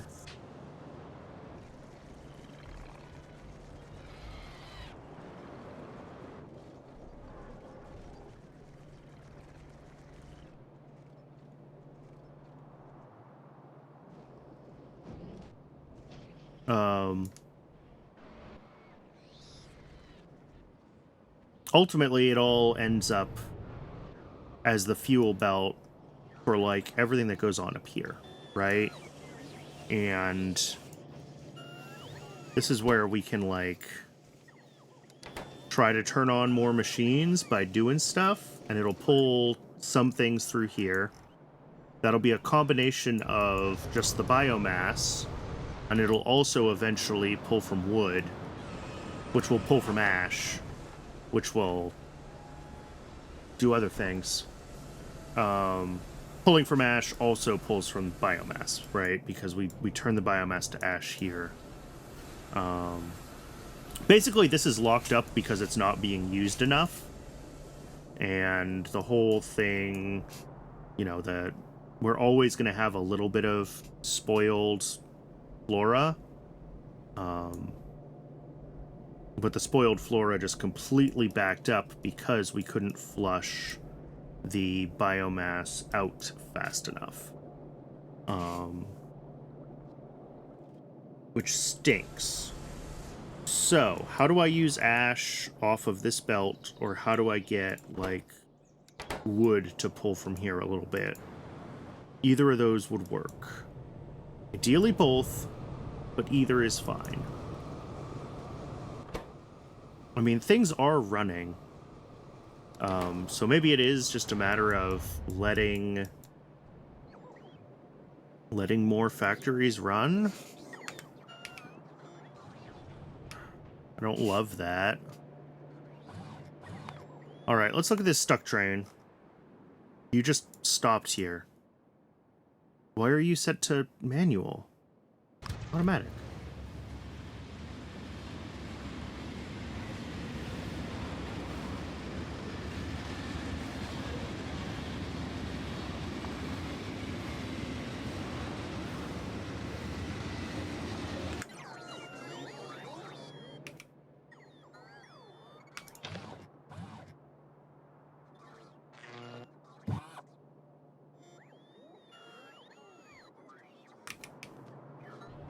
Okay. That's looking fine. Besides everything being broken, it's looking fine. And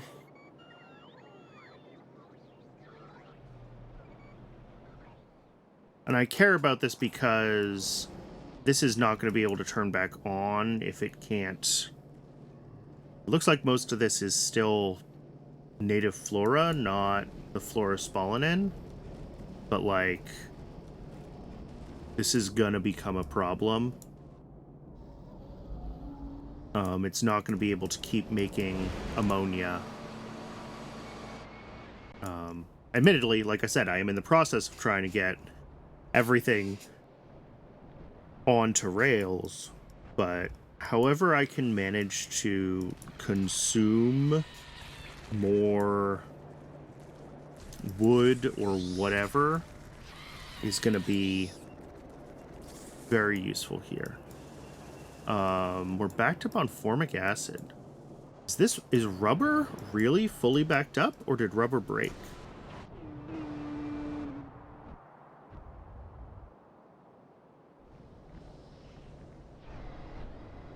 Wow, rubber is fully backed up here. Okay.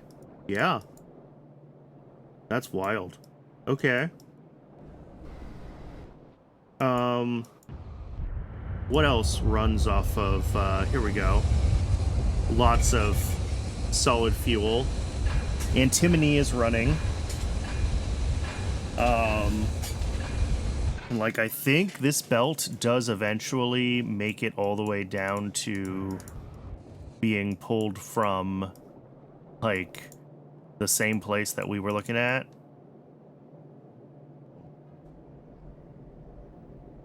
Yes. Yeah. So, like, this is good. Things are starting to move. Not, like, fantastically so.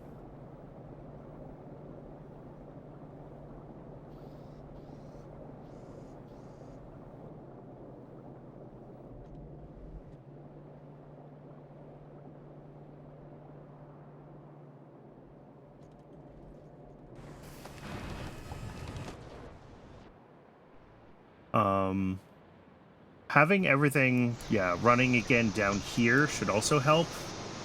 Because this will be pulling from metals, which need fuels, as well as, you know, just assembly machines that need assembling.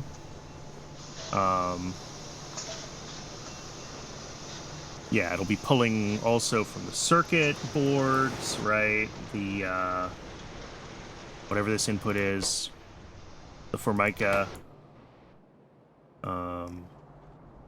And that's up here, which pulls from the fiber board, which will also pull from this belt, right? So it is slowly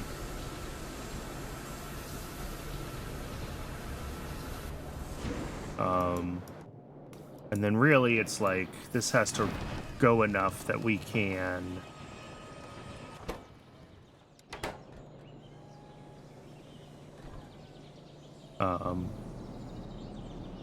here we go. Yeah, this is running now.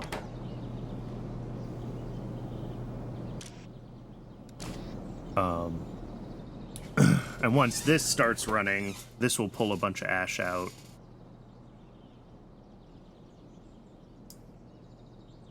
I don't know why there's ash in the output. I don't know how that happened.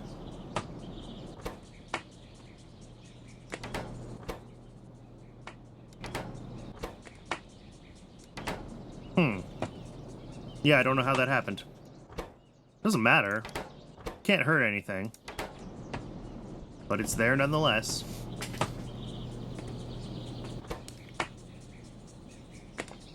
But yeah, these things pulling a little bit of ash will help significantly. This is not turning on because it doesn't have seeds. That sounds impossible. Yep, okay. So this has to drain a little bit further before it'll actually turn on. And that's fine. But again, we have ash being used. Ash being used means This will run a little bit. This running a little bit means more biomass gets pulled from...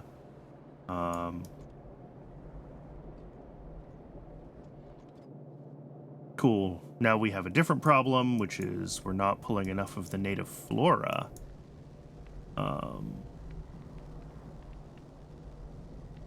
Interesting. I didn't know that this could lock up this way.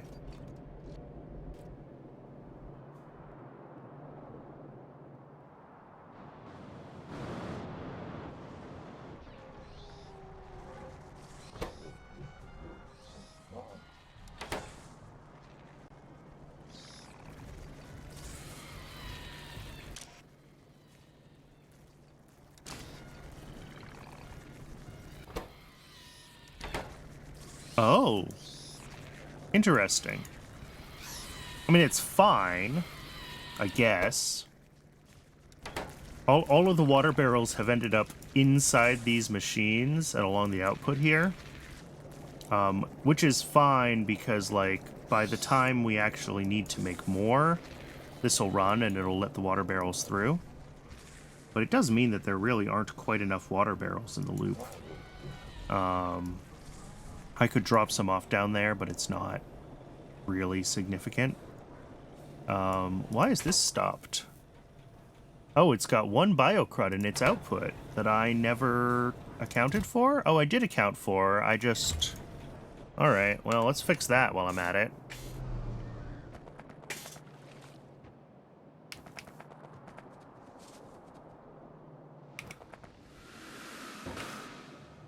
It took that long to fail. I think upgrading these will be fine.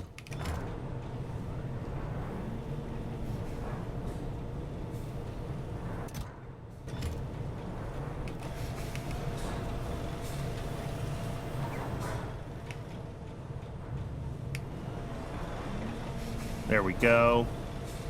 Yeah, this is also pulling from wood, which is going to make more wood demand. That's what I just said. Wood is wood. Yes, good job, Brandon.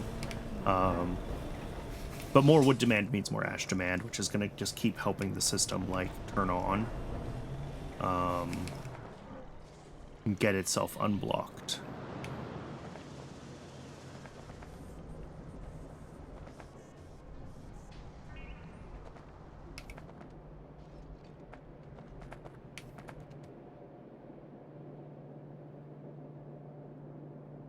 Alright, let's see if we can find...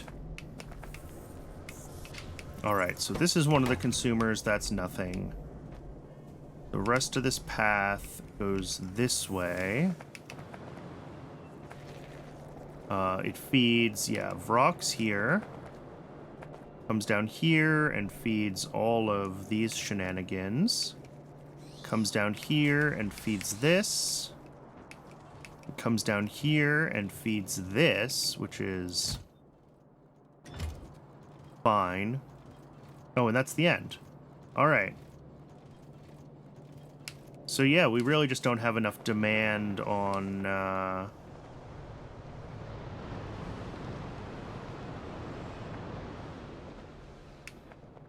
this belt of native flora right now to unbork the system.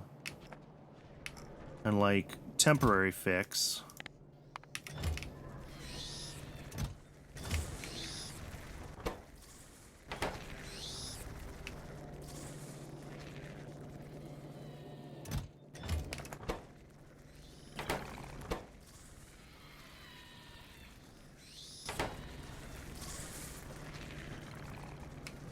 I'm actually not sure how I disabled this.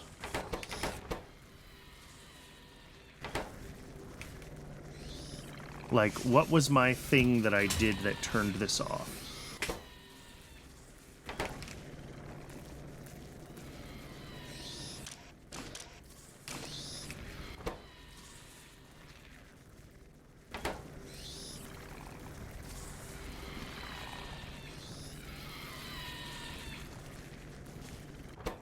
Output full. Oh, I didn't. It's just full of rocks. Okay. That's... All right, there's no way that I'm turning this on to create some flora demand, unfortunately. Ooh,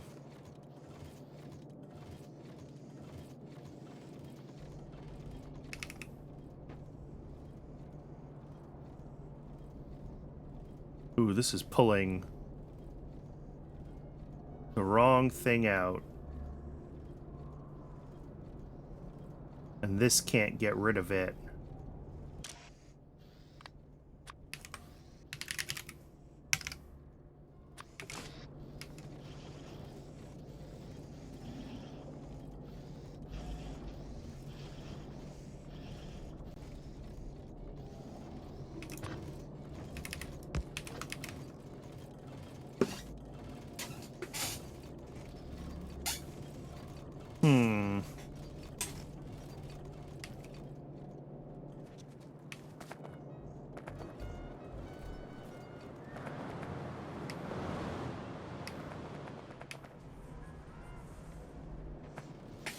All right, this is running again.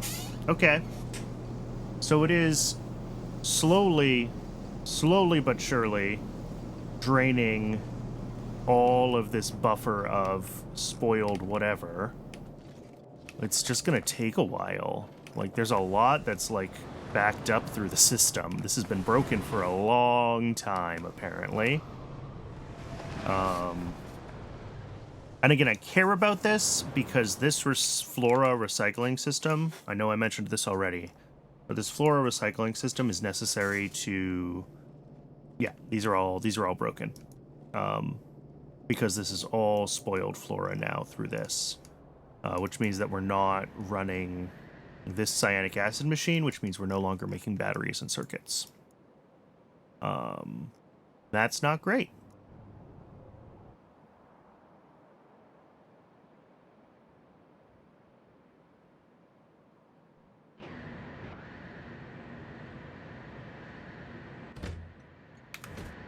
Also, looks like this may have never gotten a chance to run. I'm not sure. We'll go back and we'll look at the rail base ammonia situation in a little while. Yeah, this is stopped again, and it's stopped again on this part. Okay. I mean, I could just buffer it for now. That is an option. Like,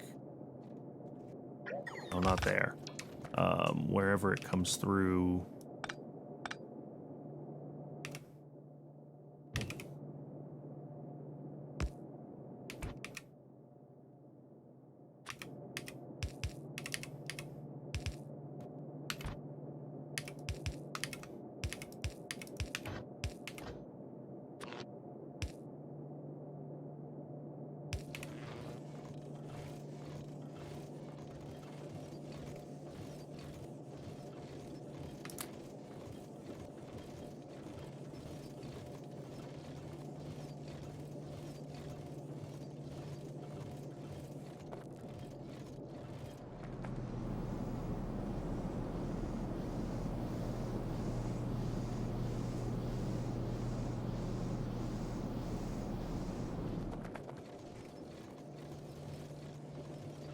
Really like the look of a belt of native flora? Yeah, me too. They did a good job with that texture. I actually shouldn't do this way. I just realized. Let's readjust this again. What I want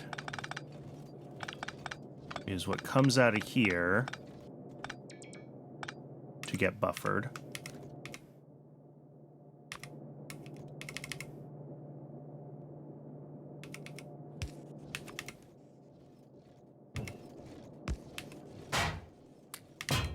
And then output of that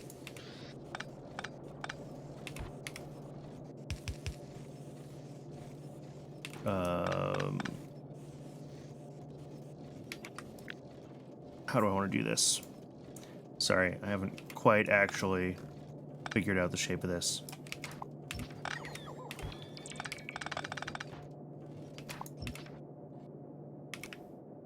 So if we do, this really doesn't have to be a I mean, what's our output here? 1, 2, 3, 4, 5, 6, 7. It's 3.5 items a second. Because like 4 of these is like 1 blue, right? So it is 2 blue inserters. Okay. We'll just do 2 blue inserters. Feed that into this guy. We'll do inserters out.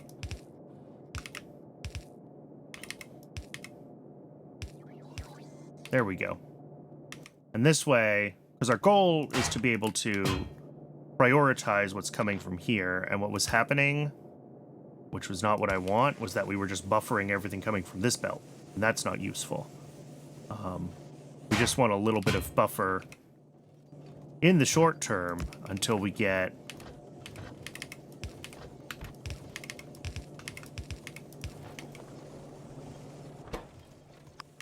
there we go. And that way this can just run.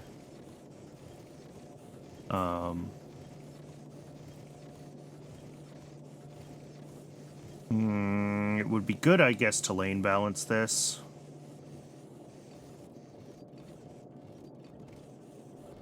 But I think it's fine.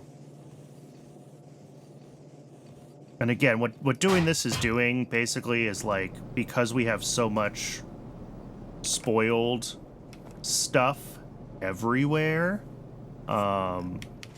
we are trying to convert as much of it back around so that we can empty our belts of spoiled flora, right? And that will, in some cases, make room even for more native flora to pull through, like where we have heaps of spoiled stuff on the belts. Through here, for example. But it'll also slowly unblock these guys, which is what I really care about. But that is going to take a little while, because this is backed up, like, all the way through here. What is this? Oh. Let's disconnect this.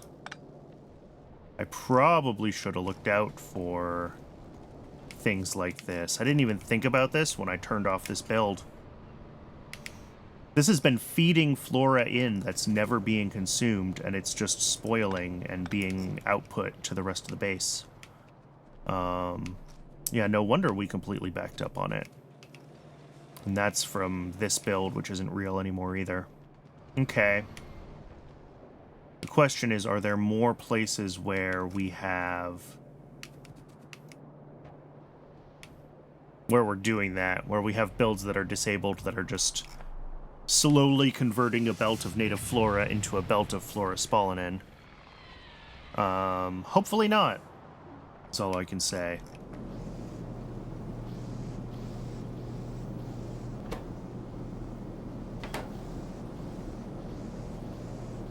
Alright, this should be able to get itself unborked at this point, because, like, this loop is flora negative, right?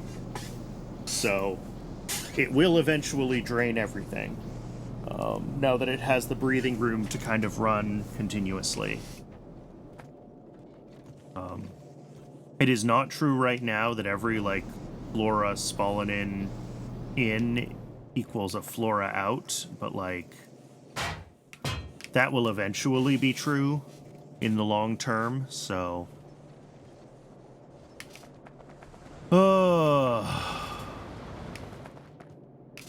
How far back up does this line go? This is going to be spoilage, like, all the way up, isn't it? Yep, yep, yep, yep, yep. I wonder if I should turn this off, too. I don't know if these are ever super useful. This is backed up so far back. Look at that. All of this flora is spoiled.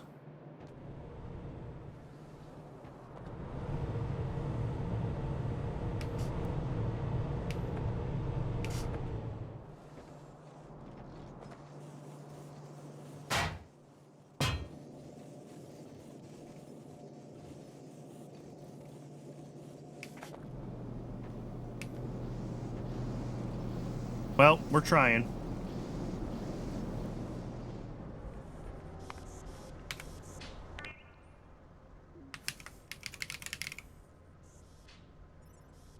It doesn't show production rates. It doesn't count spoilage as production. So I was hoping I could see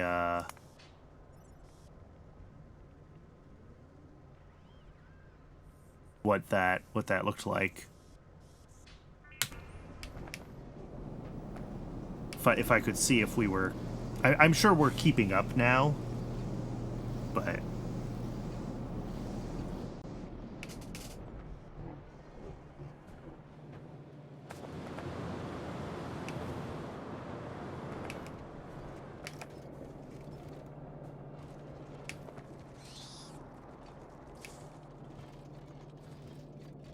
Yeah, and it's going to take a long time before this belt is able to clear this, but that's okay.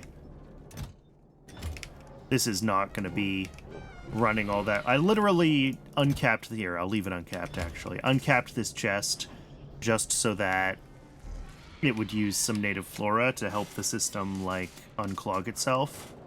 So it's getting there. Slowly but surely, it's getting there.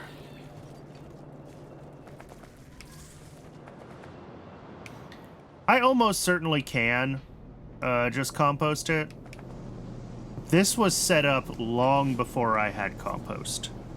I just don't want to screw with it too much more, to be honest. Like, if it's working and it's getting the things that need native flora unblocked, then I'm happy. And that's mostly this that needs to be getting unblocked.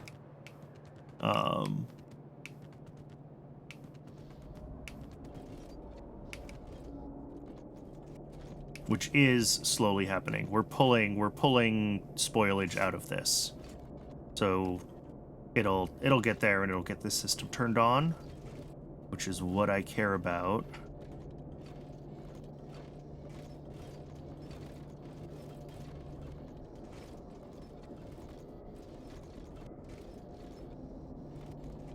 Cool. Yep, that's gonna work. It's gonna take a little while for all of this to flush through, but it'll get there.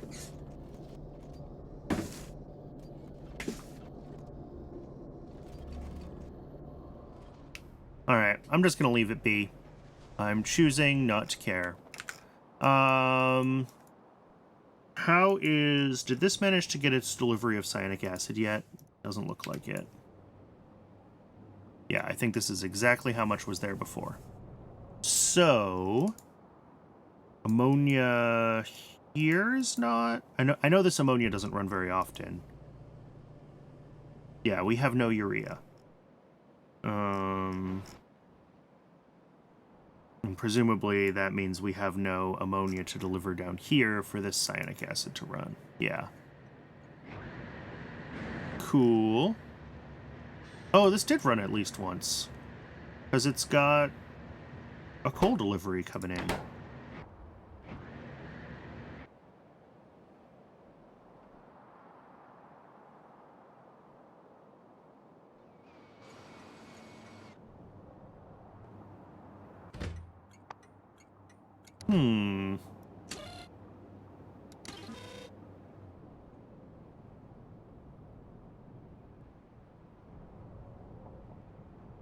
Do we just not make enough? I mean, ammonia's going other places, right? It's not just being looped around to make cyanic acid to make more ammonia. Maybe it needs to be? Maybe I need to do... Oh, I don't want to do it. I want to make this whole station high priority. I need to, like, split out the ammonia to a different station. So I can make the ammonia... Shouldn't have to, though. The system should, like, stabilize. But, like, doesn't nylon also use a little bit of ammonia? Yeah. So maybe this is the issue, is that it's just taking a while for everything to, like, stabilize and for the, for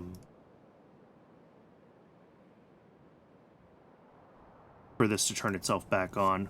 What I could do, instead of delivering cyanic acid, is have this make its own cyanic acid, right?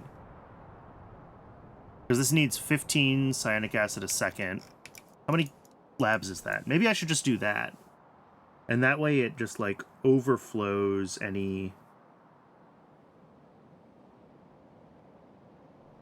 And I think I didn't do that because it was, like, a bootstrapping concern initially. But now that there's ammonia up there, you know, we can make methane, we can bring in... You know, I can copy and paste this methane build, right? This is a lot of cyanic acid, actually. Like, 80 a second. This is way more methane way more methane than we would need if I was going to do it up there. Okay. I would do it from scratch then if I was going to do that.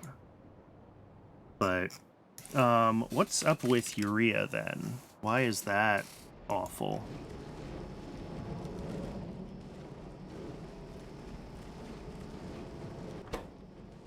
Oh. No. I turned these off on purpose, didn't I? Because we weren't getting enough manure for them all to run. But, like, I can turn them back on. That's fine. I just kind of have to keep an eye on it and just do it on a short-term basis.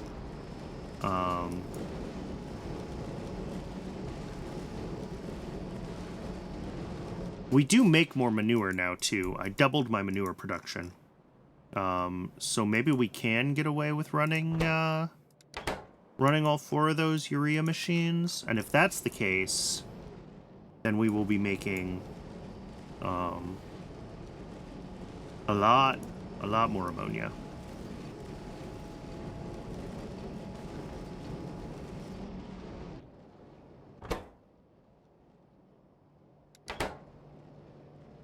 Because, yeah, this will be spitting out like a belt of urea pretty consistently. And that'll help this ammonia build run, which again will help the cyanic build run, which will help ammonia up here run.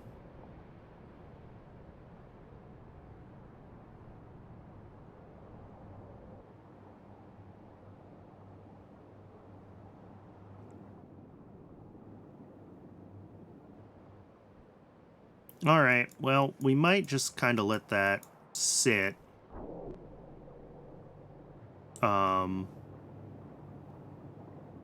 Cool. Fish is broken again. I found something else that I broke. Apparently the wastewater to urea at fish is dead. What about up here? This wastewater to urea is fine. It just has no wastewater to run because... What is this even? This is casein. Okay. And is there anything else that's on rails, or is it all... One more.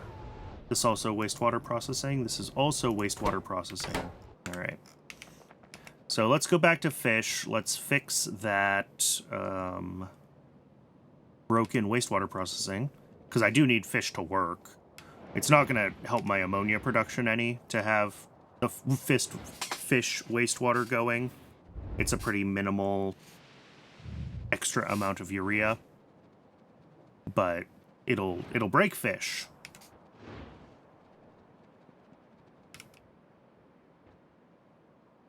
Is fish here? Yeah.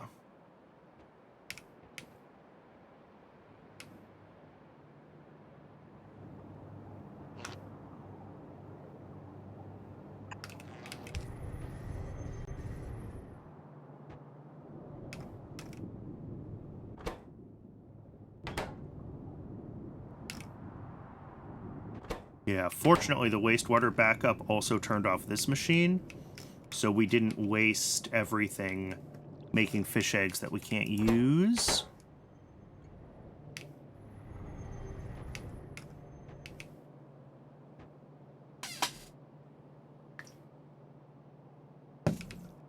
Okay. That's looking fine now. Running. Urea up here is running a lot more. And that'll mean more ammonia, which hopefully means more cyanic, which means more ammonia, right? I'm trying to get this into, like, a positive loop. But I think what's happening is we have some issues with just, like, buffering things that's causing it to, not quite, like, get the loop kick-started. So that's what I want to see is I want to see this get the loop really kick-started again and see that we're really making enough ammonia. All right, it's ad break again. I'll see everyone in just a few minutes. Get some water, hydrate, stretch your legs, take care of yourselves as a human. And when we come back, I don't know what we're doing. Maybe we'll start looking at semiconductor doping. Or maybe we'll keep working on the rebuild of green circuits. I'm not sure yet. I'll see y'all in just a few minutes.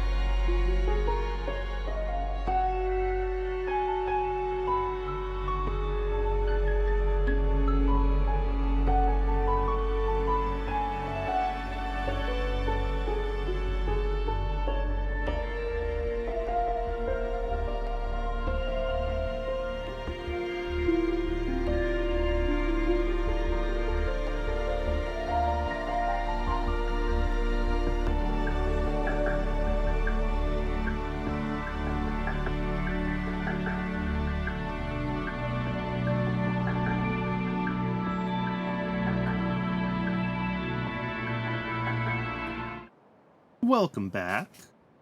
I was just looking at... Oh, let's look at EFC together. I was just double-checking, like, the whole Wöhler synthesis loop for everything.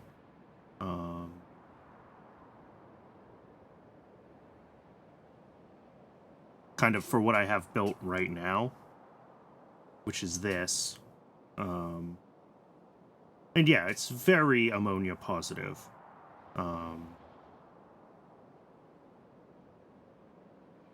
Assuming, you know, CO2 and whatever else, it's also slightly CO2 positive. It's really just that we need, oh, well, formamide uses CO2, so now is it CO2 negative? Now it's CO2 negative. Whatever. We have plenty of CO2, that doesn't matter. So yeah, I think once cyanic runs a couple of times, and we have cyanic acid, like, starting to accumulate, we'll be good. And what I want to do, what I was trying to decide if I could do or should do, is mark this ammonia as a low priority output.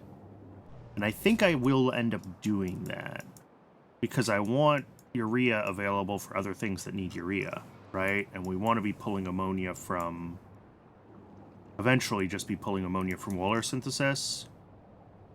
Because that's really just an input of like syngas and acid gas, right? The methanol on this loops. Ammonia continues to loop. So basically we get 65 ammonia per second from a small amount of CO2, which could just be CO2 drops, plus syngas and sulfuric acid. And obviously the syngas is a lot of syngas, but it's also not a lot of syngas.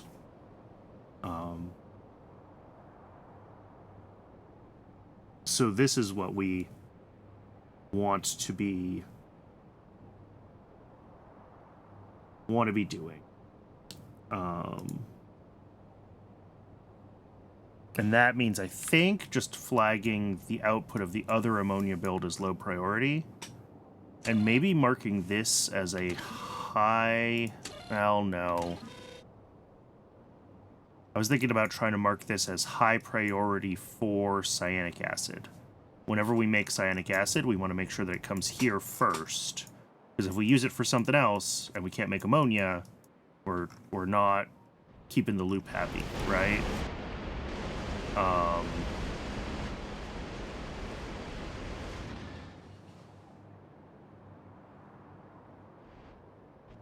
But I'm not sure if I'm going to need to do that. Like, once the system is actually fully running, am I going to need those priorities or not? This is the question that I'm asking myself.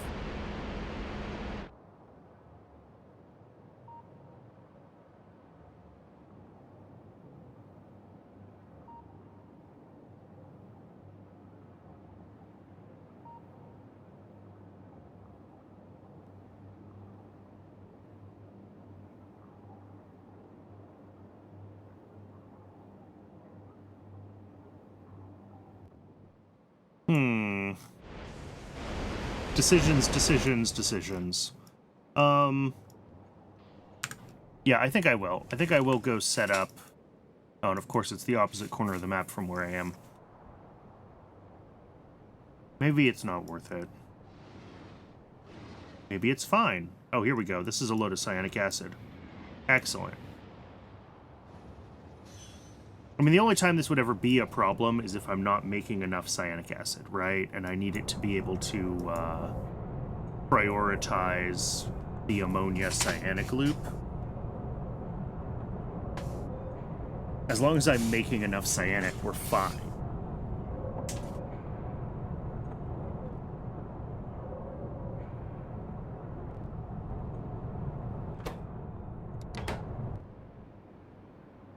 But yeah. Now that this has started running, I think we're going to be okay again. I think...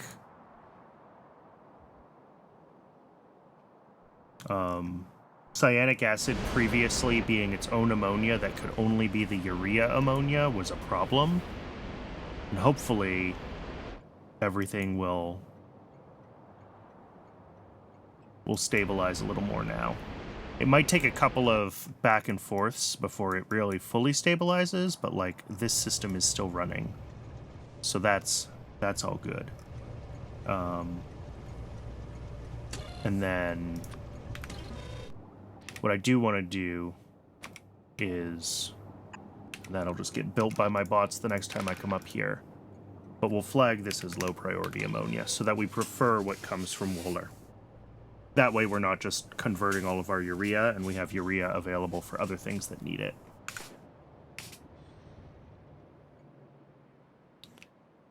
We spent way more time thinking about urea and ammonia today than I really wanted to, but they're kind of our primary source for nitrogen compounds, is like synthesizing everything from ammonia, right? So getting it fully all recombobulated was worth a little bit of effort. Okay, so let's get back to work on. I think it's more important that we work on getting ourselves freed from the belt base than doing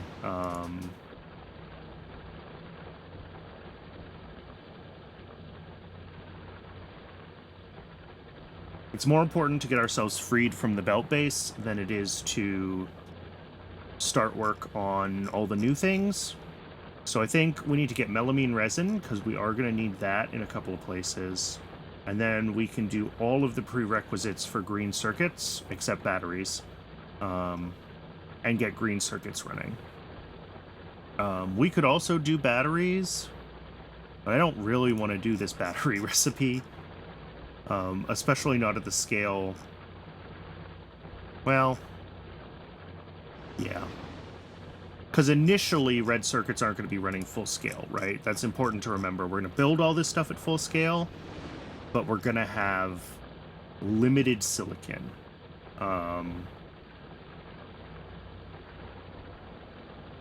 It's like 8% silicon or something like that.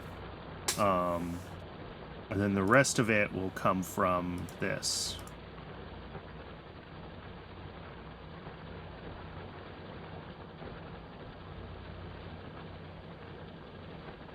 Ooh, and crucibles. Cool, which needs silica powder. Oh, this is all new too. Lovely. Refined syngas, more sodium hydroxide, pure sand. Cool.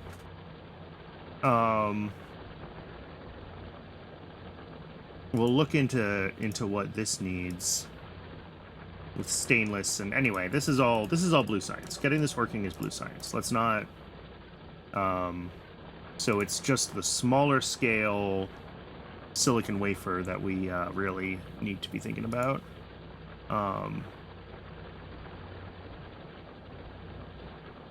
then I've got this in just as a stand-in to say we really are going to make the full 5 a second of this.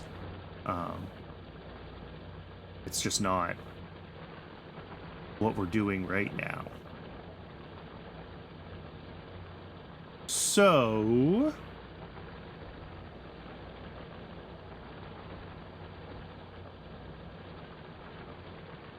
what do we need for etching solution? Bunch of sulfuric acid, phosphoric acid. Let's check our phosphoric acid build. And see if it's actually up for like 15 phosphoric a second. I'm not sure what else we're currently using phosphoric for. Oh, we're also completely backed up on hydrofluoric. Cool. Never mind. That is the next thing to bug fix, because this is going to break science. We need phosphoric acid somewhere in the science chain. I don't remember what it's used for. But if it is currently backed up... Oh, probably aluminum. So it's not for science, it's for aluminum, but either way, I don't want aluminum broken either. Yep, we're out of phosphoric acid, which means aluminum is busted on rails. Cool, something else to fix. So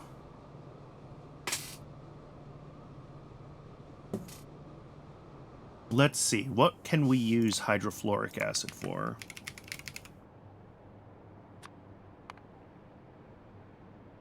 We can make fluorine gas. Okay, that's it. We can make fluorine gas. Or we need uranium. Oh, that's way later on with uranium processing. All right. So we break it up into hydrogen gas and fluorine gas. And then we use the fluorine gas for naphtha and olefins from crude oil. Okay. Cool. So we've got 10 hydrofluoric a second. Let's see. Do we have... We do have a phosphoric acid tab. Yeah, 10 hydrofluoric acid a second.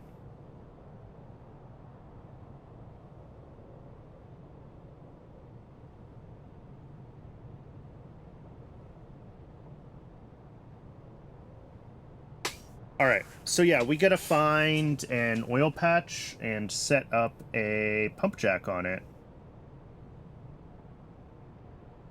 Because we're gonna need to, I think, do this. And then, I mean, that's great actually, because we do need olefins for lubricant potentially if we go back to unified chips.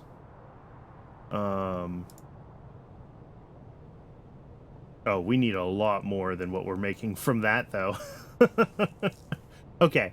No. That's not enough. This is just a trickle of what we potentially need. But that's okay. We'll get this set up. We'll set up the system that makes... Yeah, I guess we'll do a little fluorine station, which is just the electrolyzer for hydrofluoric and sodium hydroxide. And then we'll also need to set up...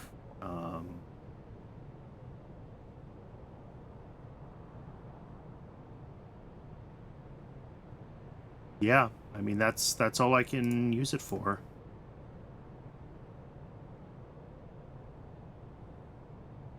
Because we're not making uranium hexafluoride yet. And then down here, fluorine,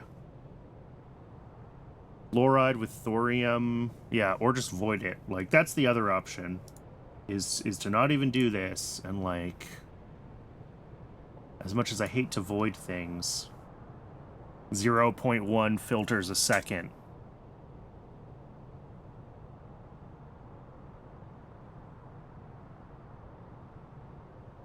Yeah, I mean, naphtha's useful. Olefins will be useful to have. So we do need to find... We need to make a pump jack, an olefin plant, and an electrolyzer. And we need to find a spot where we can pull up some crude oil. Where am I? Cool. We're in base range, mostly.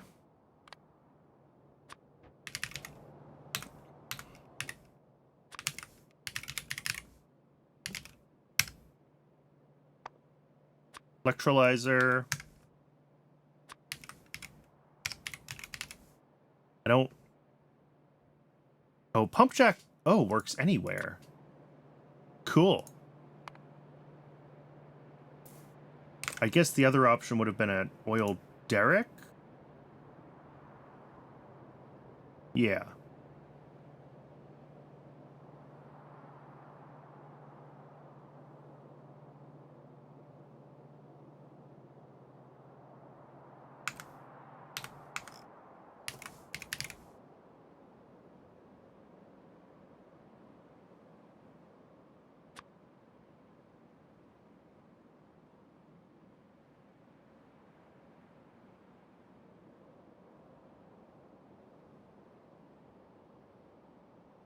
Yeah, I mean, we may as well do that, right? Is an oil derrick. because that'll avoid needing to constantly feed it resources. We can just find a bitumen seep and drop the oil derrick on it.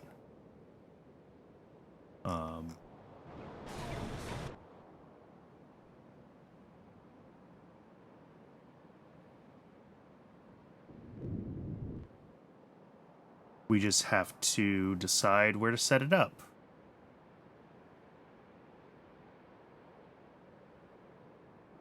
This one's not bad because we have lots of places here to get it configured. So I think that's what we're going to do. But first...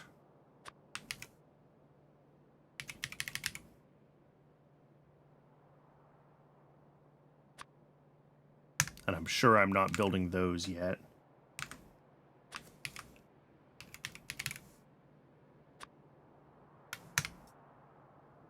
Apparently also not those. Interesting.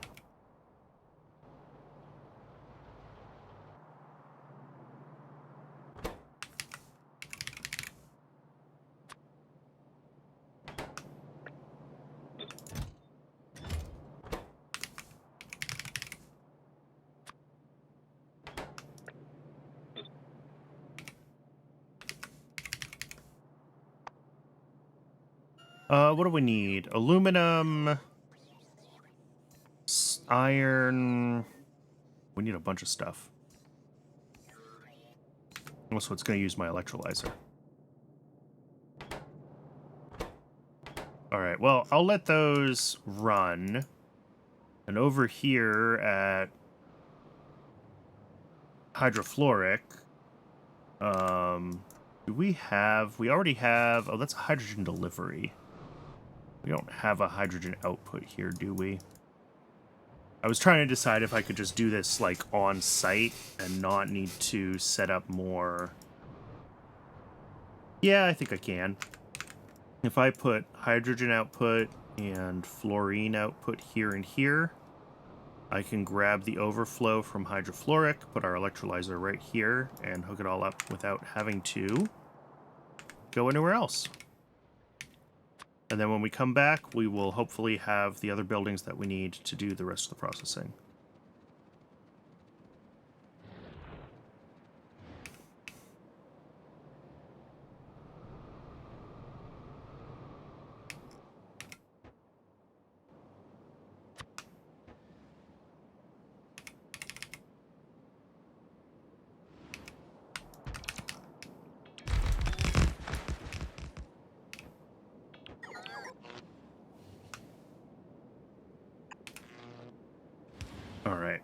And these both need to be flagged as high priority, because this is a byproduct.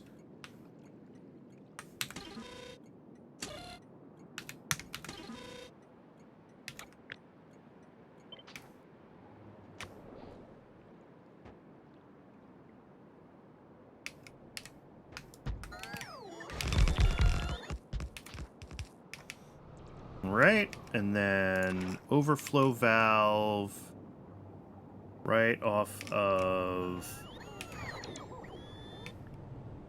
I actually want to do it like right here. What's a reasonable way to do this? Let's do it like at the end here. Yep, perfect.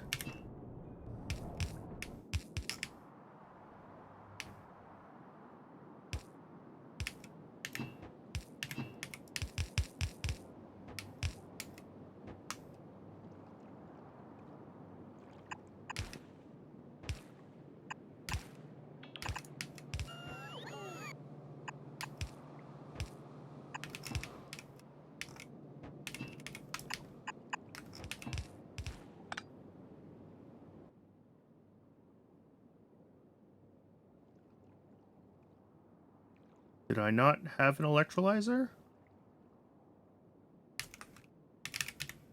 There it is.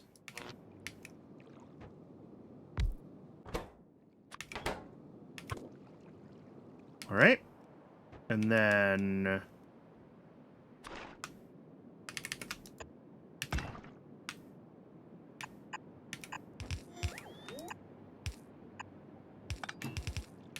fluorine out.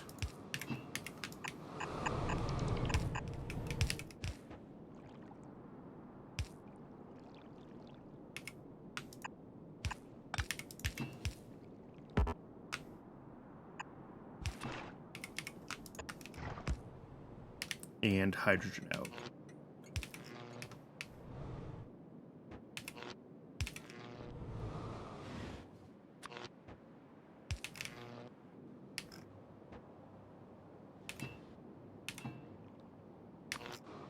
Where's the closest place to power this?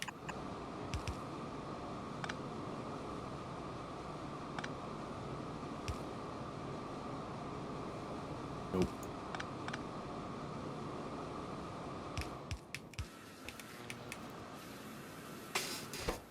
Oh, and this also needs sodium hydroxide in. Shoot, I forgot this wasn't just electrolysis. Where can I bring that in?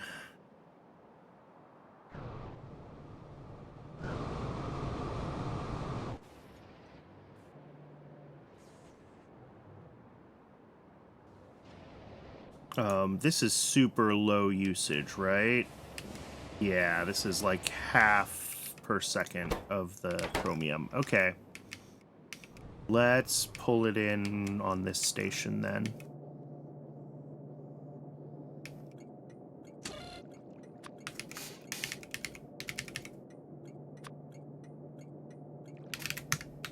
That's fine.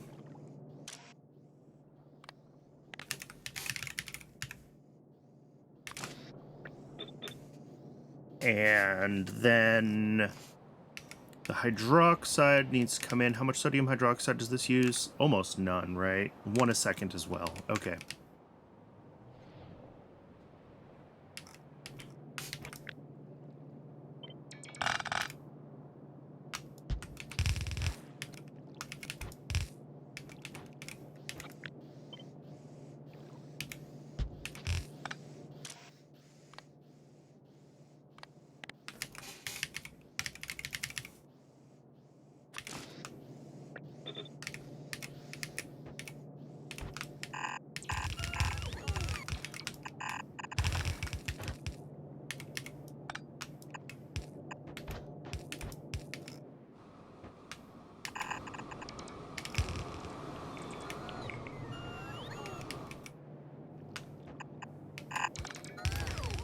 Gonna do this just one higher, so it goes around that.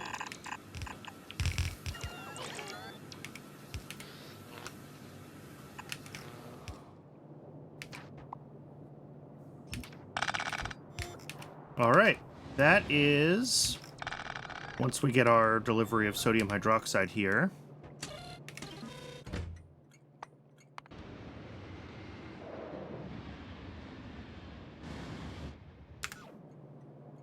That is going to be plenty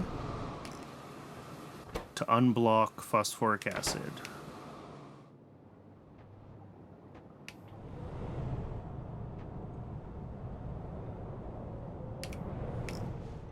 Which will get aluminum running again, which is fantastic. How much phosphoric do I actually need right now for aluminum? That's a question. Like, this claims it will use like 20 per second, which is all that I'm making. Okay, so if we want phosphoric for semiconductors, we're gonna need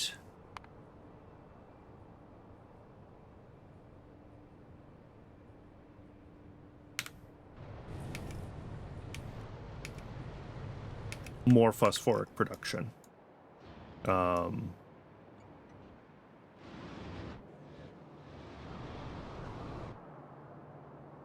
Cool.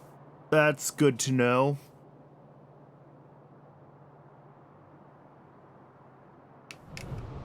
Not that we're currently using our full aluminum capacity, but like, if I look at chips, yeah, with 14.4 phosphoric and 8.4 phosphine,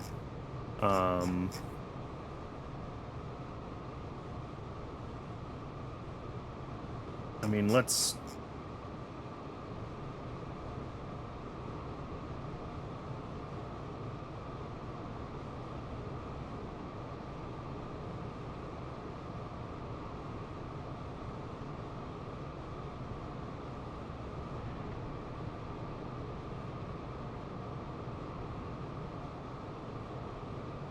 Ugh.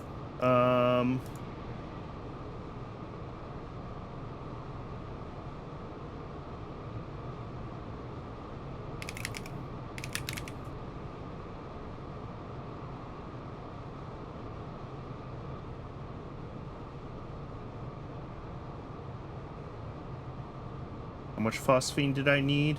8.4.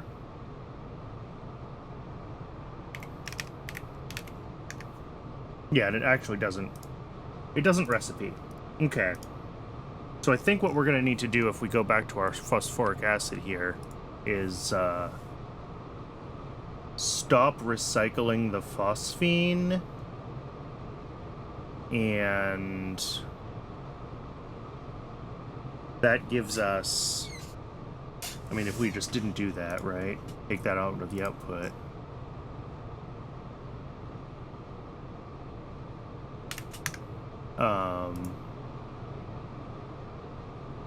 Yeah, 10 a second phosphine and 20 a second phosphoric acid. We need to make this bigger, and then we also need to have, like, a phosphine to phosphoric that's just like an overflow, right? Because right now we run this all the time. So I think we need to flip this to an overflow and also increase, like, the total amount of phosphoric acid that we're doing here.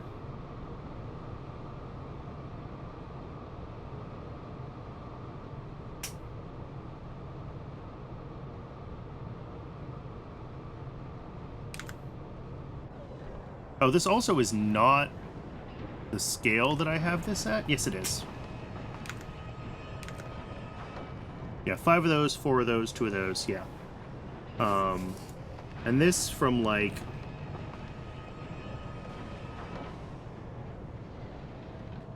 Ancient Remains mining... This actually wants me to be mining 1.5... just to run it at this scale. And we need to be making this bigger, even. Cool.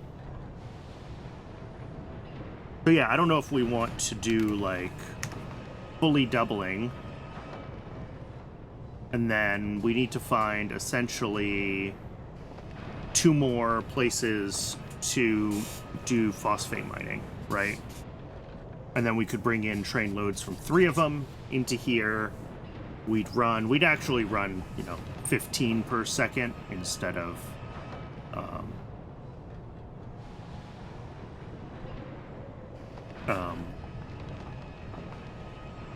16 per second, right, of the phosphate rock. But that's fine.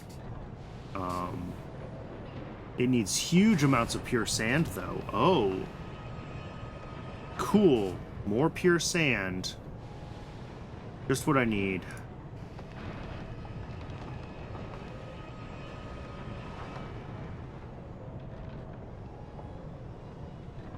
I don't have another way to make phosphoric acid that's, like, less horrible, do I?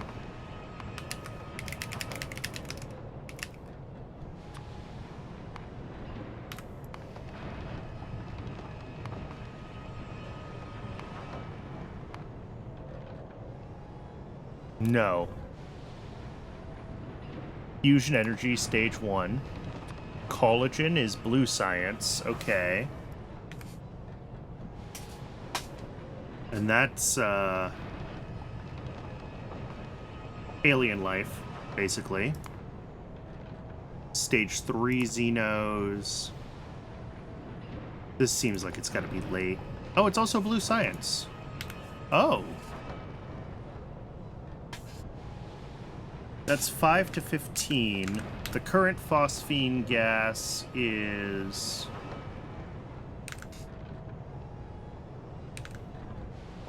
20 to 16. Okay. This is a fantastic recipe compared to what we've got now with our phosphine to phosphoric. Right? 50 to 40 versus 5 to 15. Yeah, it goes from 0.8x to 3x. That would be a huge boost to phosphoric acid production. Okay. Okay. Yep.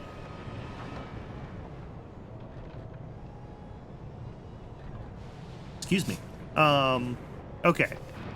So this is the game telling me, just like with the blue recipes for, like, better silicon, this is the game telling me that I really shouldn't be scaling red chips until I have, blue science, right? It's telling me to do a minimum blue chip build.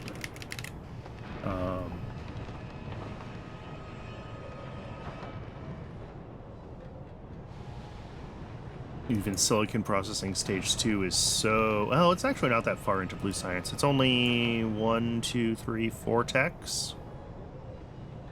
Yeah, heavy oil, diamond mining, which is probably its own thing, and then to silicon processing. So, not atrocious. Not good, but not atrocious.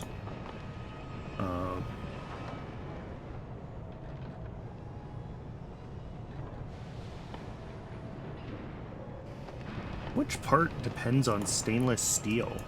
Oh, I need it specifically for electronic. What uses stainless?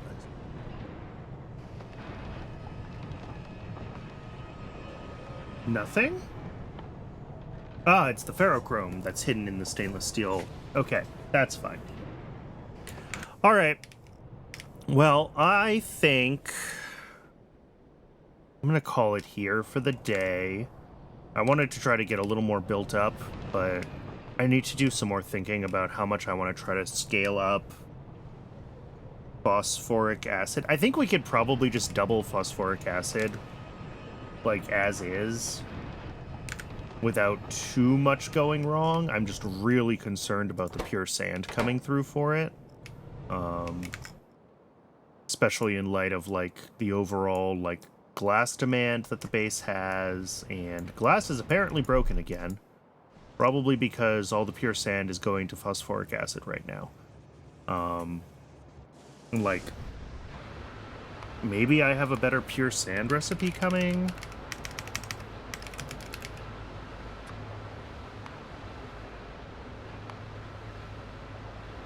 No.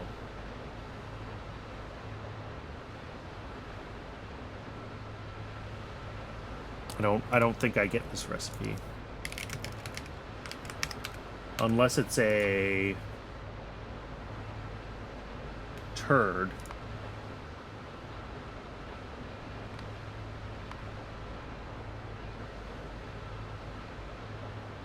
And that would be the turd for the sponge.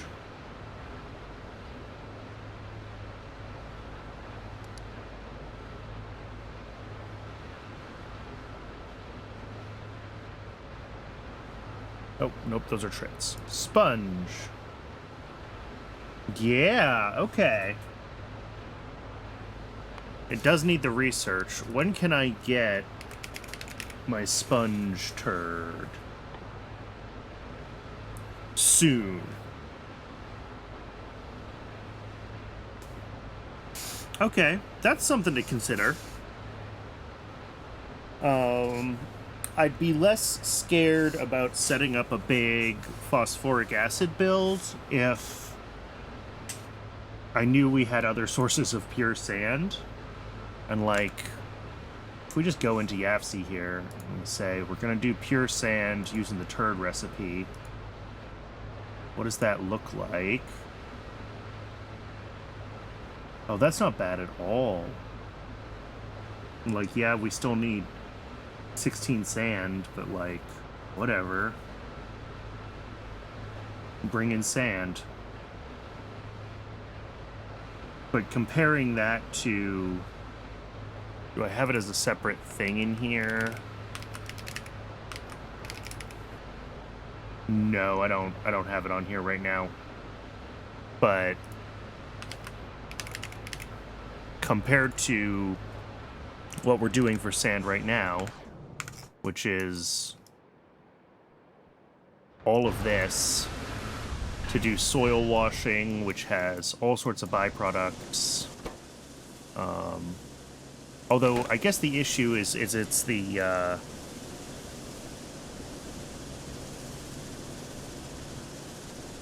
yeah, 10 sand to 8 pure sand, plus muddy sludge that you have to deal with, or 16 sand, or whatever this recipe is, 8 to 16. Yeah, this is significantly better. I mean, it's possible that there are other really good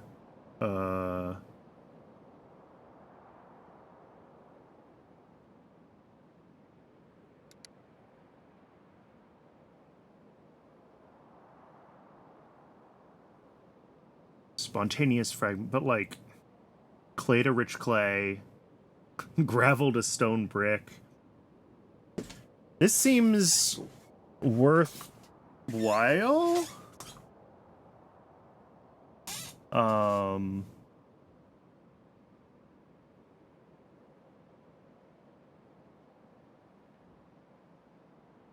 Yeah, so these have a chance of like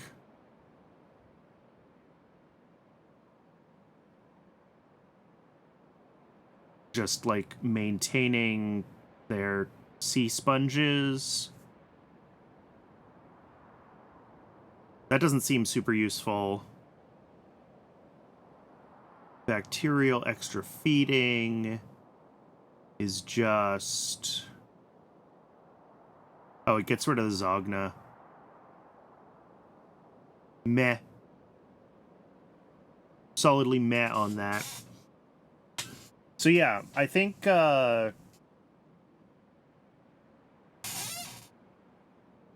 this sea sponge for pure sand, if that is as goated as it seems, then that is what we will use eventually.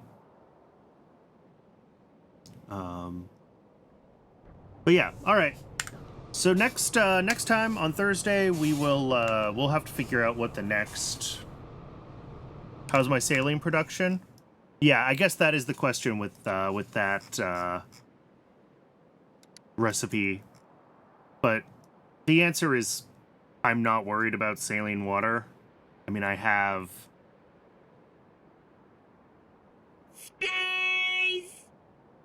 Oh, and Grim, thank you for the 3 months. I really appreciate it. I mean, if we check... Yeah, this isn't even running right now. So the answer is I have enough for the current base. And I actually have a third salt mine that makes saline water as well. So I'm not doing tar quenching. I'm pretty much entirely still doing this tar processing chain because I need the fuels. Like, my liquid fuels have been sketchy.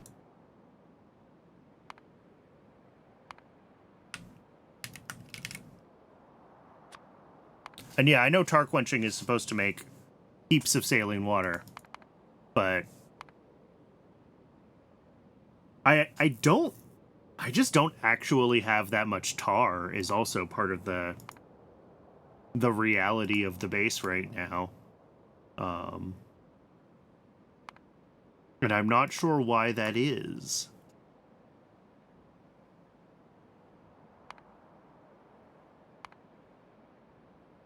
The soot's nice for silver too? Yeah.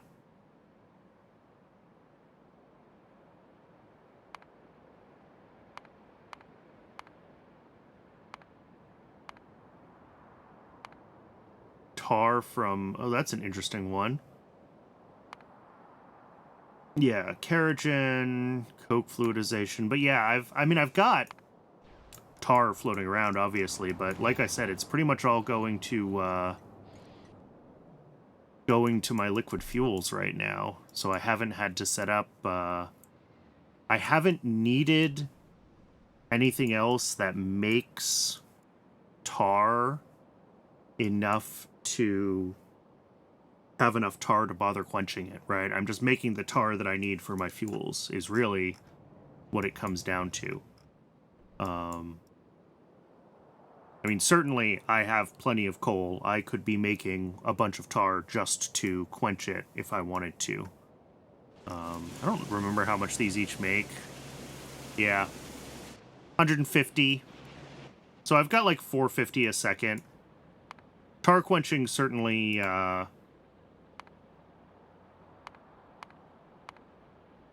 is a lot. Yeah, and the soot is good for, like you said, for silver, and yeah, extractors are also nice and easy. I have one as like an emergency tar source. But yeah, obviously if I'm gonna go with that turd and start using those recipes, I'm gonna need a lot of saline water.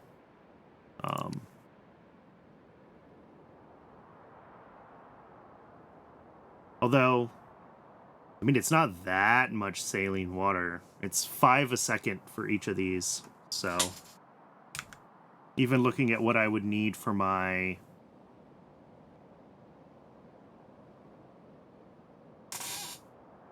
phosphoric acid upgrade, getting this to double size.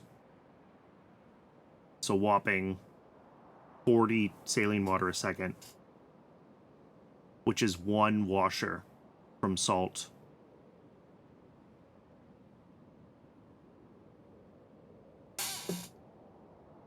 So, I'm not too worried about that when the time comes.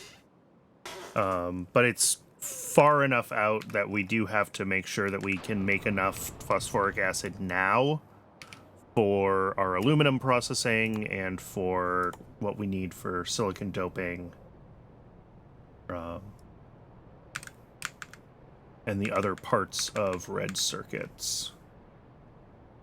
Thought I needed I need phosphoric acid and phosphine. What needs the phosphoric acid? Etching solution. Okay.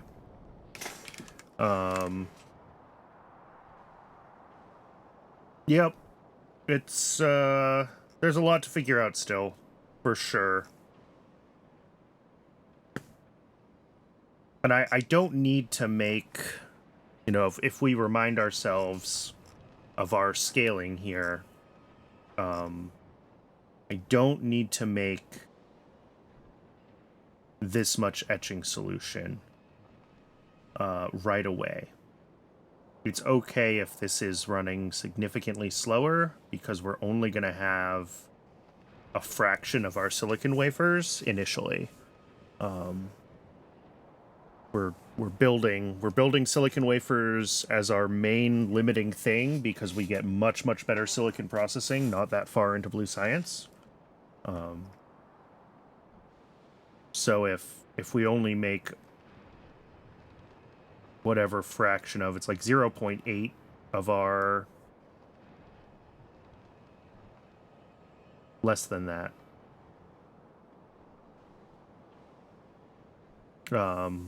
0.08, there you go, of our etching solution, which is like half, 0.5 per second. It's a small amount.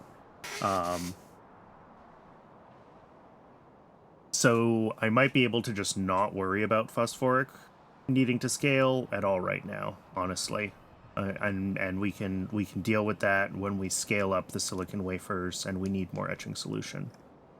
As long as I make the phosphine gas available, which it's not right now, it gets turned entirely into more phosphoric acid.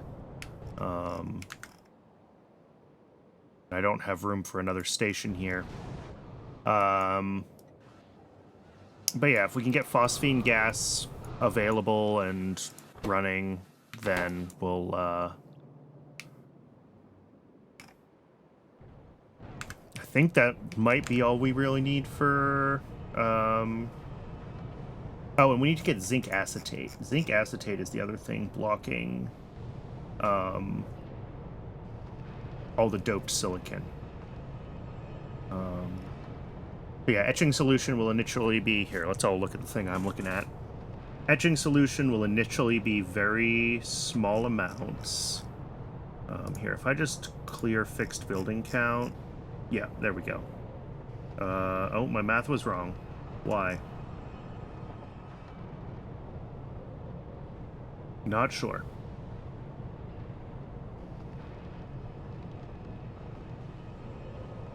Okay, but still. Fraction of what we needed before. Only 1 phosphoric a second. And then...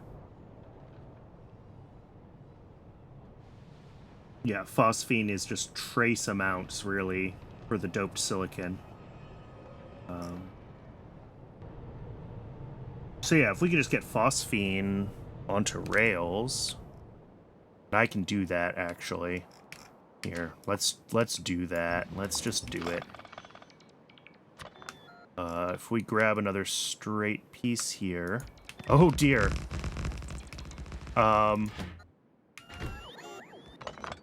Well, I took apart a train while it was running. Cybersyn will figure it out and redispatch it eventually. Now I have to put the train back down.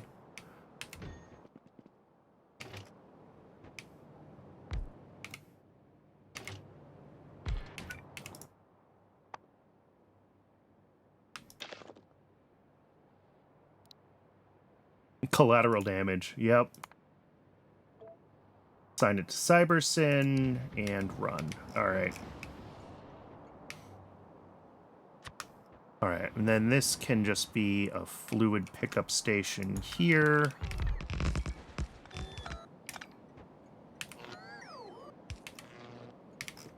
And then where we're doing this...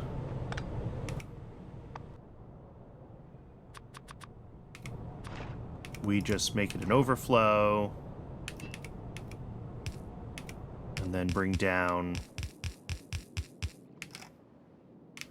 the phosphine.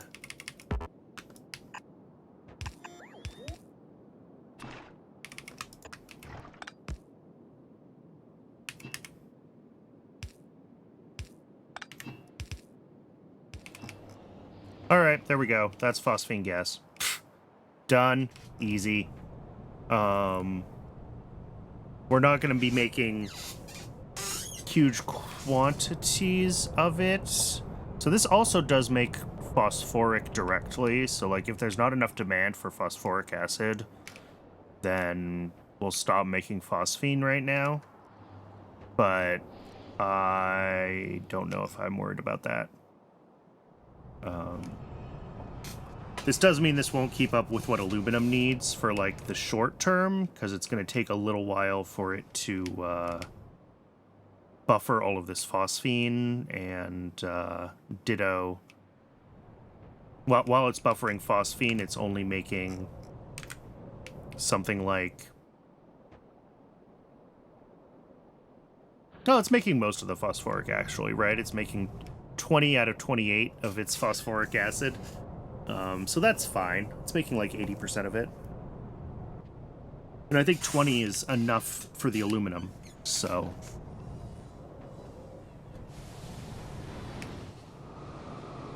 Although, technically I don't think the phosphoric mine can keep up with it. Whatever. It's fine. We'll have phosphine available for doping next week. Alright.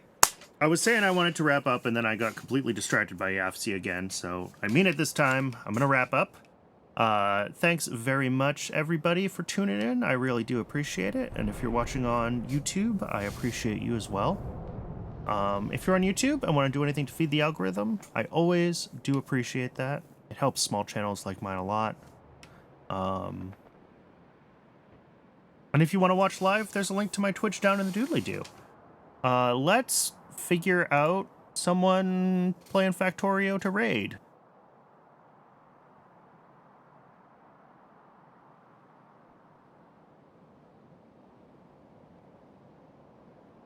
If anyone has suggestions for someone to raid, I'll always take them. Otherwise, I will just flip through the list and,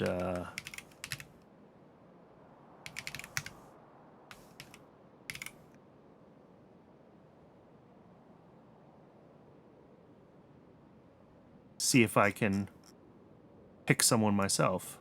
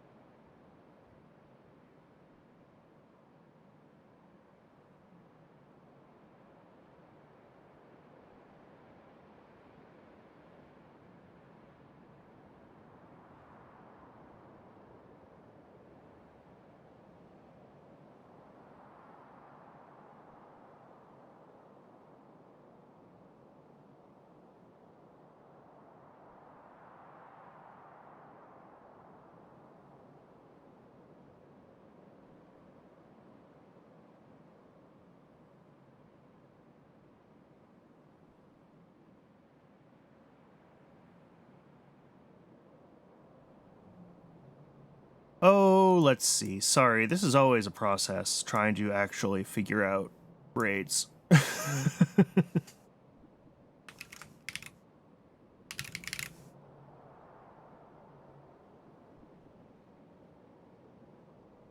Nobody doing pie besides me right now.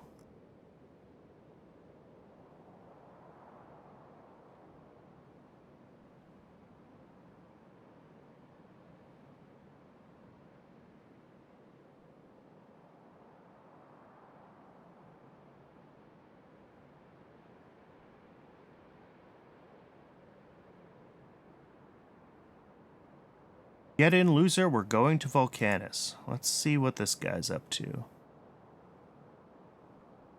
Yeah.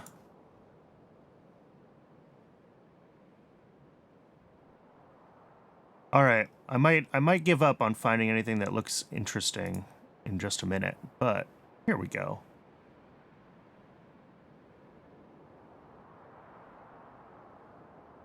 Random person, 3 viewers playing Factorio. Let's do it. Raid.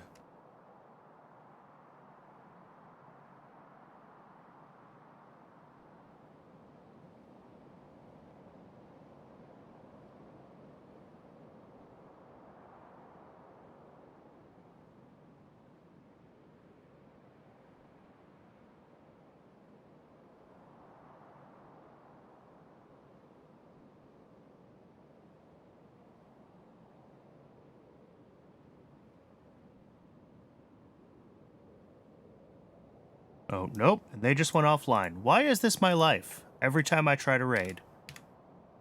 Shouldn't be this hard.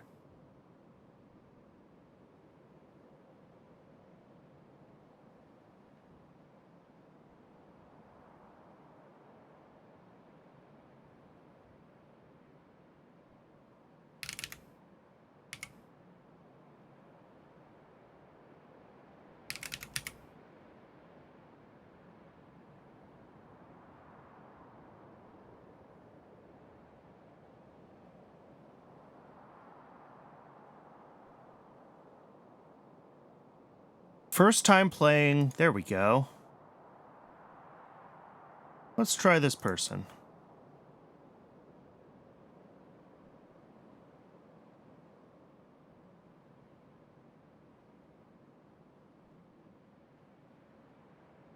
All right, there we go.